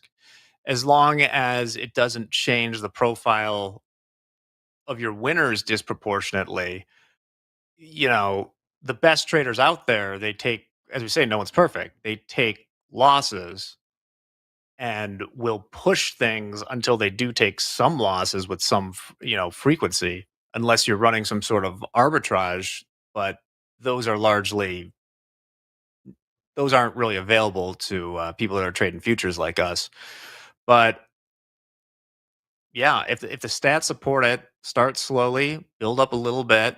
As Hoag says, the biggest change a trader will make is going from one contract to two, because you're essentially doubling your size. But you can do things with micros as well to get a little larger, and just see if your winners scale at the same rate with your losses, and if so, add a little more, and yeah, you'll be in great shape. So fantastic card here from Carlton. Brett, we got a few minutes here. Do we want to see if there's a question or two from the chat? Probably could. Sounds As a reminder, after this, we got group coaching with JD and Robert. Then KV is coming on for the 1 o'clock hour, and we are closing out the day today with Andre's out. So who do we got today? Oh, Dakota himself is here with Dolby and Gabe. Gabe is coming out from behind the box to trade some NQs. NQ Boost asks, does it count as a winning trade if you hit break even plus 1 tick? Yeah, sure. And that's actually why, if you've watched me on the shoulder tap, that's why if they have a large enough sample size, I tend to look at their average daily P&L winners versus average losers, because you have to be flat at the end of the day. Those are like immutable facts of trading. There are strategies that will sort of warp your average winning trade stat. The biggest one being people that pull their stop losses to just above break even, because then they'll have it'll decrease their average winning trade, because they'll just have these few dollar winners combined with whatever the winners usually would be. And that's just kind of how the data goes out. Any thoughts on that, Brett? I mean, the thing that stands out to me on that is just cancel if close is something that's so easy to fall victim of. Kind of as far as moving orders, or particularly loss orders, stop loss orders, that when the market does get close, moving them further away from the market a lot of times can kind of sneak up on you and cost significant losses. Yeah. Real quick before you head out, I see 2 questions. One is too long for us to answer right now. Please need to know exactly how TopStep works. Check out our website. I think we do a good job of explaining that. But if you have any further questions, let me know. And how do you choose those to call up for a live account? Can you give the 30-second summary, Brett? Yeah, the quick explanation is it's a discretionary process, and we do look at a lot of data around the accounts. It includes consistency. Are you consistently profitable? Are you trading a bunch of contracts that are adding to the costs? And also history.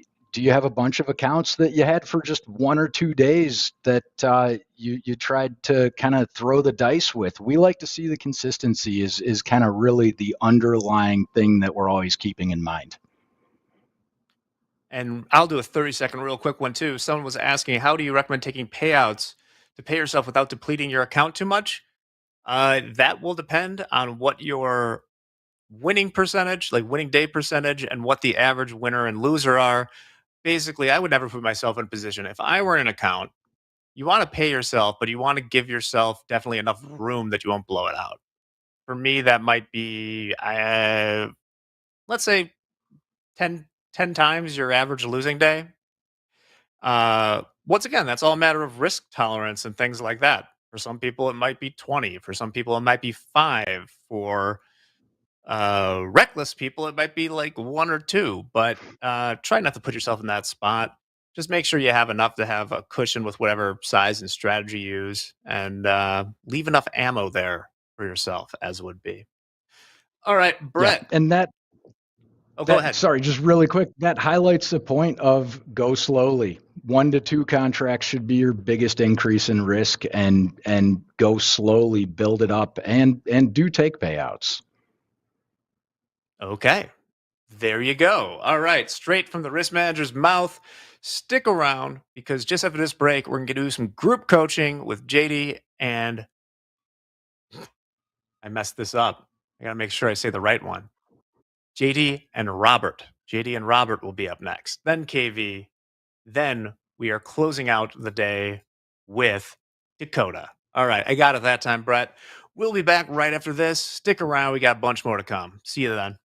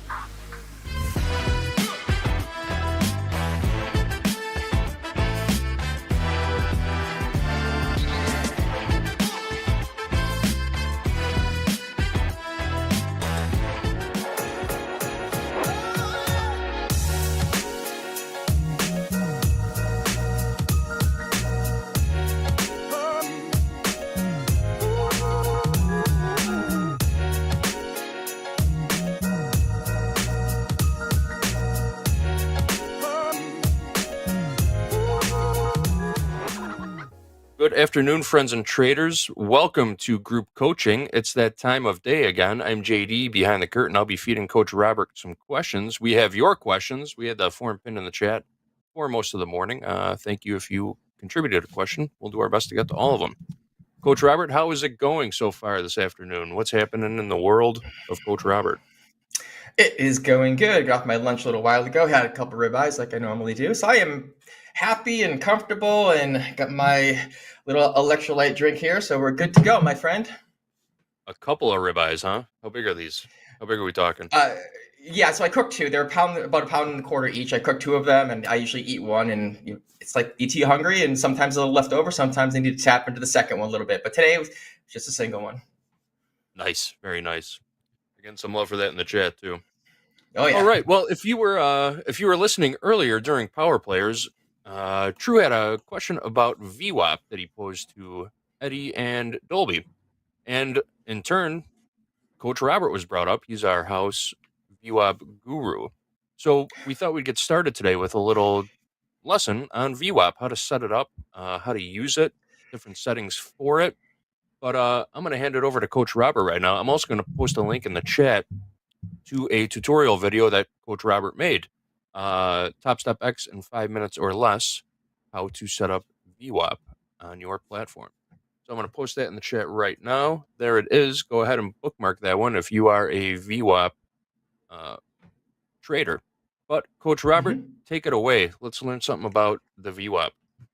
Sure. I don't know if I'm the full expert on this. There's a lot of traders in here that know a heck of a lot as well, but I think it's more so on the different anchor points and like what we're doing in Topstep X. So let me move the VWAP formula over here for a quick second. If anybody wants to screenshot that or just Google it, it's the VWAP formula. And this is what it means. Basically, VWAP, it's a moving average for the most part, but it takes volume into consideration as well. So it takes the volume at your current price and it does a division over the total volume of when the VWAP has started. And if you're starting at the session, it would be the moment the market opens. It would be the Asian session at 5 p.m. Central Time, and that's where it would start as a full VWAP for the whole day. Now it depends on where you anchor it, which we'll go through also, the open, the close, the combination of them, the division, right?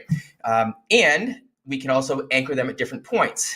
Brian Shannon, we've had on the show a few times, he'll be back, talks about different areas. You like to anchor them to like big spikes or to events and to economic news and things like that. So that's really good too. And he gave me some great tips on there. So this is the formula for it. I'm going to pull this off my screen now. I hope everybody has that. It's pretty straightforward.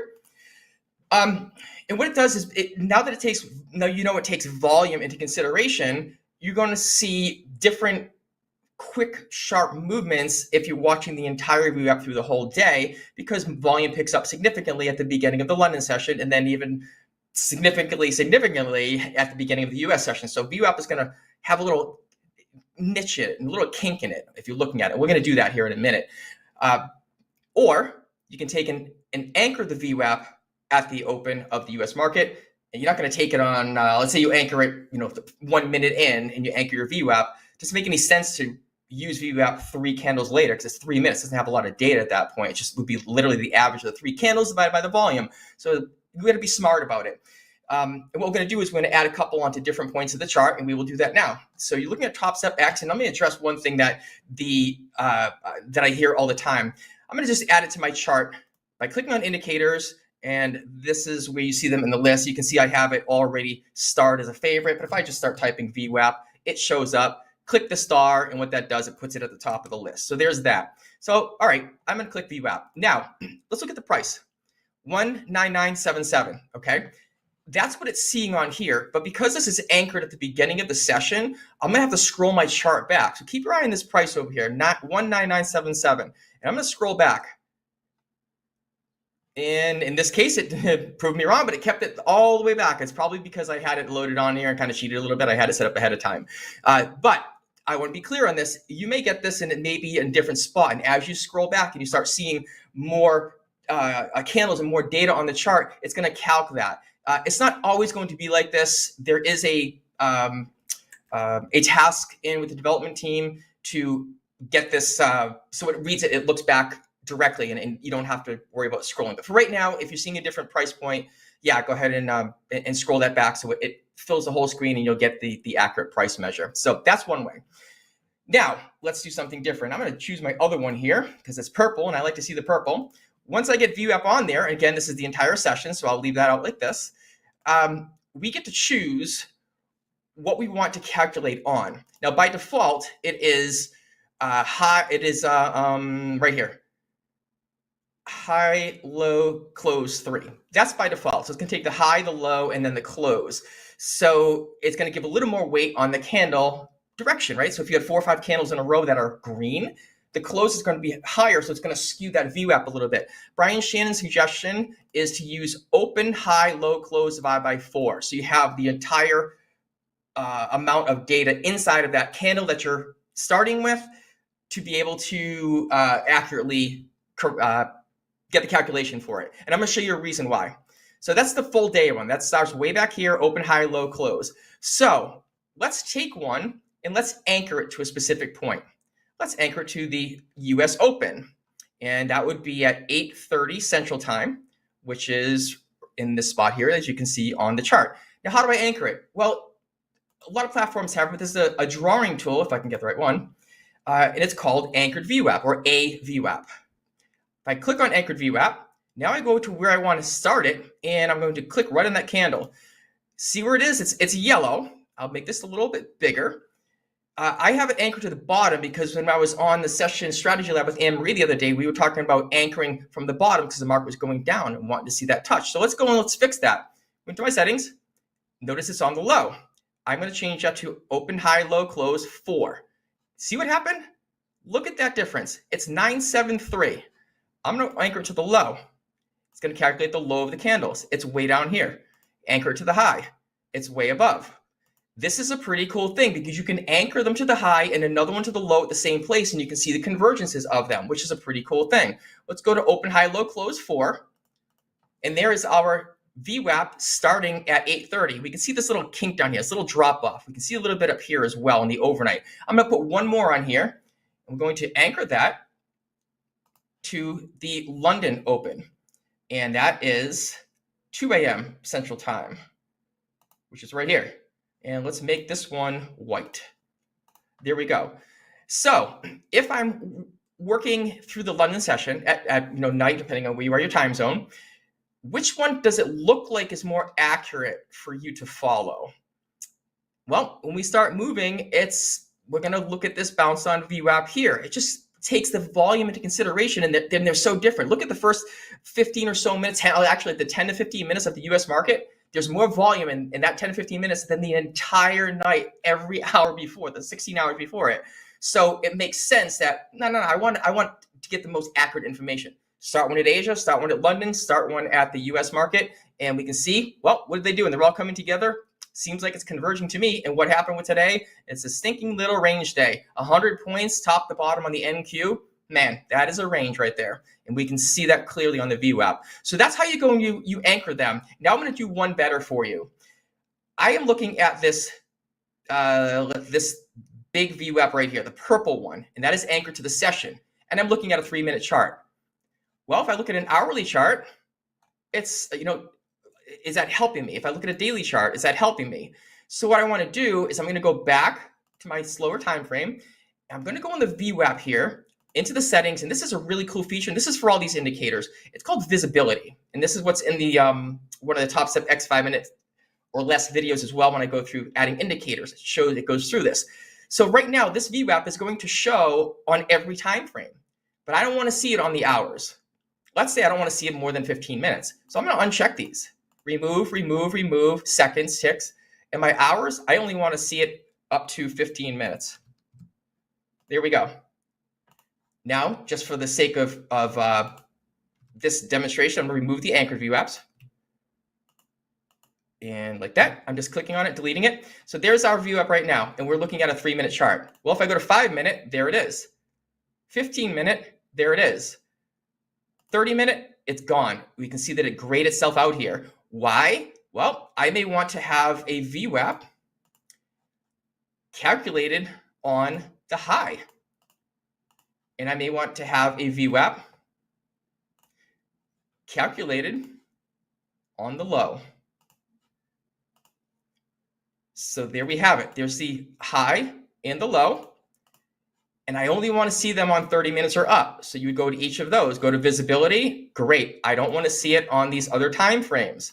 Well, between 30 and 59.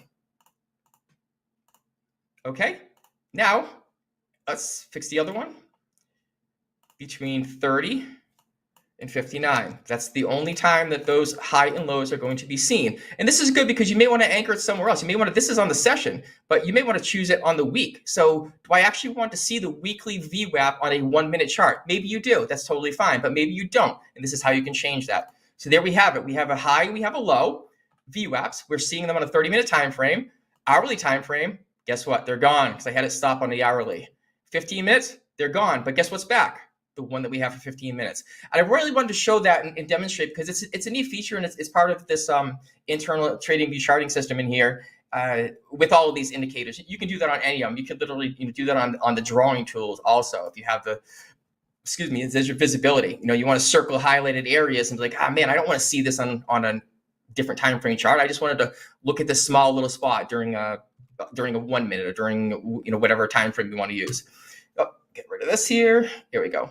So JD, hopefully that covers everything, what they mean, and you can anchor these to events. Brian Shannon he's got a great book. He's been on the show a few times. Go back on the YouTube, look at all the videos on the YouTube channel, and you can scroll through them and actually search put Brian Shannon in there, and you'll see the ones that will. I believe he's on twice or three times actually, and I want to say three. Super guy. It's like the father of the anchor VWAP, knows his stuff. Amory uses it as well. She uses the deviation bands as well. Those aren't TopStep X yet, but they will be. We have to take one step at a time. We want to make sure we get all this calculations done first, and we'll start adding more features. So JD, hopefully we covered everything else that you heard. I wasn't there as part of that segment, so if I missed something, please let me know. Nope, I think you covered it. We're actually going to clip this segment and put it as a standalone video on our YouTube channel. So if you want to know more about VWAP, anchored VWAP, and VWAP settings, you okay? Powering on. Welcome to All Tech Lansing. Okay. Okay, set. Coach Robert for just a second. You got me there, JD? Yep. You there? Okay. Hello? Yes? Okay. You all good? We're good. That was fun. Yeah, you can hear me, right? Yeah, we can hear you, Robert. Okay, great. Thank you. The headset just died, and I'm using another microphone. We get another speaker. Let's get to it. Gotcha. I would have fixed my hair, but I thought the doorbell rang or something. But yeah, getting back to it, we're gonna clip that segment, and we're gonna post it to our YouTube channel as a standalone video for you guys. So just reference it once it's up there. And if you have more questions about VWAP or anchored VWAP, Anne Marie is going to be on for Strategy Lab on Friday with Coach Robert and Gabe. She loves talking about VWAP, so I have some questions ready for her also. All right, let's move on to some of your questions that you submitted on the form today. First question comes from Rahul. Rahul wants to know what type of stop loss do you suggest? Do you suggest a mental stop, a hard stop, or you sort of move your stops around? What kind of stops do you use? We know that you're a mechanical trader. This is a very subjective question too. It really all depends on your trading strategy, your trade setups, and whatnot. Yeah. But when you place a trade, you don't touch it at all, do you? Your trades are very mechanical, right? Yeah, I'm very mechanical on it, but I will close them out a little sooner, and I will, whether in profit or going towards my loss. And this is a great question, Rahul. Thank you very much, because it is a little subjective, but there are some things that, in my opinion, are concrete. One, always have mechanical. You lose internet, you lose power, anything happens like that, you're going to have a safety factor in there, okay? And I know you can have your personal daily loss limit in TopStep X. And I know if you hit your daily loss limit, you don't lose your account. You're just going to stop trading for the day. But have a stop loss for that trade. Even if it is a ways away, like that noise. Even if it's a ways away, it's a fail safe. So throw your trade on, get a stop loss in there, keep it far enough away, depending on what you're trading, just in case. It's just a safety factor. So that would be number one. I would say that's a concrete. That's like, yep, absolute. Now, that said, mental stop loss is good also. You can have your stop loss far enough away. Watch the market while you're in your trade, and maybe the market sentiment changes, especially if you're holding trades for a little bit longer. If you're scalping, it's not so bad because you don't want to enter it and have something happen and tank on you and lose everything. So you want to have that fail safe in there, so you can get in and out of your trades. If you're holding on a little bit longer, you can have that mental stop as well. So let's say you're in conditions and market conditions, it's going up your direction. If you're long, for example, your stop loss fail safe is down here, and you start to see the market sentiment changing, and you go, this isn't a long trade anymore. This is not what I like. Close it, or go, it might come down a little bit further, and then go where I want. Now you can manually bring your stop loss up if you want. So it's a kind of a combination. So yeah, absolutely. One, throw your stop loss on there mechanically, absolute 100%, no questions asked. And then two, sure, use a mental stop. If the trade's not working for you, close it, get out of it. So no problem with that at all.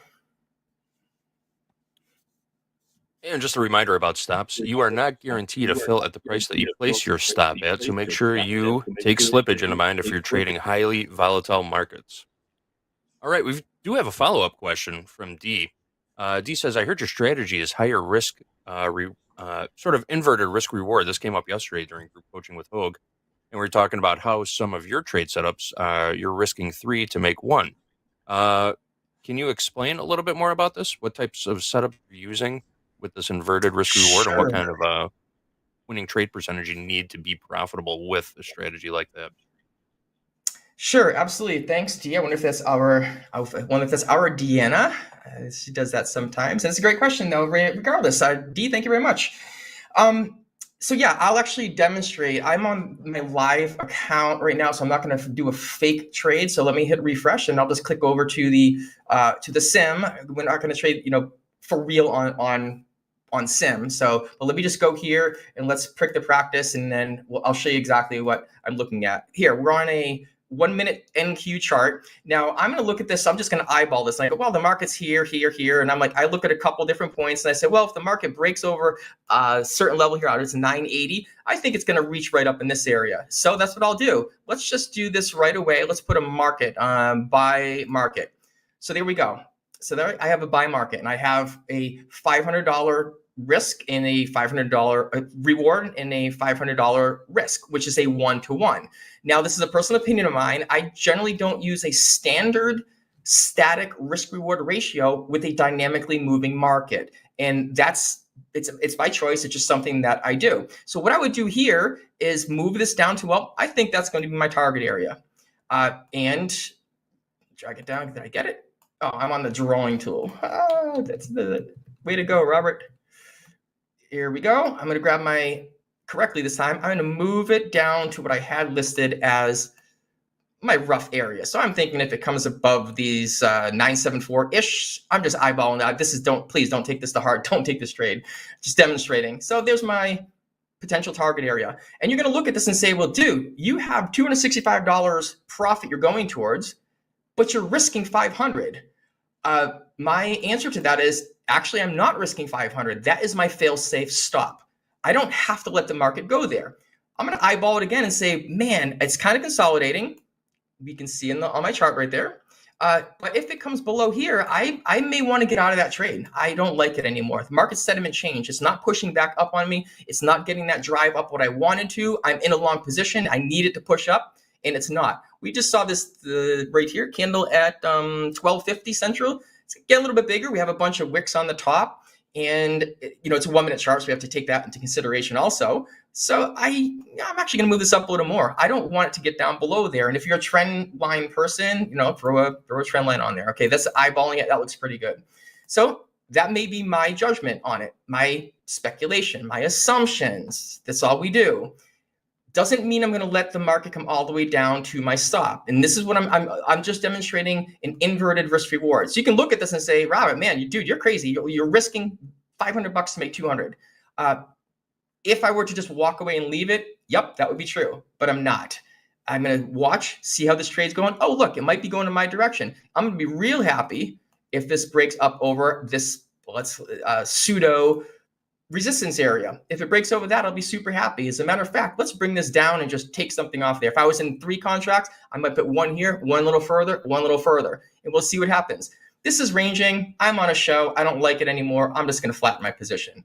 But that's how I generally use, I shouldn't say generally, that is how I use my trades. And I've been posting a few things when I get my little zones going on there, my little target areas, just like I showed on the screen here. That's what my target is.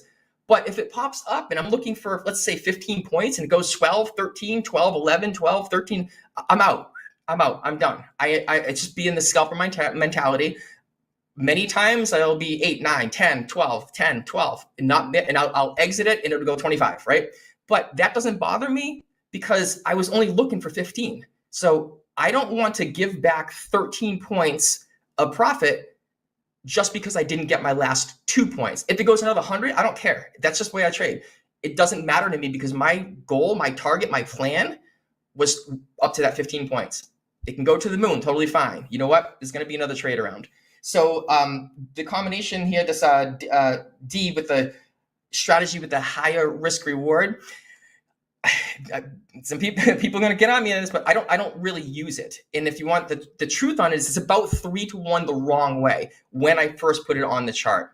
Okay, my stop is far enough away, and I go, oh great, this is where my trade is. This is where I'm going to look at it. I know my target. I don't really know where that stop is going to be at that point in time. Again, I just generally, personally, don't like to use a static risk reward with a dynamically changing market. Those candles are getting bigger and longer. Okay, I'm going to risk my 15 points. Am I going to do a 2 to 1 and have a 7.5 point risk on a 15 point target?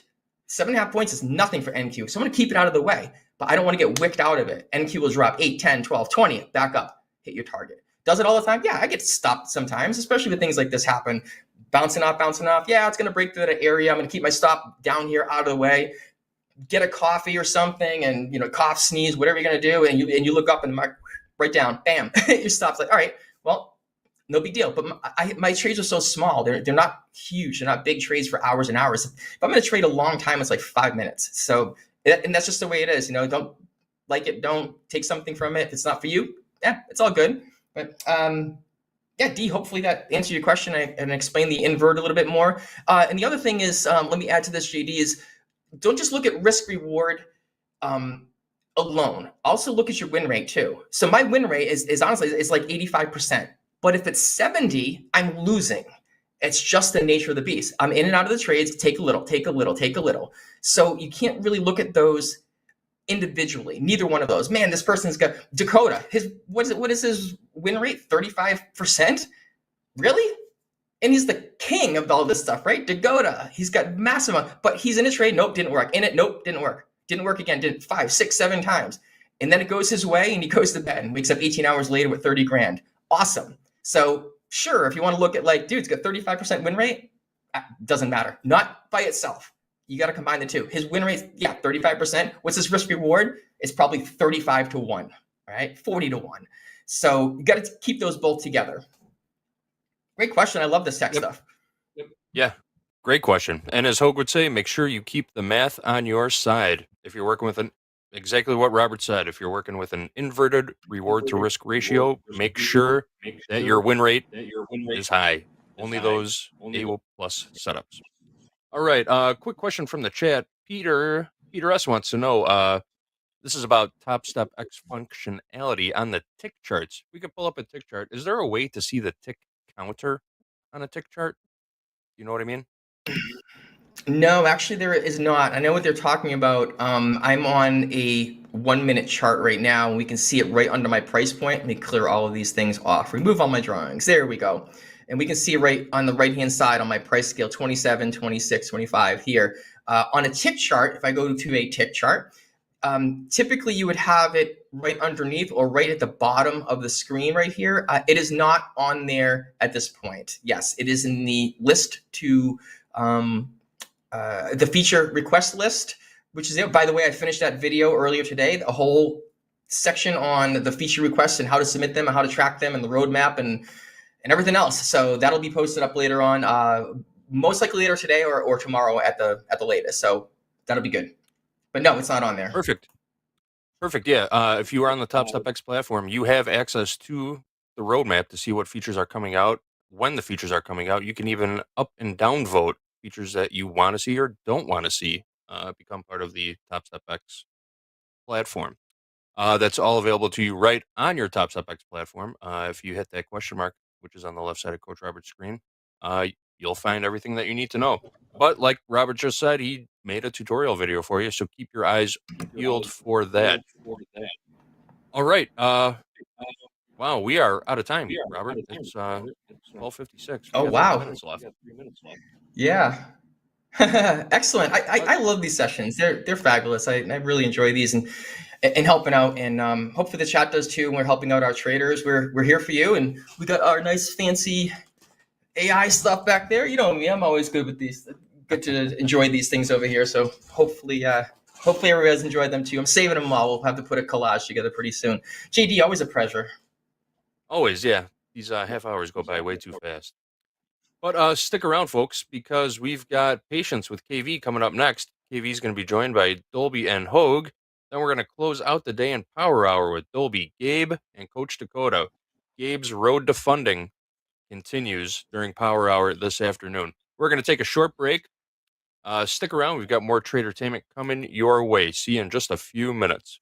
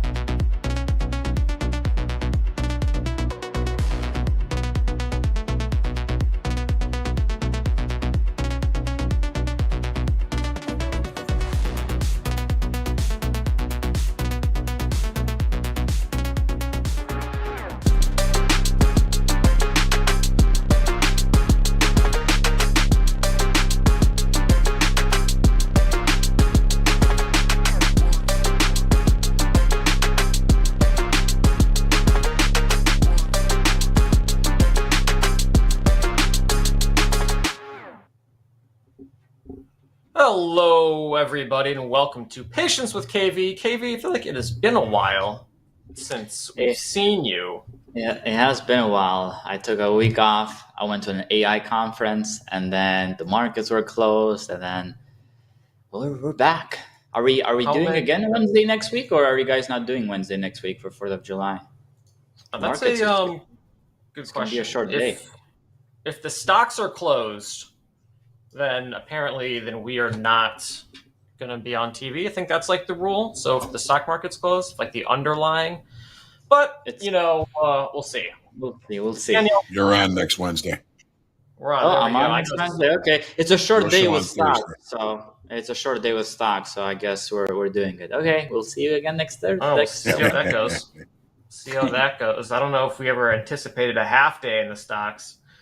So markets are really slow. We're talking about it in the green room. It is, what do we got? NASDAQ is doing the classic, Dorito wedge. Yeah. Maybe Cool Ranch. I guess it depends what's on your charts there. But, lower highs, higher lows, nothing happening there. ES, very similar. YM, completely range bound. But it had a nice bump today, Hoag, because of apparently Amazon was cruising on some new highs. It was Amazon? Yeah. New highs here. It's the biggest stock up today, above 4% right now. Just went through it. It wasn't a big consolidation, so finally it broke. But it wasn't a strong consolidation for a while now. Finally it broke. But even with Amazon breaking like that, NASDAQ still, hasn't reacted that much, right? We're still holding this range. Amazon is in the Dow now. They got demoted or moved over, however you want to say it. But promoted, some would say. I think Jack would call it a demotion. He's not a huge fan of the YM. But it's also range bound. First time Amazon $2 trillion, I think, today. First time ever. That's insane. That's so much money. That is so much money to be worth. So we got a couple $1 trillion companies. That's right. YM is a price-weighted index. So the markets are slow. If we see something, we'll try to take it. We got the house account open. KV, any levels that you like, or Hoag, any levels that you like in either the ES or the NQ, just something to keep on our radar for this segment? If you see something, say something, right? Yep. That's New York subway, you know. If you see something, say something, but no one's saying anything. Levels. Okay. So if you, yes, my chart looks like sun. So there is a zone here that we have been forming. Okay. So we have one of my levels What's here. what are the levels? What are the prices? 19,994. 94 basically. So 94s. Okay. 94s. Yep. So that's good. That's been a strong level since the morning. On the resistances, on the supports again. That's a strong level. Okay. So that's one area where I would be looking for a trade. Okay. Whether we see a breakout, a retest, and a move higher, I don't know. That would be the A+ setup for me. Or if we just get a rejection of that level, we could get a trade idea there as well. But 94s is what I'm looking at right now for the price. Okay. For the downside, it's a little bit tricky to me because it's not as clear. There's a lot of levels. There's a lot of places that we've bounced. So we bounced here, we bounced here, we bounced here in the morning, and then there's just too many areas where we've bounced. So I just don't see it as clean for a trade idea in terms of a level here at the lowest. But 94s is probably the cleanest level I can see right now. 94 and 3/4 in the NASDAQ. Okay. And then downside, I mean, it's just higher lows, you know, like how do you It's tricky. Yeah, we're getting those higher lows. So depends. 935, like, you know what I mean? Like, or is it going to be like 941 or 942 and we're going to keep on just getting tighter and tighter and tighter? So if two scenarios, right? If we keep getting tighter, we might get that bounce at around 945-ish, right? Because we've also bounced in the mornings, right? At 944, we bounced at 941. So 944-ish, that's a nice range there, which we can look at. But only if we can get the higher low to be formed here. If not, I mean, I think we can really see that sell-off down to the 900. Down to 900. Okay, cool. Let's put that down here. And Hoag, do you have anything interesting for the NASDAQ here? Well, I'm seeing both of them as likely staying range bound for the rest of the session. We're waiting for new data tomorrow in GDP and PCE on Friday. I love the 944 low there that you guys are looking at. It's value area low for the session today. So, I mean, if we're going to remain range bound, we're going to probably just keep coming back into value, and buying at value area low does offer us a relatively, cheap opportunity as far as risk is concerned. I don't know if it's that cheap, but I would look to see if the market saw a nice bounce off that level. That's something I could put a check mark on. We've got that trend line there that is on. I think that's KV's chart, right? That trend line right there. I mean, that it gives us a nice little spot to limit risk if we even get the opportunity. Cool. Well, I mean, look, the market is volatile. I would say, even though we have been on a range, it is volatile, guys. So I wouldn't say just because we're sideways, it's not as slow either, because the candles are nicely sized candles. I mean, you're getting 10-pointers, 20-pointers quickly. That means you got to be a little bit careful as well, because what happens if you get stuck in something like this, right? You're in longs, and boom, this happens. And that's literally a 20-point candle right there. It just wipes you out completely. So be careful, position yourself a little bit lighter, I would say, just because there's so many of these drops happening out of nowhere. Like, boom, it happens. A lot of volume comes in. Yes, they got butt up, but I mean, if you're not panic selling, maybe you can hold, but could be a little bit tough. Toby calls that violently range bound.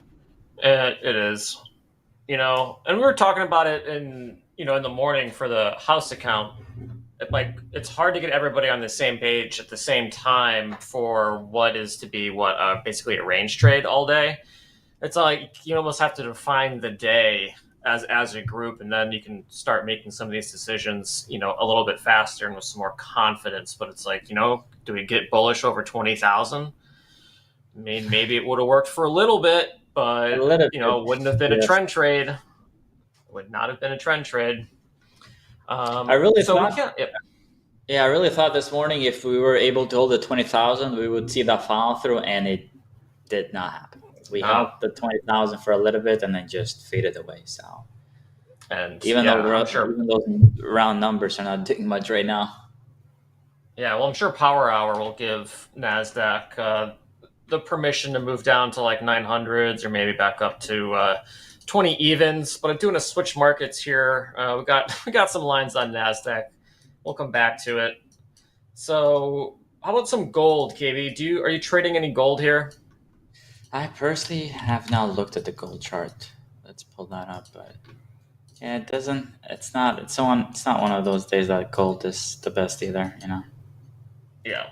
It's very, looking at the ATR, we've only made 30% daily move on gold, and the market will be over in 2 hours. That just goes to show that this is a very, very slow day, because usually we've already made more than half of the daily move in the first hour of the day, in the most volatile hour of the day.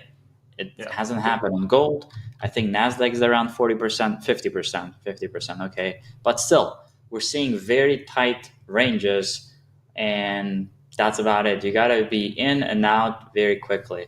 Can you explain the ATR just like really simply? Yeah, ATR is simple, guys. Day high minus day low. Basically, that's the daily range. Depending on how you calculate the average ATR, I personally take the last 14 days. So just measuring day high, day low today, and comparing it with that move for the last 14 days. Today, again, we've only made half of that so far in the NASDAQ. And you might be saying, okay, but we still got 2 hours left. Yes, you got 2 hours left, but usually we've created more than half of the daily move in that first morning session, which didn't happen today. And gold was even worse. I mean, gold was at what? 30%. 30%, which is just I see what you're saying. It's not there, right? So volatility. Yeah. Yeah, there's no trends, there's nothing. You can try and take a trade here and there, but there's not going to be that follow through, which again, some traders make money off of those follow throughs. They want to capture those trends that go on for hours, maybe go on until the afternoon. We didn't get that today. Unless you're trading something like Amazon, which it's still running. We didn't get that. Good for you, Amazon. Yeah, good Amazon for you, Dow. What has been working for me this week, though, has been pullbacks mainly. Just in the morning, I wait for this to be over, for this crappy price action at the open. I wait for this move to happen as well. I don't take it, and then I wait for this type of pullbacks. This what's been making us money this week. This pullback today, and the same thing happened on NASDAQ yesterday as well. I missed the initial move and then enter on the pullback. That's what's been working the most, because the morning I called the open. The open has been a little bit crappy like today. You can scalp it, super scalp it, but it's not giving you what you need. So pullbacks have been much better. And the only way you can catch a pullback is if you're patient enough to wait for a trend to form. Because if you're not waiting for a trend to form, you don't even know when that pullback is going to happen. So that's why I don't like these ranges too much, because it's difficult to find that trend. Are we uptrending? Are we downtrending? And we're probably doing both right now, right? So it's a little bit tougher, I would say, right now. Yeah. Did you have any comments on gold? I mean, we talked about it a little bit this morning for the house account trade. I mean, really has not done a whole lot. Yeah, just in the longer time frame. We're in short time frame control, right? So, and it hasn't been moving all that much. We had a breakout below a pretty substantial trend line. You guys want to look on my charts here? Yeah, if we could have those pulled up. Getting there. Bam, there we go. So, yeah, there's that low. 1, 2, 3, 4, 5 points of contact along that trend line. And we called this out yesterday during the session. I said, if we start seeing some momentum below this trend line, you want to go with it. Well, if we went with it, we did all right yesterday, but in the overnight, market traded back to that, rejected it, and that's when the real continuation move began. And it's a pretty decent downside move, and then it did what gold always does. It just sits. It has one good move, and then it sits. And we were looking at potentially looking for some sort of structure to form down near weekly kickoff low 2,300, and then there's that naked TPO point of control 10 ticks below that at 22.99. You're going to see if we could start to see some sort of structure for a decent pullback off of that level, but we never had that opportunity. And for all intents and purposes, gold is now closed. There's very little volume, very little interest, and that's just kind of continuing over a longer time frame. I mean, take a look at this daily chart. Where are we? Range, high, low, high, low, high, low. Yeah.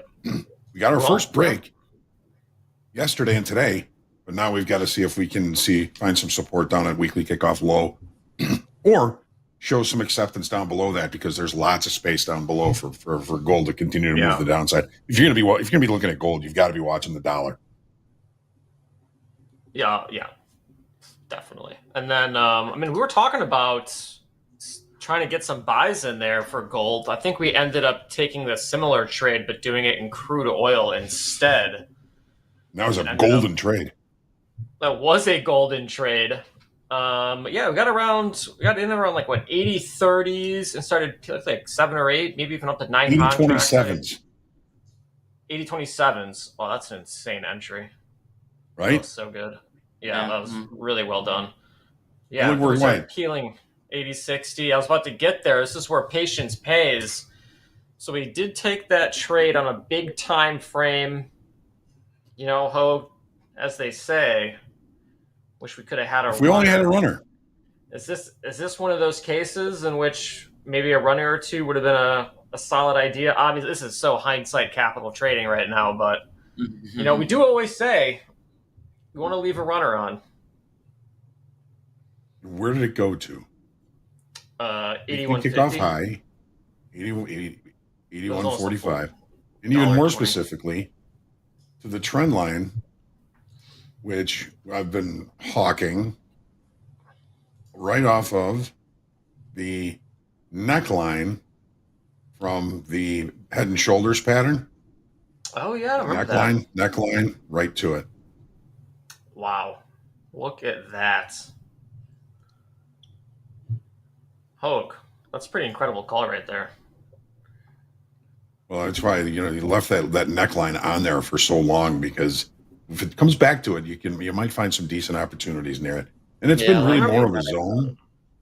Yeah. More of a zone, really, because the weekly kickoff high is 81.45. Last week's high is 81.79, and that trend line is right between them. This whole zone up here looks like ripe for some sort of longer time frame execution, one way or the other. We haven't that hasn't been proven yet.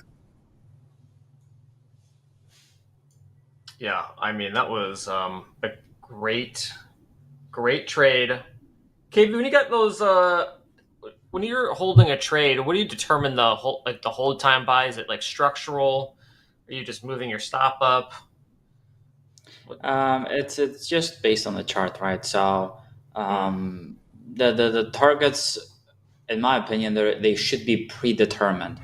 I have my targets predetermined when I enter that trade. So as long as my targets have not hit and my invalidation zone is still holding, I will be in that trade, no matter if it takes me 5 minutes, no matter if it takes me 5 hours, right? Usually they're taking me a few minutes just because I'm placing the targets and the trades that way for them to be hit in a few minutes. But that's what it should be based on, just on the chart. If you have a key level, just trust the level. There's so many times that you're in the trade and you're like, oh my God, I have this key level here, but I wish it doesn't work so I can keep holding this and it goes higher. And that's when the market humbles you, right? Because you gotta look at the chart.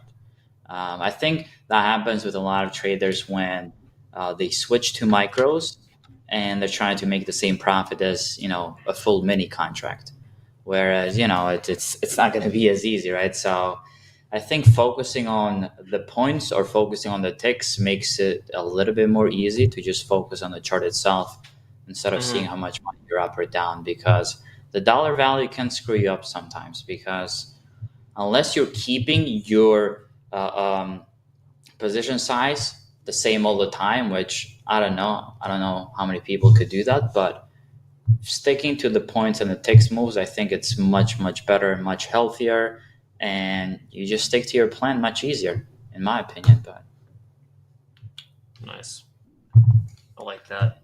Focus on the feedback chart. and advice. Yeah, I mean, yeah, just trade structure, right? If the chart is telling you to hold. Don't panic sell because your P&L is going down. The only way you can panic is if you're over leveraged. That's the only way, because if you're positioned yourself correctly, you're gonna follow the chart every single day, every single trade. It doesn't matter unless you're over leveraged, which you're gonna make decisions based on your P&L emotions. Yep. I always say that traders make the money they deserve. I always felt like every time I leveraged up, I was not ready to see those numbers yet. If a trade went in my way, it's like this is palm sweaty, mom spaghetti. You know what I mean? It's like I don't have the reps, trading 10 lots, and you finally get a winner. It's like whoa, this is scary. It'll be the first time I heard something like that. It was put a little bit differently. It was, you can take whatever you think you're worth. Oh, interesting. Oh, I like that. Yeah. Mm-hmm. So, I mean, it's basically the same, right? You get what you deserve, or you take what you think you're worth. Yeah. Yeah, I think a lot of traders have gone through that. And it's all because of position sizing, right? You're just putting on too much too soon instead of slowly scaling up, Glad that Topstep kept the scaling plan. You got to make sure you're really important mentally and emotionally prepared for size if you're going to be trading size, right? Yep. Yeah, Dakota didn't get the 30 lots overnight. What are you saying? No, since you mentioned the scaling plan, there's a lot of rules, if not all of the rules that Topstep has. I don't even think of them as disadvantages or as rules, because it's like stuff that you have to follow, even if on your personal account. Like, why wouldn't you want to scale up when you get a fresh account, right? That's what you should be doing. So, especially the scaling plan, that is the only thing I always forget about, because it does not impact me whatsoever. Like, I don't even know that it's there. Like, that's the mindset that you have to be in. So, and I see people complaining about the scaling rule. It's like, I don't think that should never be taken away. It should always be there. I mean, it's I'm with you on that. Yeah, it's protecting you more than it's protecting Topstep, Yeah. Mm-hmm. Yeah. It's suggesting that you keep your size down until you build the account. Yeah, I mean, it's just, you gotta win it. You gotta earn your Makes size. sense. That's it. Makes sense. Yeah. So we do. KV, are you tapping on your desk by any chance? You doing like finger drums? My bad. I have one of these the squeegee balls. Oh, do you? Okay, cool. The stress ball. Yeah, the stress ball. Yeah. I didn't understand that came through. Yeah. No, it's okay. I play drums on my desk all the time, like all the time. So I get it. Yeah. Oh, you got that? I have some. Where do they go? Never mind. I'll look at them. Okay, we got some movement in the indices. So some things have perked up. ES has picked up a little bit. YM is currently trading at 39,570, 569.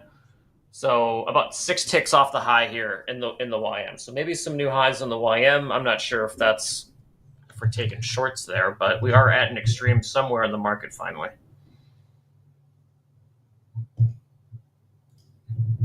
It's a snooze fest right now. It's a snooze fest right now. 25 minutes into this session, guys, and the price is literally almost where it opened at 2 p.m. Yeah. House account long. Let's go. I mean, I wouldn't mind getting long. It's just not great.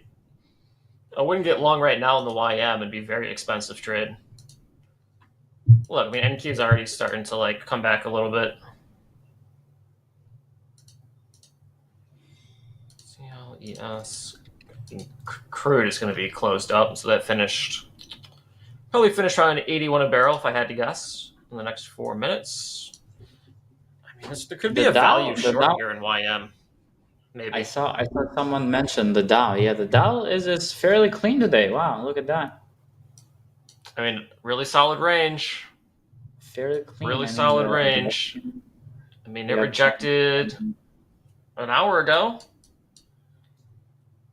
Yeah, no, it doesn't look bad. I mean, much better than looking at the ES and NASDAQ charts for sure. Yes, I would agree.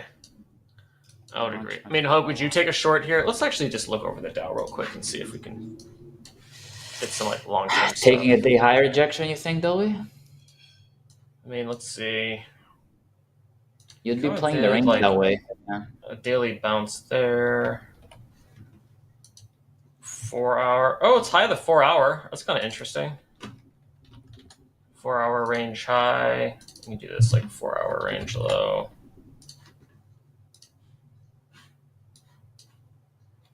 This is S&P's traded right to value high and fell off. NASDAQ is really just sleeping here. Sick. Okay, cool. Dow traded to the high just within a few ticks there and then started coming off. I know, that might have been an interesting short, actually. Yeah, it was so cheap, but yeah, it's almost like you had to take it. I know. I didn't even think about like looking left, like a ding dong here. If I had just gone to like a 4 hour chart, would have drawn this line. This means a lot more than just, oh hey, we're at 39,572. It's like we're at 4 hour resistance possibly.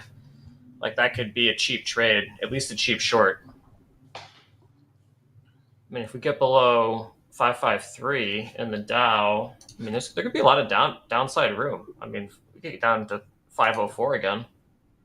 That's range to range. Eduardo in chat saying there's a double top at Apple, saying we could see downside now. Let's see what this looks like. Yeah, there is a double top.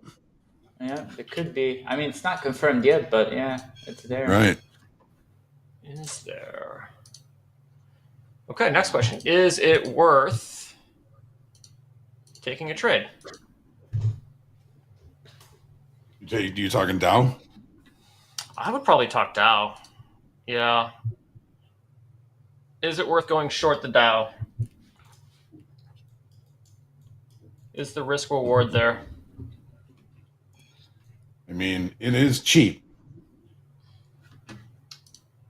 It is a cheap the risk short. And reward, the risk and reward is there. It's just, do you want to take the risk? Because the way it's looking, it's still creating higher lows here, right? If you look at it on a 500, it's still creating those higher lows since the bounce that we saw at 120. So again, as you guys said, it's a cheap trade, sure, but is it going to work? No idea.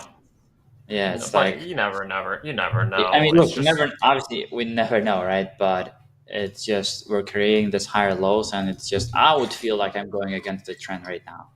But okay, unless we see chat. Unless we see some crazy sellers on Amazon, which I don't think they're going to go up today. I think, both of y'all picked up on the higher lows in the YM to keep you held off on the short.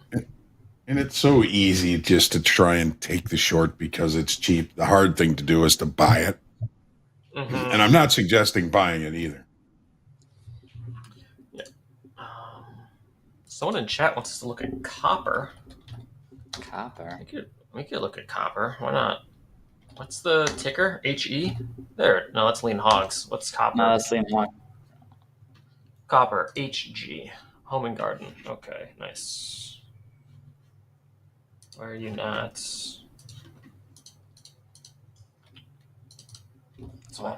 I've never looked at a copper chart in my life. To blow your mind.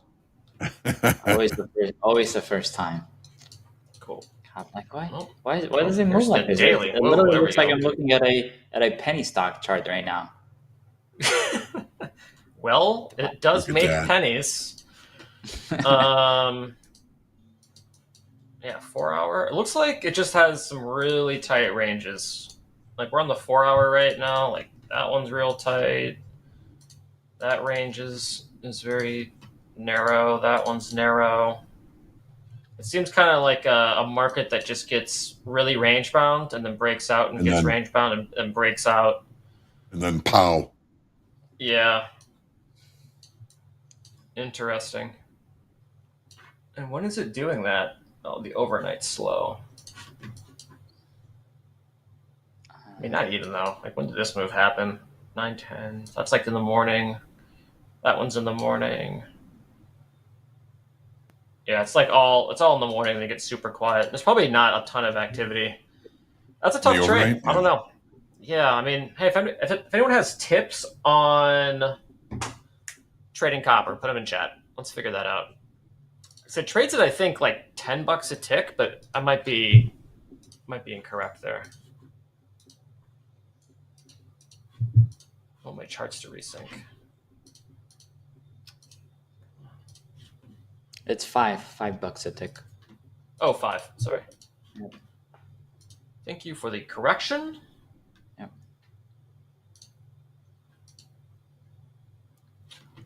What a snooze fest, guys. Some people in the chat saying another run to 20,000.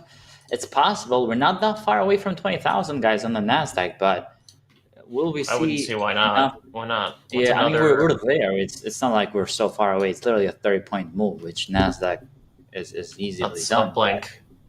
And it's just sitting right in the middle of the range, right on the point of control.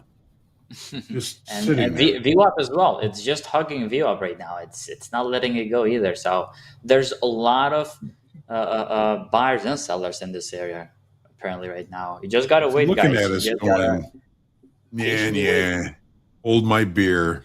That's what We the should NASDAQ's just like right now. Hoag, we should just make a market. We'll just short 77s and buy 63s, and then just try to keep on doing that as much as we Just can, and ping pong just see back how and far we forth. get. Yeah, Ping pong, yeah. and just see how many in a row we can get.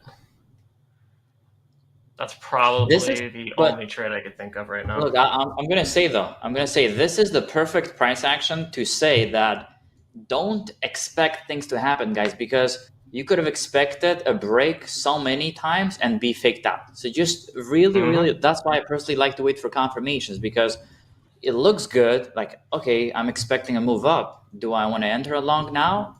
Not necessarily, right? Because it could just keep doing this forever. Like it could literally go into the close like this for all I know, you know? So Well, I mean, it could, but it's not could, right? It has The to make somebody possibility is there. miserable. It still has a whole hour and a half to make someone Yeah, it's still miserable. got that That's 1 hour. gonna But do yeah, it. all I'm saying is wait for those confirmations. You're gonna get the high quality setup. So sit on your hands as much as possible. Yeah, I don't know. Doesn't What about even- 30 there's lots not at even any- 60? There's no delta even. And, you know, Settlement it's 1,400 positive in the S&P is 2,800 positive in the NASDAQ. Nothing to help there.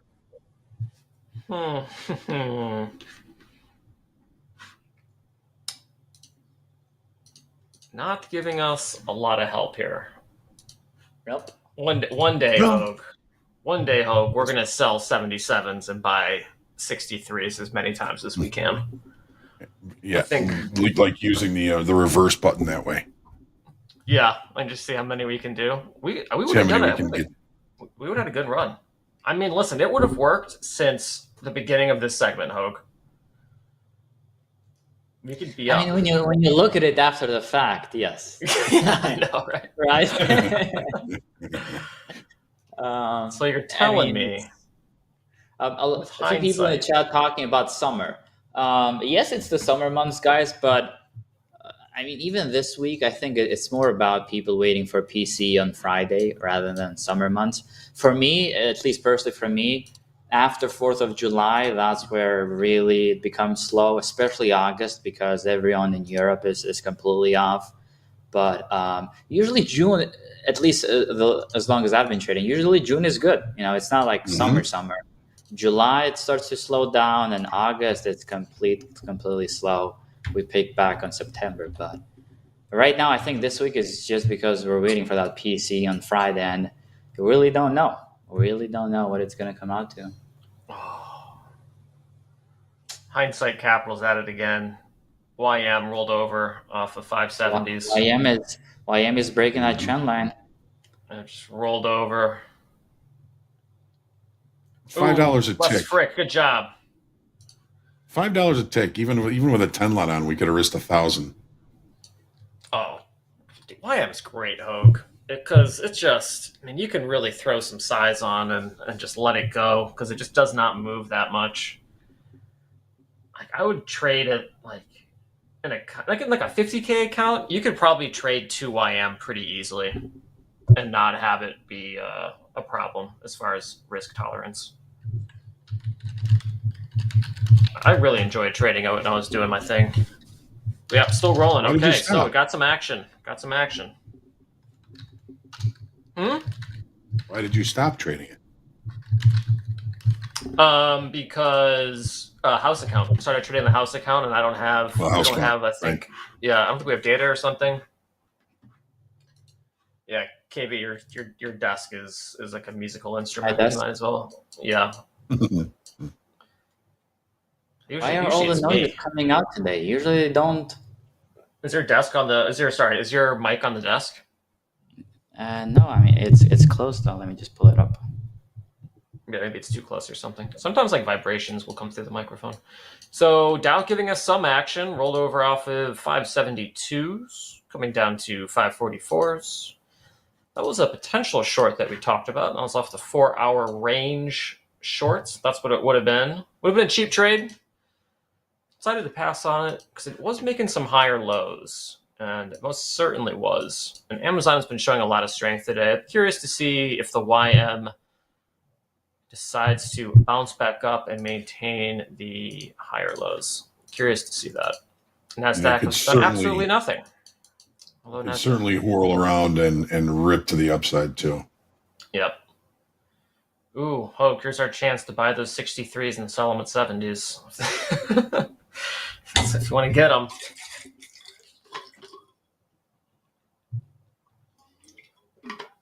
Flow trader, this slow market is kind of nice. Yeah, if you're into slow markets, join Dakota at 8 p.m. Central Time. It has been making higher lows right here in the NASDAQ. Is this the time that it decides to fail? We got 21 at 961. Does anyone in chat actually trade this tight of a range actively, where you can short the top, buy the bottom, short the top, buy the bottom consecutively with success? I'm curious. It's not a bad range. I wonder if anyone actually does that. Would be. I'm not that type of. Yeah, I'm not that type of trader. I wouldn't. Be printing money. It's like all I do is trade lunch and then the summer, and that's it. And you just trade ranges all day, and that's it. It's like the anti-volatility play. Give me the most boring markets. Renee in the chat says, I don't think you can pay KV to place a trade right now. Definitely not. Oh my God. How can you place a trade with this going on? Well, NQ's starting to roll a little bit. We are starting, especially with that YM breakout. It's definitely weighing down on the S&P. We are seeing a little bit more seller pressure on the NASDAQ as well. So let's see. We got 20 minutes left for Power Hour. This kind of reminds me of, what was it? I think it was Monday, in which we basically did a megaphone, did a really tight consolidation for lunch, and then completely melted off towards the end of the day. It's actually setting up to be very similar. So let's see. Let's keep an eye on that. I wonder if Anne Marie remembers that day. I think it was Monday. Very curious to see if she remembers that. I feel like if the Dow can't, take out 530, 525, that area there, this thing could continue to push to the upside. Especially 530. Yeah. It's not really given that much off the top. No. And with that, here it comes. Yeah. Well, I mean, that's the thing. It's with range trading and cheap trades. It's like the moment you want to press that sell button at a top is also the moment that it could break out and, destroy your stop loss. And so, you don't get that opportunity to take that short every time. And, favor fortune's the bold in a moment like that. It looks terrible in the moment, but 15 minutes later, it's the bee's knees. That's just kind of how, trading those ranges is. Fortune favors the bold. That's famous. Yep. Some of those sayings stick around for a long time for a reason. Those Bitcoin, what was that? Coinbase? Mm-hmm. Yep. Hey, scared money don't make money. That's right, Bernie. Also, you don't know until you bet. That's it. Matt Damon ruined that saying, right, Oscar? Let's see. We're just retesting that day low trend line right now, guys, on the NASDAQ. That's where the wick is. Yep, Hoag, you'd have mentioned. I got a Hoag level here 44? At 44 evens. Yeah. Yep. So you'd be a buyer at 44, Hoag? I mean, it's value low if we're going to remain range bound. My question is, where's our real risk on that? KV, do you have any kind of an idea on risk on that?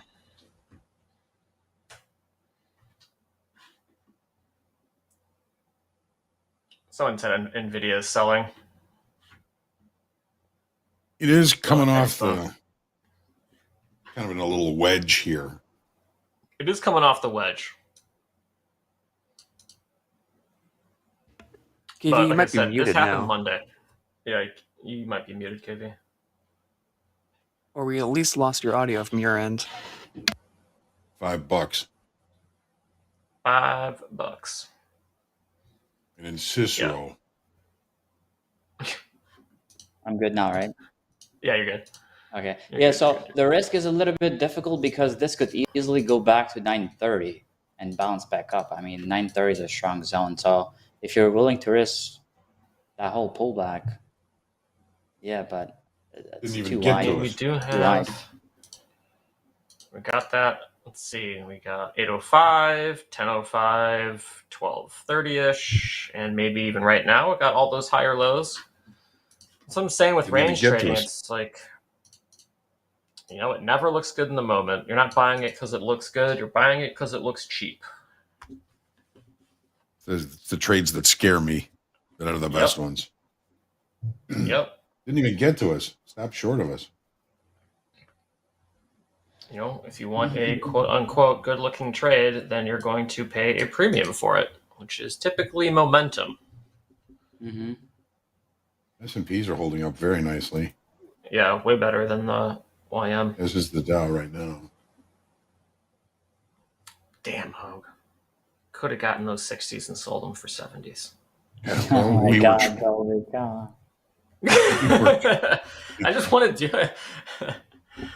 We had good levels this morning in the S&Ps between 55, 15, and 10. We didn't get there. And we just were looking at 944s in the NASDAQ. We didn't set up for it, but it didn't even get there anyway. So no crying over spilled trades. Yep.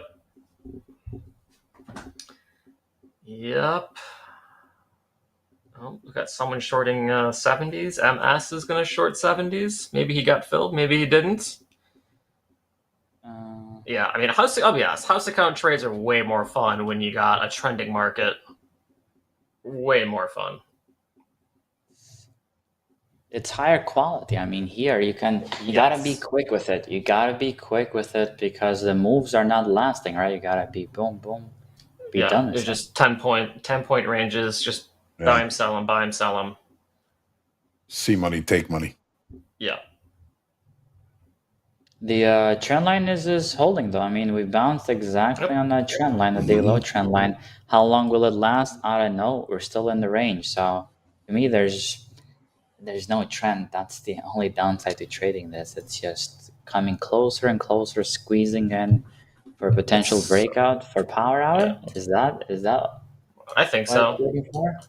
I think probably stop run city for power hour, if I had to guess. I guess I'm a little bit surprised. I don't think it's going to do anything just because it didn't make a lower low in any form or fashion. So I don't think it got any like new participants out of their positions. This is probably just the same people just passing NQ back and forth, if I had to guess. Gold is nothing. CL came back quite a bit, actually. Closed a lot lower than I thought it would. Closed at 80.80 and not 81. So that almost retraced probably about half of what it put up today. 80.83 was settlement from yesterday. Pretty much right there. Hey, welcome back. We didn't have to do anything. Nope. Didn't have to do anything. YM caught a bid again. Wow, okay. I mean, these ranges are just, you just got to put those orders in and just let them get filled. Coming all the way back again. So is this like the new bull market right now for the minute? Right now? Right in this minute? The It's going to boomer be the bull market? Boomer market. Silver? Oh, I don't know if we can trade silver. That's like, what, $25 a tick, Hoag? Yeah, I believe it is. Used to be 50. They halved the contract a few years ago. 50 a tick. Here's our chance to short 70s for 5 points. Ian Marie pointing out 81.50 has been a good sell zone for crude for days, which is true. Nice. Yeah, crude's been good recently. Influence up at that level. Wow, YM. Back with a vengeance. 15 points off highs. Exciting times in the Dow.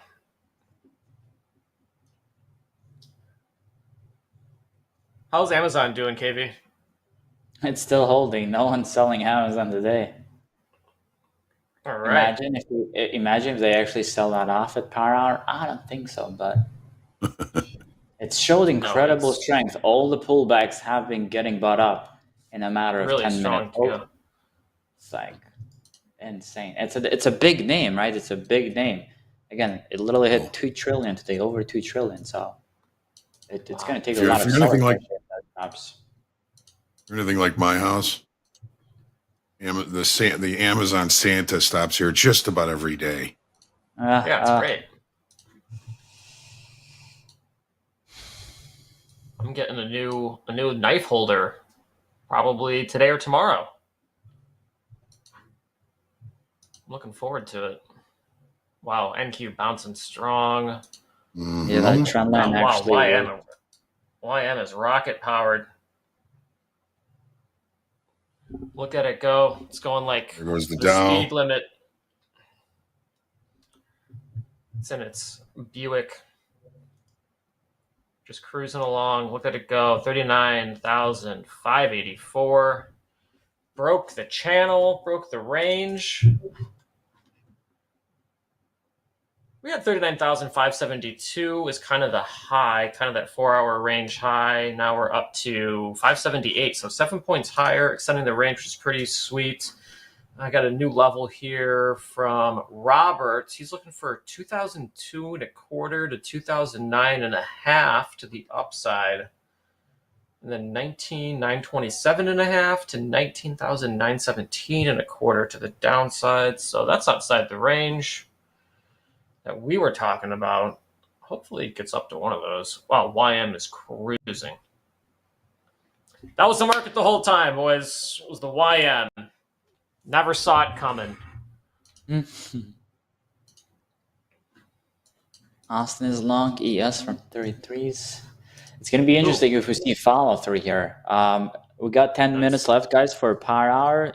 If we don't get to the 94 level for NASDAQ, please make sure you keep that on the watch for power. And 94 will be key for the NQ. 94? Nice. We're going to keep it up there. We're going to keep it up there. Yeah, it's... Wow. So rangy, man. Hoag, we could have bought 50s and sold them at 80s. Mm-hmm. That would have been a good one, Hoag. That's 50 points. Mm-hmm. Who would have seen that coming, though? I mean, that was a pretty good push. Yeah, I know, but we're not buying it because it's pretty. Buying it because it's cheap. And the NASDAQ, I mean, just basically came up to value high. S&P is currently trading value high. They're definitely lagging the Dow, that's for sure. Yeah. I mean, Dow's starting to get back within that range, though, so I'm curious if we come failed moves, come fast moves, get below 39,571. You know, if that doesn't hold, that could be kind of interesting for a short, actually. It'd be a cheap short, too, because we could just put our stop at, like, 588, take a short at 578, risk, 10 points in the YM for a possible failure. I mean, that's not too bad. When you say 10 points, you're talking 10 ticks. Oh, sorry, right? 10 ticks. Well, it's Dow, so, like, it's... Right. I think it's a point. What's a point in the Dow, right? It's a tick. Yeah, point is it? Yeah, it's exactly right. NQ. Oh, NQ is doing the range thing. I got exciting for a second, though, didn't it, chat? I got really excited for a second. I really thought it was going to push. I really thought it was going to push. Yeah, wasn't that? You know, I think it's keeping the range. It is keeping the range. I'm glad I'm cash because it's faking people out. Even the previous break, if you didn't have that zone there, if you were just looking at candlesticks, that's what it did. I mean, just peaked below these candlesticks, and as soon as it did that, boom, got bought up. That's why it's always good to have as much confluence as possible so you're not missing these types of, you know. Right. Literally, it was just that. We broke these lows, boom, came back in. And failed to follow through now. Man. Well, we got 7 minutes left for this segment. It was a fairly chill, very chill segment here for Patience with KV. Mm-hmm. Looking forward to July and August, in which he said we're going to get more of the same. So, Hoag, if we are on together again, I think this 10-point range trade in the NASDAQ might need to become part of our toolbox. And for the summer, it might have to be. Yeah, for the summer, you only need 2 things, guys, for the summer. Some patience and some sunscreen, you know? Sun cream. That's all you need. Yep. That is it. You got that is it. It's pretty simple. much all you need. It's very simple. Yeah. Let's see if that YM thing would have worked out. It's still hanging out. Yeah, it's not giving much interesting back. To see. No. At least not yet. It's already doing higher lows on the 1 minute. It's like grind higher and then fall apart. Grind higher and then fall apart. Yeah. Grind higher and then fall apart. But it ain't falling apart right now. No. We got Gabe coming up. That should be pretty awesome. Looking forward to talking with Gabe and see how he's doing on his journey. Got to say, hell of a time to start your road to funding during the summer. Oh, my God. I hope he has a strategy in place. Maybe his system has changed. Strategy has changed. Maybe he's now fully adapted to trading on air over the summer for the masses. But we will be in good hands. Coach Dakota will be joining us. Our #1 trader. Man, the myth, the legend. Man of 6-figure payout. Also his own segment called Slow Markets at 8 p.m. Central Time on TopstepTV. Would highly recommend joining. Hoag, we had a special guest yesterday. That's what I heard. Danielle, yes. Danielle, fearless leader, was on Slow Markets. It was pretty cool seeing her. Did a great job. Awesome. Did a great job. Real unnatural. I heard Gabe was on too. He was. Yep. Gabe was also on. think they were placing some trades. I think they got stung by one. I tuned in earlier, but I didn't see what happened later. But it was a very cool segment. Very cool segment. Awesome. So if you haven't checked it out, yeah, definitely check it out. They're pulling about 2,000 concurrent viewers, so not small potatoes by any means. I mean, it is a full-blown room right now. Especially during that Dakota's- time, right? He's the man. Yeah, 8 p.m. Yeah, I mean, hey, 8 p.m., yeah. good for him. Trading great, giving back to the community, has his own show. Yeah. Awesome stuff. Awesome stuff. And we get him for a whole hour coming up. So interested to see what his opinions are about the market. Wonder how he's been trading these ranges. I'm sure he might just say buy it. Maybe he just says sell it. Where do we buy it? Right. Where do we buy it? I mean, who knows? But I'm sure he will have some ideas for us for the house account. The winners will be announced on Monday, I believe.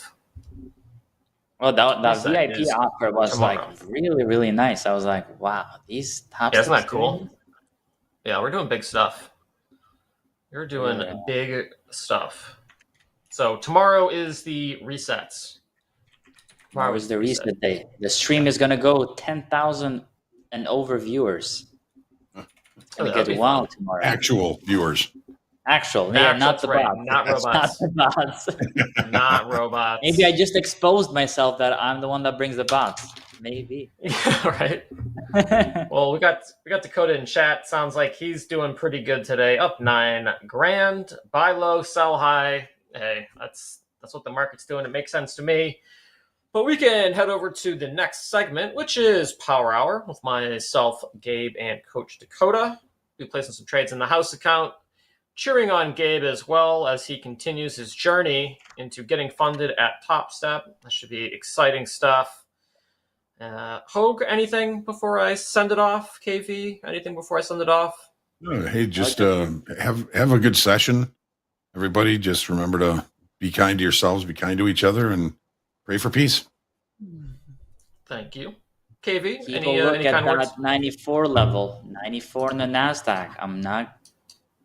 It's going to be key. If we get there, if we keep holding this range, then can't do much about it. But look at 94 if we get to see those uptrend moves happening for Power Hour. But yeah, good luck, guys. Perfect. Got it on the chart.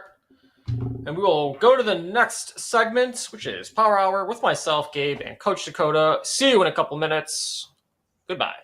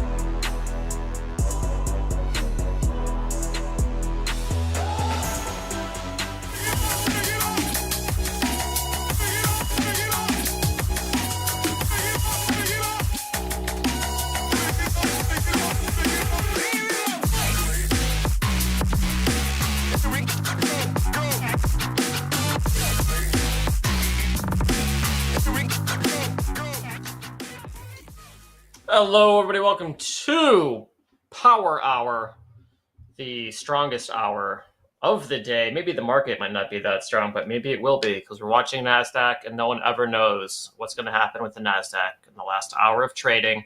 Have a very, very special guest here, Coach Dakota. Welcome. Doing very well so far today, as you sent me a message that says buy low, sell high. That being very prudent advice on a day like today.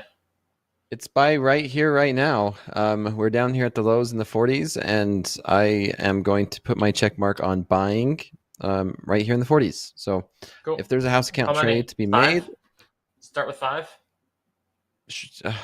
5, 20, Do 15. you see us adding more? Do you want room to add more? Sure. We could start with 10 and then add 10 more, and then another 10 if needed. Okay. Sounds good. Hold on. But right, yeah. 40, 45.50s. No, 44 and 3/4. So let's work 10 at 44 and 3/4. Got a check mark from Dakota. Yep, that's my check mark. But yeah, essentially that's the play. Maybe you missed it. Maybe we were just a little bit slow. I don't know. Maybe it will give us more opportunity. But yeah, that's what it was today. Today's range has been. That didn't take long. Awesome. So today's range has been basically 930s to 940s, all the way up to 20,000, right? And it's a very range consolidating day.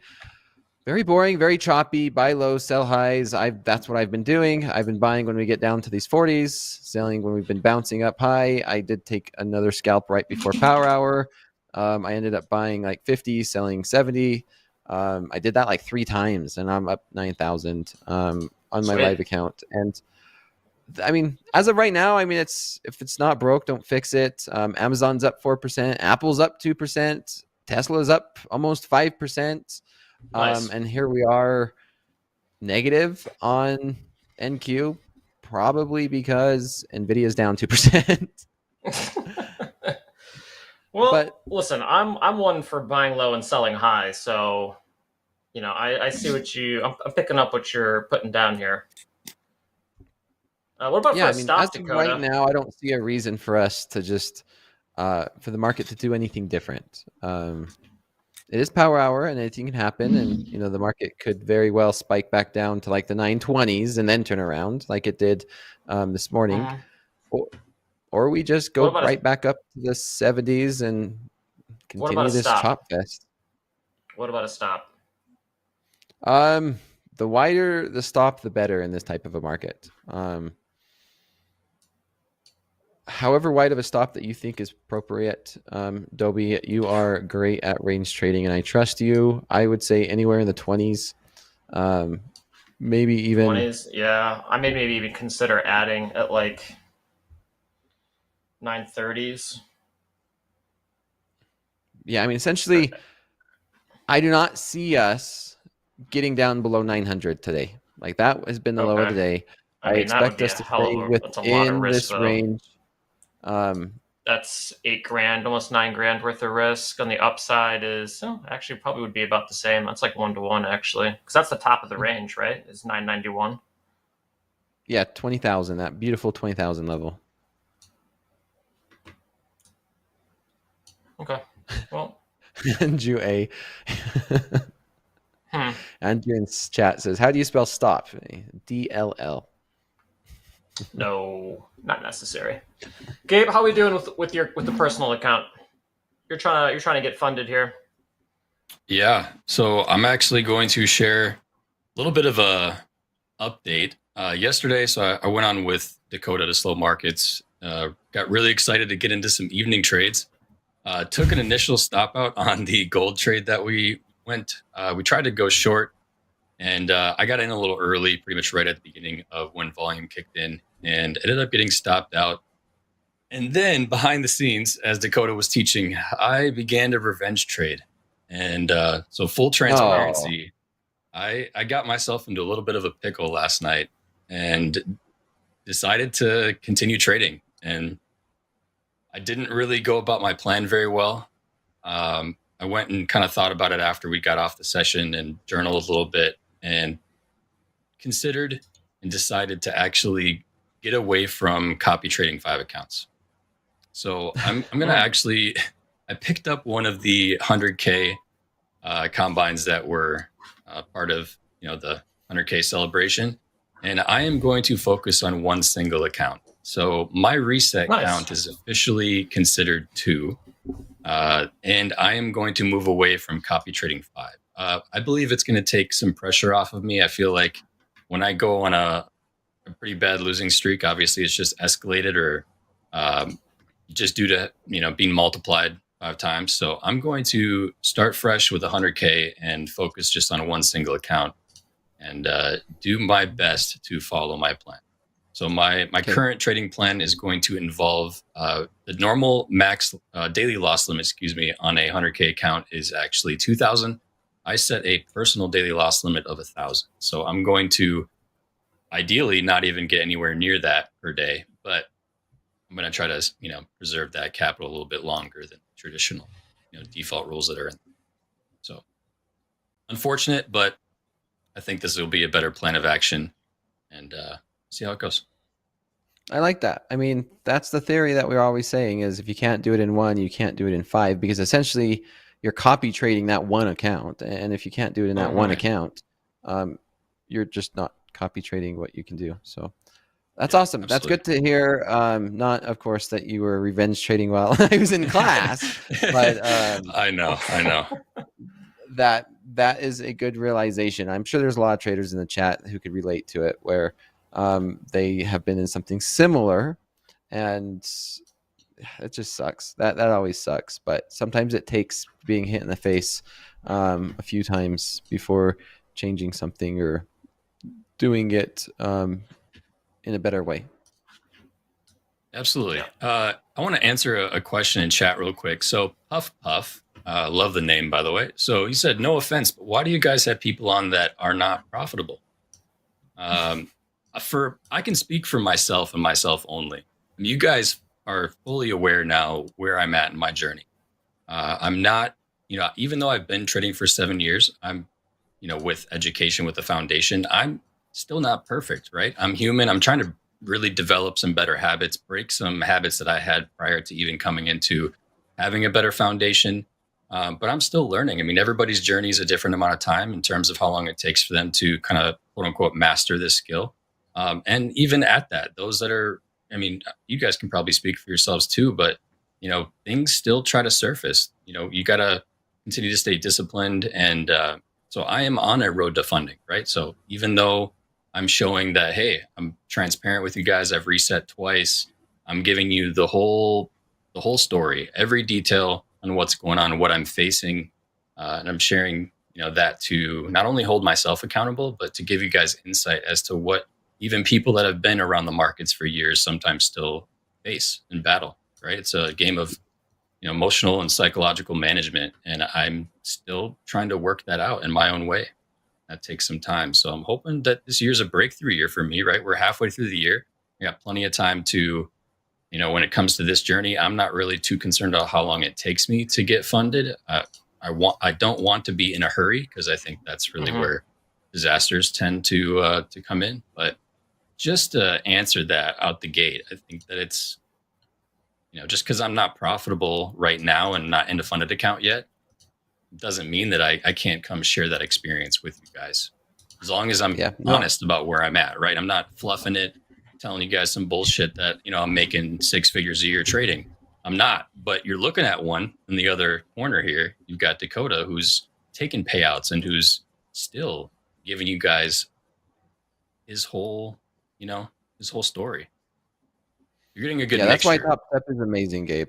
I agree. You yourself and the traders on here that are not as consistent or profitable or on the top 10 leaderboard and all the sparkles, right, is just as important, if not, I would argue more important, to be on the show, because everybody could relate more to, say, yourself, Gabe, or someone who's going through that journey, rather than they could be like me, right? Because it's like, oh, everyone wants to be like this one person. But, in order to get to that point, you must go through what you're going through right now. And it's a lot easier to learn from someone who's going through that now than to go through it yourself. So we have thousands of traders out there, and it's a lot easier to learn from someone else's mistake than hopefully your own. And it's definitely a lot cheaper, and go through that. And they could look at you and say, okay, I'm going to try and follow what Gabe's doing, and he just tried to do that on copy trading 5 XFAs or 5 combines, and he went through that. Well, if I'm new and I hear that, then I'm like, oh well, I don't want to go do that. I was thinking about buying 5 combines, but it's probably a lot smarter to just do what you're doing and do 1 combine and then go through that process. So I think, absolutely. And now I'm talking it through. I think it's more important to have you on screen than say me. Well, Wait, before you go, Dakota, I like having you on screen. I love listening to you. You got a lot of good wisdom, and I think that's good discernment, and I think that that's valuable to all of us. Yeah. No, really, really is. Dakota, we're hanging in there in this trade, man. Where do you looking to add some more? I think the opportunity to add was that. I mean, you could add some right now. We're kind of for some reason I thought you said he was going to add some at 30. 30? No, maybe I did, and I just wussed out or something. If not, no, it's fine. It's fine. We just let this trade work out. Okay. This is how a market like today is. It's slow. It's choppy. It's boring. You place the trade, and it's gonna not go straight up or straight down. It's gonna chop around and not make sense. And you just wait. If we get back to 35 evens, I'll add 5. What's the entry price? It's 44 3/4. It's right around where Hoag was talking about, and you were talking about it too. So that was our 2 check marks. It was one of Hoag's levels, and you mentioned it as well. Oh, so we're basically there. Yeah, we're close. We're close. And if I can add 5 at 35 evens, then I'll move down a little bit. You're in how many? We're in 10 right now. Oh, okay. Maybe 15. So we still have, like, if the goal is 20, I'm trying to find a way to get up to 20 reasonably. Yeah, then that makes sense. Yeah, if the goal's 20, then we could definitely add here. Cool. So somebody asked in chat, can you talk about the habits that you need to change in order to become profitable? Personally, the 2 biggest ones, I've mentioned this before, are going to be over trading. So getting into just trades for the sake of being into trades. The other one would be just revenge trading. Last night was a prime example, right? Taking a loss, not willing to accept it, trying to make it back and then some. Just getting into that kind of, decision making mindset. It's where I tend to get away from my process. Third, it would be scaling too largely, scaling too quickly. So getting into more contracts than I should be for my risk tolerance. Those are the 3 biggest things that I struggle with to this day. I'm trying to break away. Yeah. You're also going through something that's a little more unique, is you're only trying to take trades on screen. So you don't have the luxury of just trading without the pressure of thousands of traders. And then you also have the flexibility of trading when you want to, right? So you have a lot more added pressure. And so one, it's great for transparency and traders could see it, but it's going to be a lot more difficult for you though, Gabe. And hopefully you do understand that. Yeah, absolutely.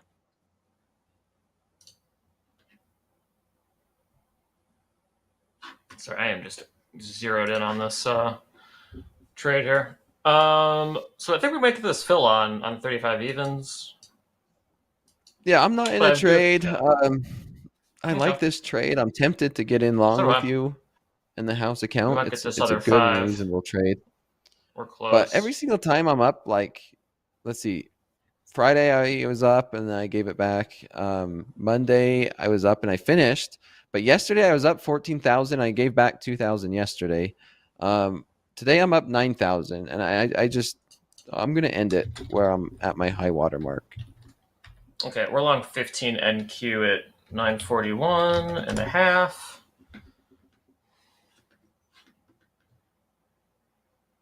I am also long 1. Nice. Good. Long 1, just 1 mini. Nice. Entry was 935 3/4. Right at this area of demand in the 30s. Low end of the range. Looking for a first target of 52 1/4.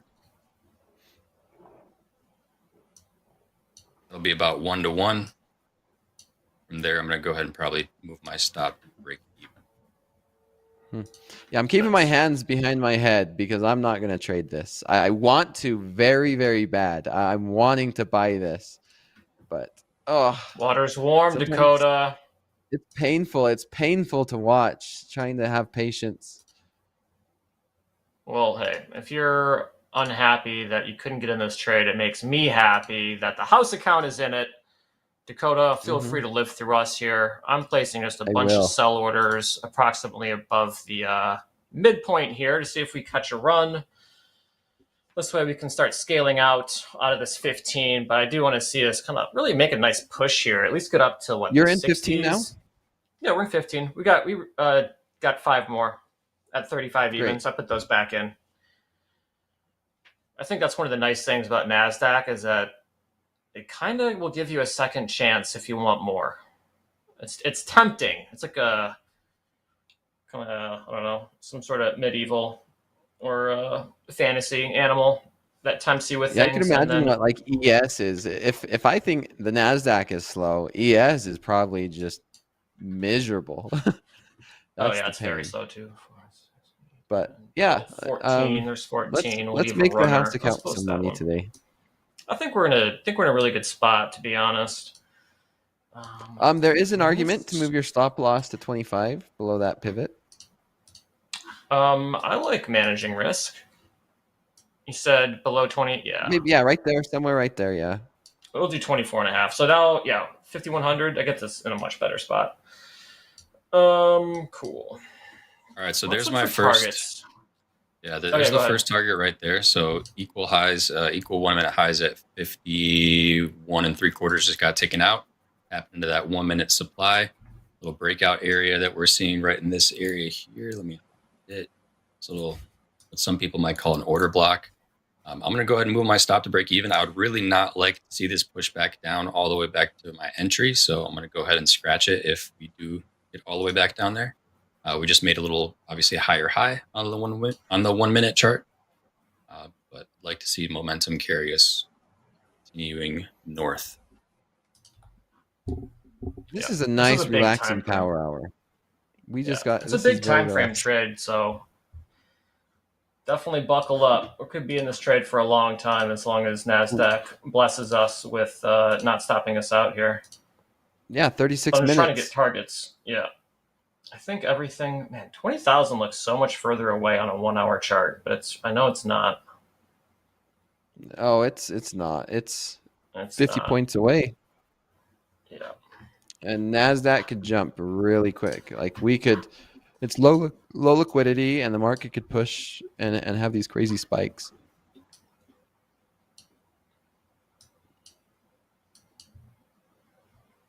What's your entry, Gabe? And you said you moved your stop loss to your entry? Yeah, 935 3/4 is my entry. So why is your stop at your entry? Like, maybe you could walk me through the reasoning behind that? Yeah, because at this moment, I mean, so notice how the first, here, let me get this stuff out of the way. The first time that we came and visited this area, we swept this low from 1220, tapped into this 1 minute, rally, base rally here, this little demand level. The second time we came into this, we went a little deeper. And then the third time we went even deeper into the zone. So ideally, I mean, if we do end up making our way back down into that area of demand, I would anticipate an even deeper push. So at that point, it makes more sense for me, in my opinion, to take a break-even stop, remove my risk altogether from this specific entry. And then if I can get a better entry lower in that range, I will. But once again, that's kind of just my thought process of this right now. I would rather not see us come back down to that area at all. But if we do have obviously, if we do have a higher low that's created, though, I would like it to respect like the 19,940, 19,944. That'd be where I'd like to kind of see price hold to create that higher low. But once again, I'm happy to get another entry if we get lower in that range, but I wanted to remove the risk right now. Stops? Do you trail your stops at all, Gabe? I use price action to usually trail stops. So for instance, if we pushed above this supply level at 963, which would be another higher high, and then we made another higher low, let's say in the 50s, I would end up moving my stop to lock in, what is that, almost 1-to-1, which would be, under that next higher low, excuse me. Okay. Just so far, this trade looks really well. Yeah, I like it. Really, this is awesome for you guys and the house account. So far, so good. We'll start our profit-taking journey at 965 1/4. From there, I'm just looking to peel off stuff all the way up to 20,000, and then we'll move our stop up as we go along. But I do want to try to hold this for the entire Dorito shape, the entire triangle range. So that's putting us up to about 20,004, and there's 3 left that maybe we can get that full run. I know we have some promos and plugs to do. We can probably start doing those now before we start taking fills, I think. Yeah, do them. I mean, we're sitting in a good trade, and what you guys are, I was the one that wish I would have, but even though this is a great trade, I'm happy with not taking it. Cool. Well, I wish I was. Yeah, let's do quiz winners because chat really wants the quiz winners. So let's give the people what they want. Is this for the VIP? I think it's for both. Okay. This is big then. This is really big. Yeah. This is. We're going to start off with the normal quiz from today. So the first one you're going to see, if you see your name on this first list, you won a reset. No different than any other top quiz. And Jack sent me some notes on it too. So let's pull it up. If you notice, this is regular top quiz. There in yellow is actually Alyssa. Alyssa was randomly drawn to win a free reset today because she got enough answers correct. However, because Alyssa does not need a free reset, the name highlighted in green is the additional name Jack drew to compensate. So she likes Pitbull then, huh? She loves Pitbull. And they're all in a company meeting, so I can say this because they're not going to go back and watch it. I thought it was a joke for so long. It's not a joke. She really legitimately does. loves Pitbull. Bald dudes with the music. I'm looking at the Pitbull bobblehead right now. I got to get it to her. But yes, these are the winners of Top Quiz. Now, first VIP winner. That's ironic. That's not about VIP winners. How much you want to bet they're not on the VIP winner list? Probably not. No. All right, here we go. This is exciting. We're making money, and we're going to be announcing the VIP. This is big. This really is big. Everybody here, and you guys could probably elaborate more than I can. Dobie, is the winners of this get 6 months of us, like the coaches, right? You have access to the coaches. You have 2 resets, and oh my gosh, it's beyond. And there you go. 6 months in a free Topstep X 100K trading combined, and 2 free resets a month. No activation fee. No activation fees. It's very VIP. This is a very Lux. Oh my gosh, I didn't know about that one. Oh yeah, it's a very big deal. Okay, all right. That's even bigger. Yeah, wow. So it's broken up into 2 lists. So here's list part 1. Congrats to everybody in advance. I do have a note about these 2. What do you say? These are your Topstep usernames. So these are not the names you use in chat. These would be the names that is registered to your Topstep account. Oh, I'd love to know who they are.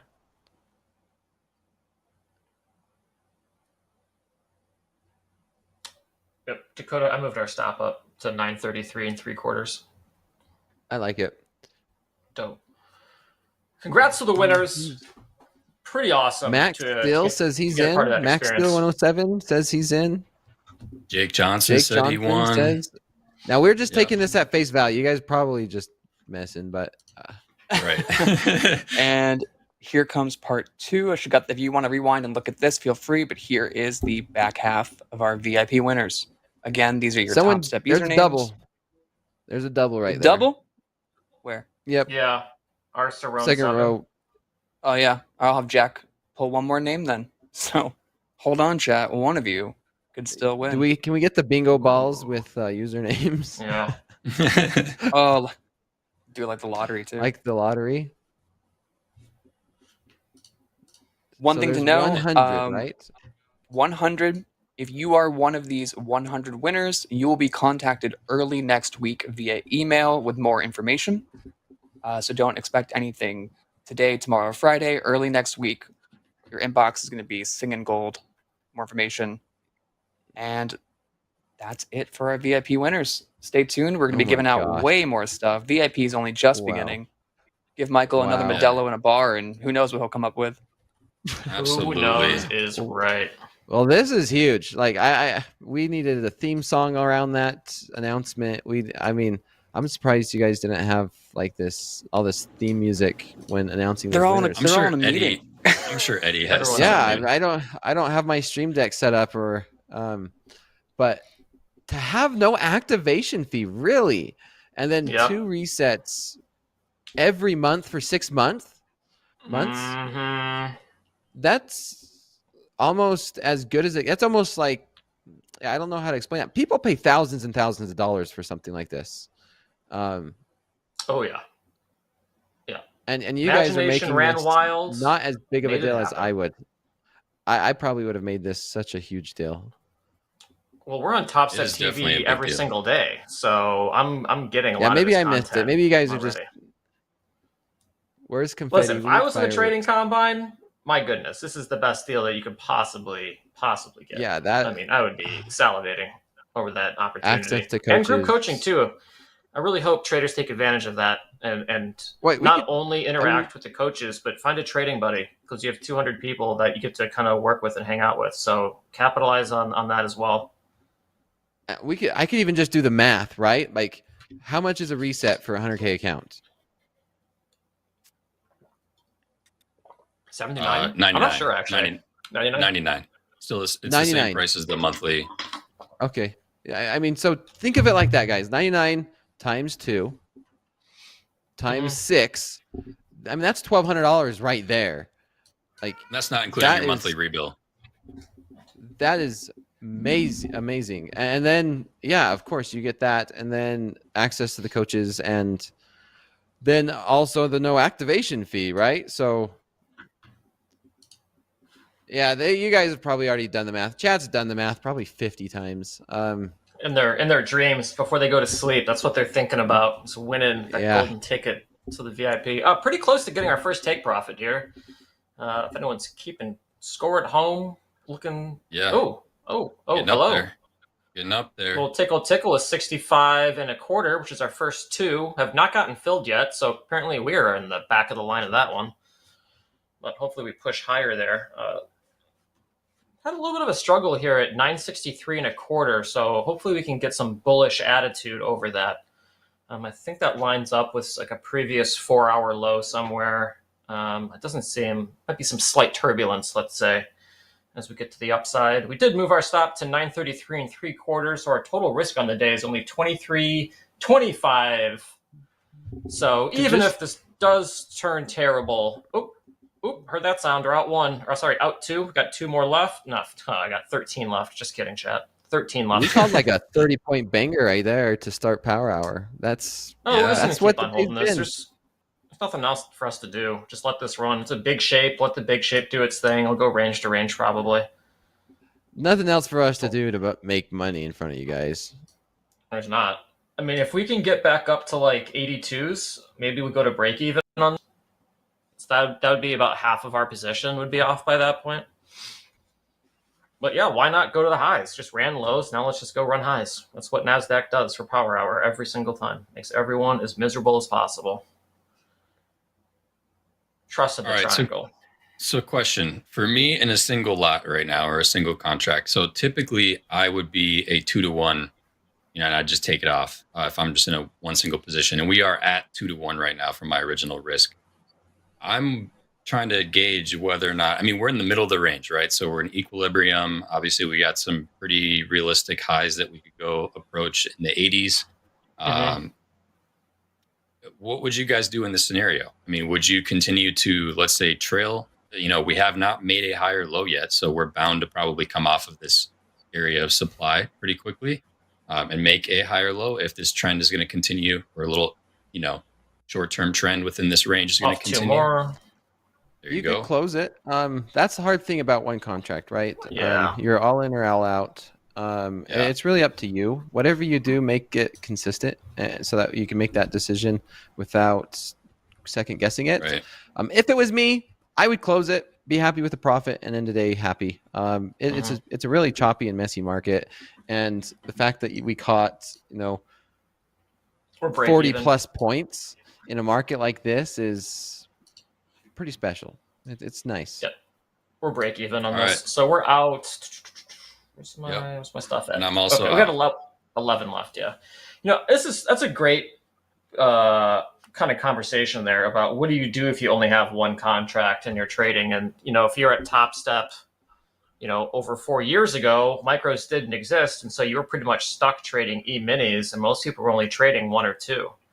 I think what's super important is making sure that your ratio between what you're winning and what you're losing is fixed and very, very strict. I think that should be a rule in general, but when you only have one contract, you're kind of like paying for your other trades. So if you can have a 4-to-1 winner, well, maybe you just paid Could we for close 4 two losing more trades. right We're here, getting Dobie? close, yeah. I got another at 81. You have a take profit there somewhere? Oh, we got a bunch. They're just stacked higher. Okay. But we can lower because it we're running here. into a resistant zone, and I'd be happy with taking maybe even half off in this zone. Oh, really? Okay. Yeah, All right, yeah. round, Just couple and more. then we could let the rest run. So we got 9 left. Do you want 2 more off? 2 more, please. Yeah, let's make sure we get in at that.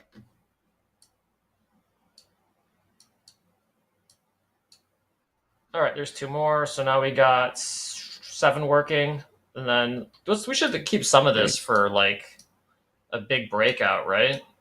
Yeah, can we yeah, get up definitely. to 20,000? Okay, cool. We're on the same page there. How's that for a house account trade, huh?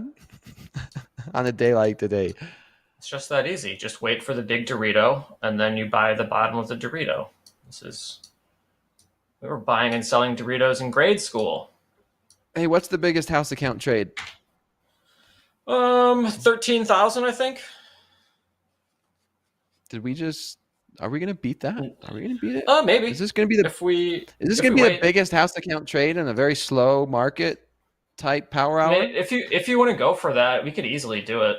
I think. I think we're gonna do it. Yeah, let's just subtract. We'll get it. Let's get it. Let's get the $3,000 off of this, and then I think we can do it.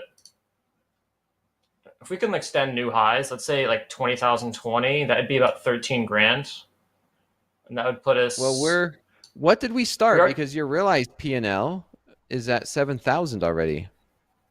Well, I know that's what we banked. So we started at like 3-ish, I think like 3,200. So we've already added about $4,000 in this trade, and we're already break even. Okay. So at worst, we're up $4,000 if everything goes to poop. So we're fine, totally fine.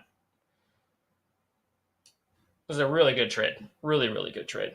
And I think we just wait for the blow off top and just hold this thing for the next 20 minutes, and either we get stopped out break even, or we make, try to make some new highs here in the house account P&L. So they were saying you guys started with 2,800 in the house account. Oh, it was 2,800. Okay, sorry. Mm-hmm. So add another $400 or $500 to our winnings. Okay. So far today. So what? 2,800. We need our equity to be finished above 15,000 or something. Yeah, maybe we could get 20. If we get the full run and this really opens up and shorts cover, like we could easily hit $20,000 in the house account today. Because we're only 60 points off in NASDAQ, and it's NASDAQ. We might be okay. You know what the worst feeling is now, Dobie, and someone is calling it out in the chat, is just talking about I didn't freaking trade it with you guys. Oh, bummer. I know. Oh, well, it is what it is. I'm happy to make the house account money. Yeah, it was a great trade. Hoag and I were kind of talking about it. It's like, what if we just sell 75s and buy 60s? And like that would have worked for a really long time. And then we kind of just did the same thing, but on a larger time frame. Right? It's just we bought the wider range, and off you go. KISS, right? Keep it super simple. Yeah, if only.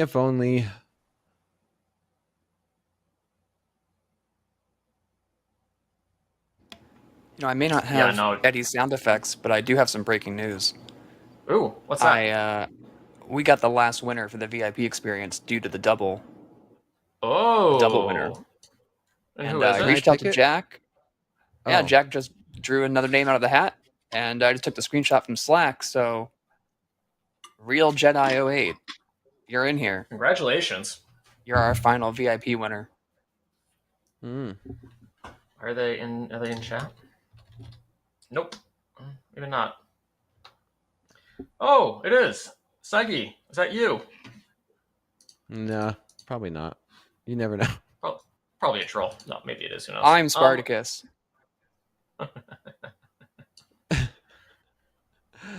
How's this winner doing? We're up. We're chilling. We're up 12,000 now total. Something like that, yeah.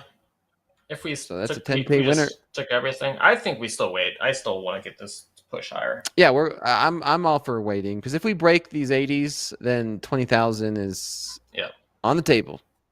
Yeah, I mean structurally, this makes a lot of sense. I think P&L wise, it makes a lot of sense that we need to start holding some of these trades longer because we need to start making more than $10,000 if we want a ratio to work out. So I think we are in a really good spot to hold this trade from all angles when you think about it. Shout out to Hoag for his level there at 944. Also shout out to Dakota. Great call. And they're in a meeting right now? Oh, yeah. There's literally no one watching this show from Topstep right now. We are just on an island. Ooh. They're all in a team meeting. Yeah, it's just literally just us. We can do whatever we want. We're showing them how to make some money. Like they're all gone, and we're making the highest winning trade on the house account. We're going. We're literally going to. We're just. And this is a chill vibe. We're not like it's not very crazy. We don't have music. We don't have like sound effects. There's nothing really going on. We're just chilling, relaxing. What do you want? Oh, what kind of sound effects you want? What do you want? There's Eddie. There's What do you want?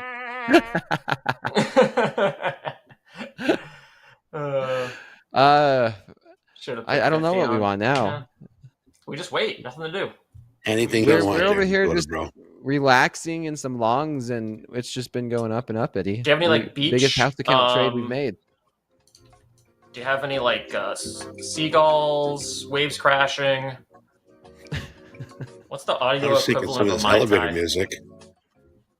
Yeah, I kind of like that. So you guys are making money here, huh? Yeah, apparently. Yeah, I was at the company reveal. Yeah. Okay. Yeah. Go back. We could No, I'm here. hold down I'm the here. fort again. I'm here. Okay. I'm here. Eddie, what did I miss? Anything exciting? MP dropping any early release? No, he's info on that we can vacation. share? Remember? Oh, that's right. He's He's not on even in there. He's in Costa prison, one of the Rica. two. I don't know. Yeah. They got prisons in Costa Rica. I don't know.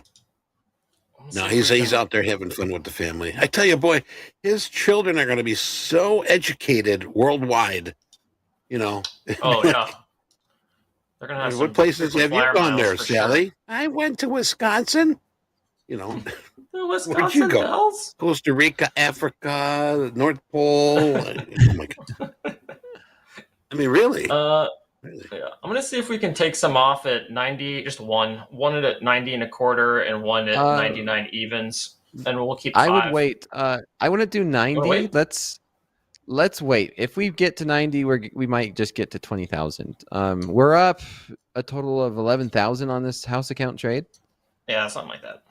Pretty good. Okay, I'll We're up a lot. do.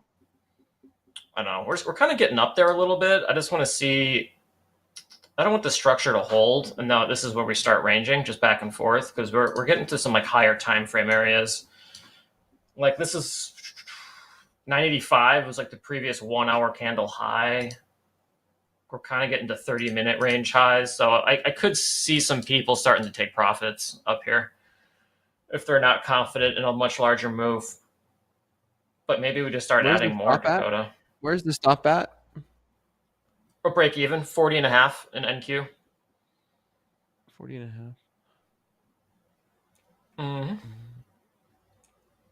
We're in a good spot. I mean, we could. I still think we're pushing to 20K.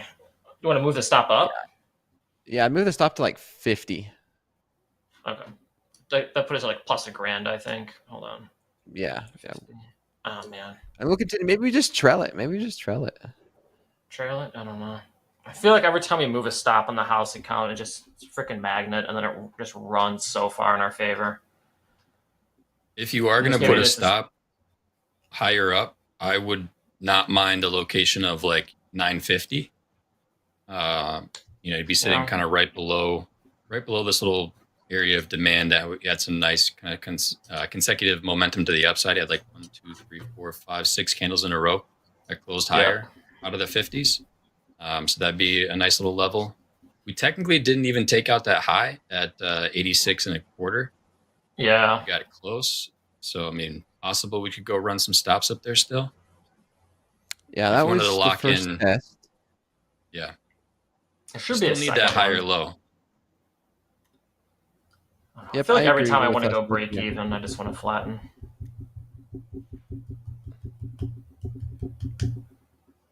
We have 12 minutes left. Oh, yeah. Coming up here is the MOCIB. Yep. Do you have hashtags Power Hour? We do. You want to see those? Oh, yeah, let's do those while we wait for this to resolve. All right. Thank you to all my #1 fans who got it right. The question from the VIP questionnaire. Who's never been on Topstep TV?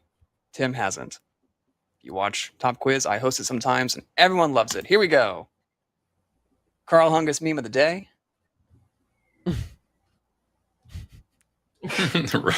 Russell's getting no love. Really doesn't. I love that meme format too. You know, when we were on the trading floor and you wanted the Russell pit, you would give a signal like you had a lasso, and you would swing your hand above your head like you got a lasso, and then they'd know that that pit would Russell pit. Yo, Russell pit, take a look. That's when I was working for Bank Chicago. Interesting. Why a lasso? Russell up the cattle, giddy up. Oh, okay. Yeah, that makes sense. Yeah, the Kurt Russell one didn't work too well. Like, what are you doing? We got a cool trader setup. And then we did the nice. It's a classic. Jane Russell 18-hour bra. That didn't work either. 18-hour broadcast. Ugh. I barely lasted yesterday. He's taking a little nap later in the session. Yeah, I mean, I already.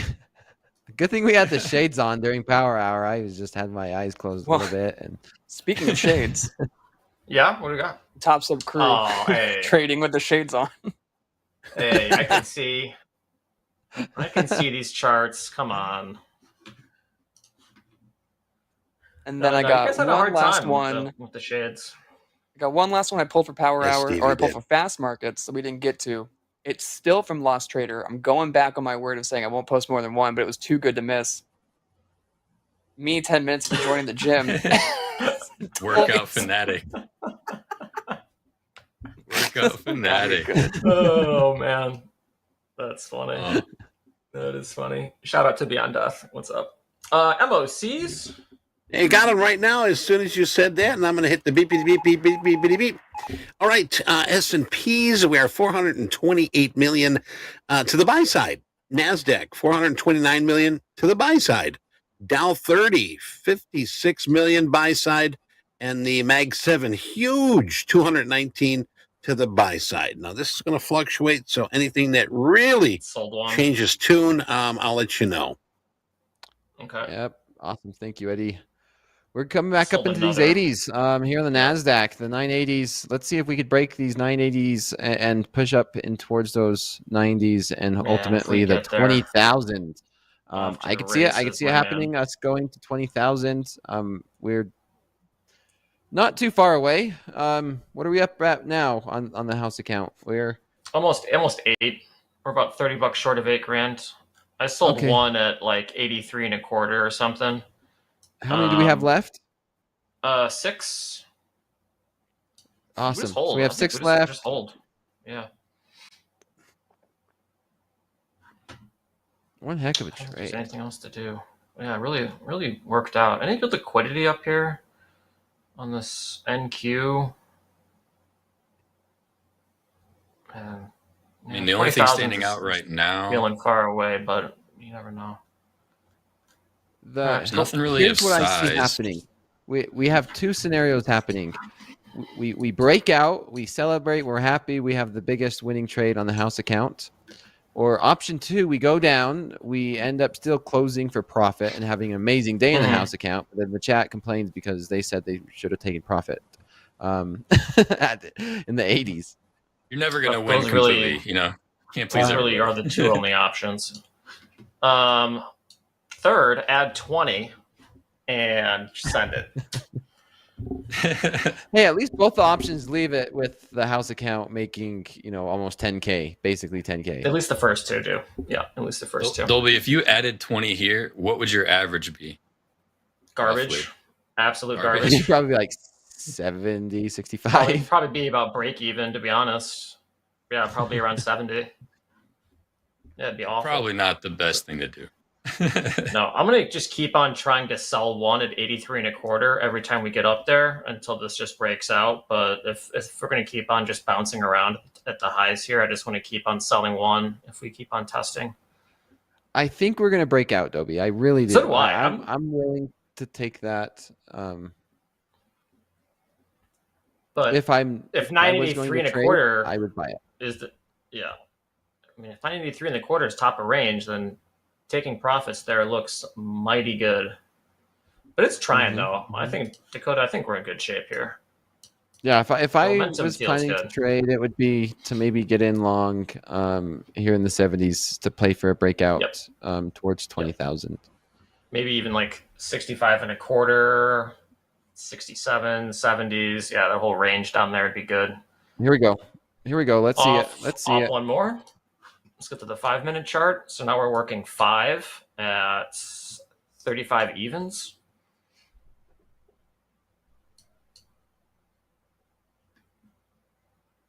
Can we get above? Let's say I really 90. do think this looks so clean of a break if we get above 86, 87. There's just so much room.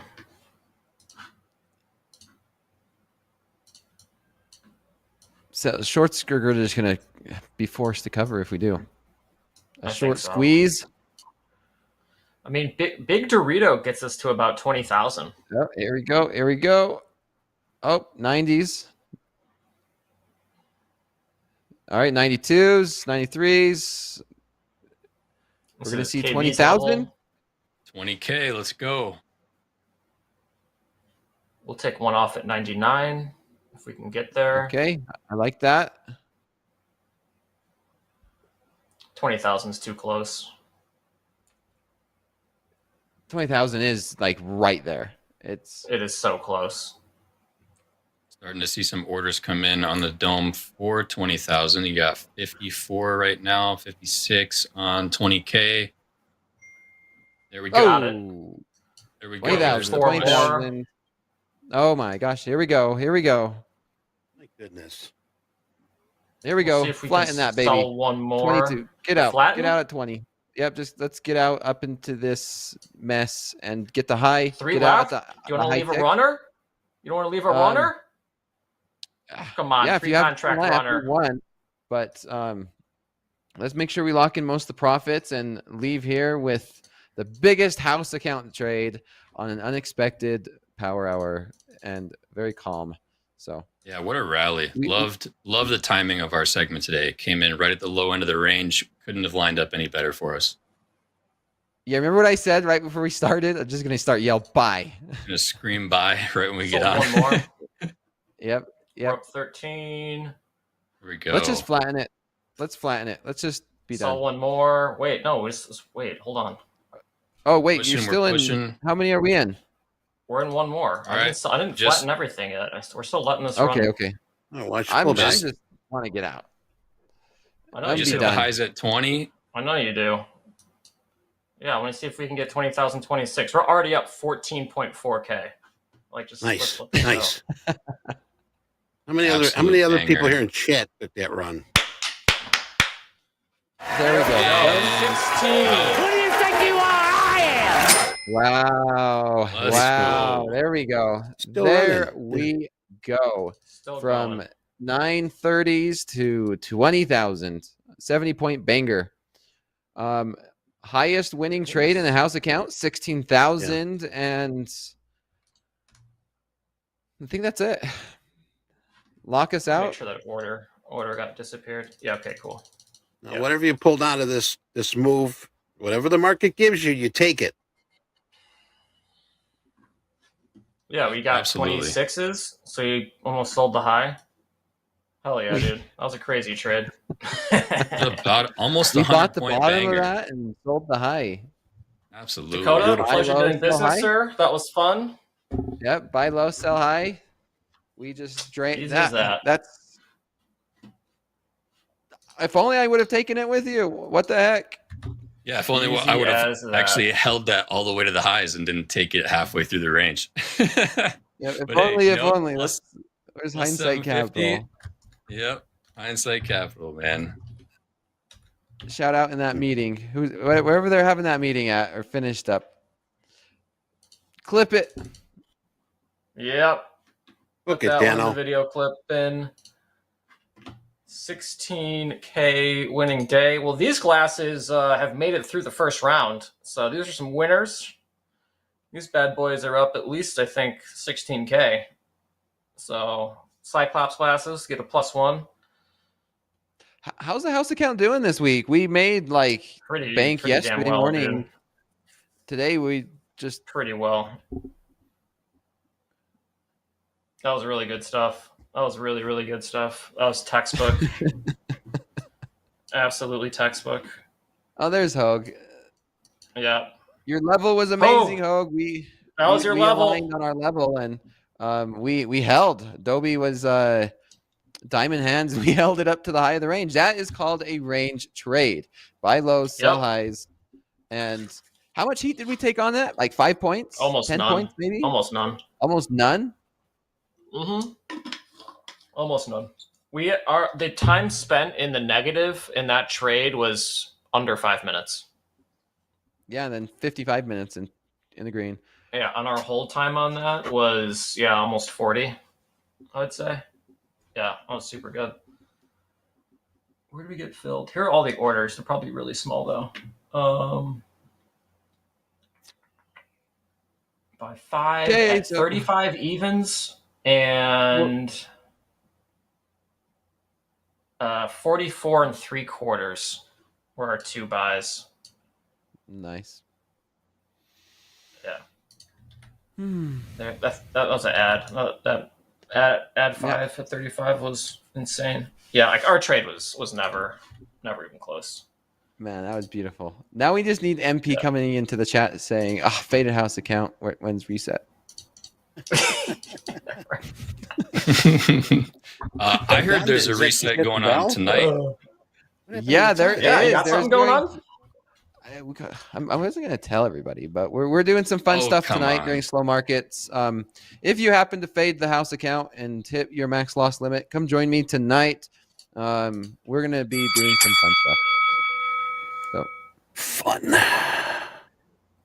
Aren't you glad you took profit at those highs there, Dolby? We just tanked 30 handles right from both sides. Yeah, what was our last sell? 40 handles now. 1450 was our last sell. 50 handle retracement, just like that. Look at Dakota. He's kicking back like a CEO. I just trying not to trade, Eddie. I'm trying not to give away my money. Fine. I should have now, right? Look at the break here now. Look at the market now. Wah, wah, wah, wah, wah. Gravity kicking in. Right back into range. Do we have some earnings or some news announcement that just popped up after the bell? Anything hitting the wire here? No, I'm not seeing anything. I thought FedEx had earnings this week, but I don't even think that would do much. No. Chipotle. MU earnings. MU earnings. What is MU? Philip Morris. I don't know. FedEx was yesterday. MU Micron reports. My! Micron. Hey, Dakota, look at this, buddy. Wow! Just retraced the whole 20 100. Again? Yeah. I got this. I got these. Do you want 20 I again? still have these from yesterday. Let's see, Micron Technology. Oh, it's Absolute Micron. It's not Philip Morris. dumb. Wow, look at The that. maker of Holy shit. robots and Well- ray guns. All right. Dakota. All right, kids. Gabe. I'm giving it to It's Eddie. been fun. It's Eddie's turn. It's been fun. It's Eddie's turn. Y'all have a great Yep. day. We're Thanks done. for sharing. We're this done. I got to turn my It's my camera turn. on Good here. day. Oh, it is on. Thanks, Yeah. guys. We'll see y'all in slow Eddie, All market. right, take us out of kids. here. It's good to see you. It's been a long time since we rocked and rolled. Tomorrow, it's Thursday, as we say here in Chicago. Thursday tomorrow, bada bing, bada boom. 7:30 is when we'll hit the fan. Continuing job claims. We got that coming up at 7:30. Core PCE. We also got durable goods. That's going to be a biggie. 7:30. I'm not done yet. Don't go away. GDP at 7:30. We've got goods orders at 7:30. We've got trade balance at 7:30. We've got initial jobless claims. Maybe we should all just sleep in. Jobless claims, and Hoag calls them clams, at 7:30. We've also got retail inventories at 7:30 and wholesale inventories month over month. That's all at 7:30, folks. That is going to be just a whipsaw. That should be fun, though. Remember, just be careful. If you're going to have a position on, have a stop in, but don't count on that stop being stopped out at that level. Scrolling down a little bit, 9 o'clock, pending home sales. Yeah, pending home sales here. We do have natural gas storage. Scrolling down a little bit more, 10:30, 4-week, 8-week bill auction. High noon with Jackie Cooper and a 7-year note auction. And I think that is going to be it. Yes, Thursday the 27th. As far as our show for tomorrow, be here at 8 o'clock Central Time. And Hoag and myself, we're going to fire up the machine, get the party started. Fast Markets, we got Anne-Marie. Gabe is going to be there. So maybe, Gabe, you got a better opportunity for a better market. Hoag and Jack will be doing Fast Markets. Scrolling down here, Power Players, Dolby, Gabe, and Fatima. So, Gabe, boy, you are going to be back-to-back with Gabe. We also have TopQuiz with Jack and Kyrog Haster. That's a new one. You guys know Kyrog Haster. Huh. Okay. Shoulder Tap, Jack and Ben. Group Coaching, JD Hoag. We've got Getting the Edge with Andre. Andre A will be with us. Not our Top Step Andre, but Andre A. Will be Robert and JD. And Power Hour, Dolby, Gabe, and Justin Orland going to be doing that. And don't forget, we've got At the Buzzer with Coach Jay and Coach Paul in their Discord channel. Coach Ray at 6 o'clock. Coach Vince at 7. And Slow Markets with that handsome guy in the white shirt here. Look, you can smile. Go ahead, Dakota. You can smile. Talking to you. He's not even listening. Oh, there he is. Okay, there he is. Yes, Dakota with Slow Markets. So, folks, also want to remind you, Brett Steenbarger, world-renowned trading psychologist, is going to be with us here again. He's returning to Topstep TV on July 2nd. Mark your calendars at 11 a.m. Central Time, Chicago time. He stopped back in May and spent an hour answering your questions. He will be back doing the same. If you missed it, I got the link here. I'm going to post in the chat. You got time, check it out, because he is one of the big names in that business. So there you go. And keep that in mind. But otherwise, folks, thanks for being with us here today. We love having you here. I'd like to thank our community for participating, being so cool, and helping others. Good stuff all the way around. Right now, time to log off if you're done trading. It's family time now. Time to get some love from those closest to you. And get some rest, re-energize, have a fantastic day. Stay safe, stay healthy. Until we meet again, which is going to be around 8 o'clock tomorrow, Central Time, unless the good Lord has other plans for me. This is Eddie Horn, and this has been Top Step TV. Take care.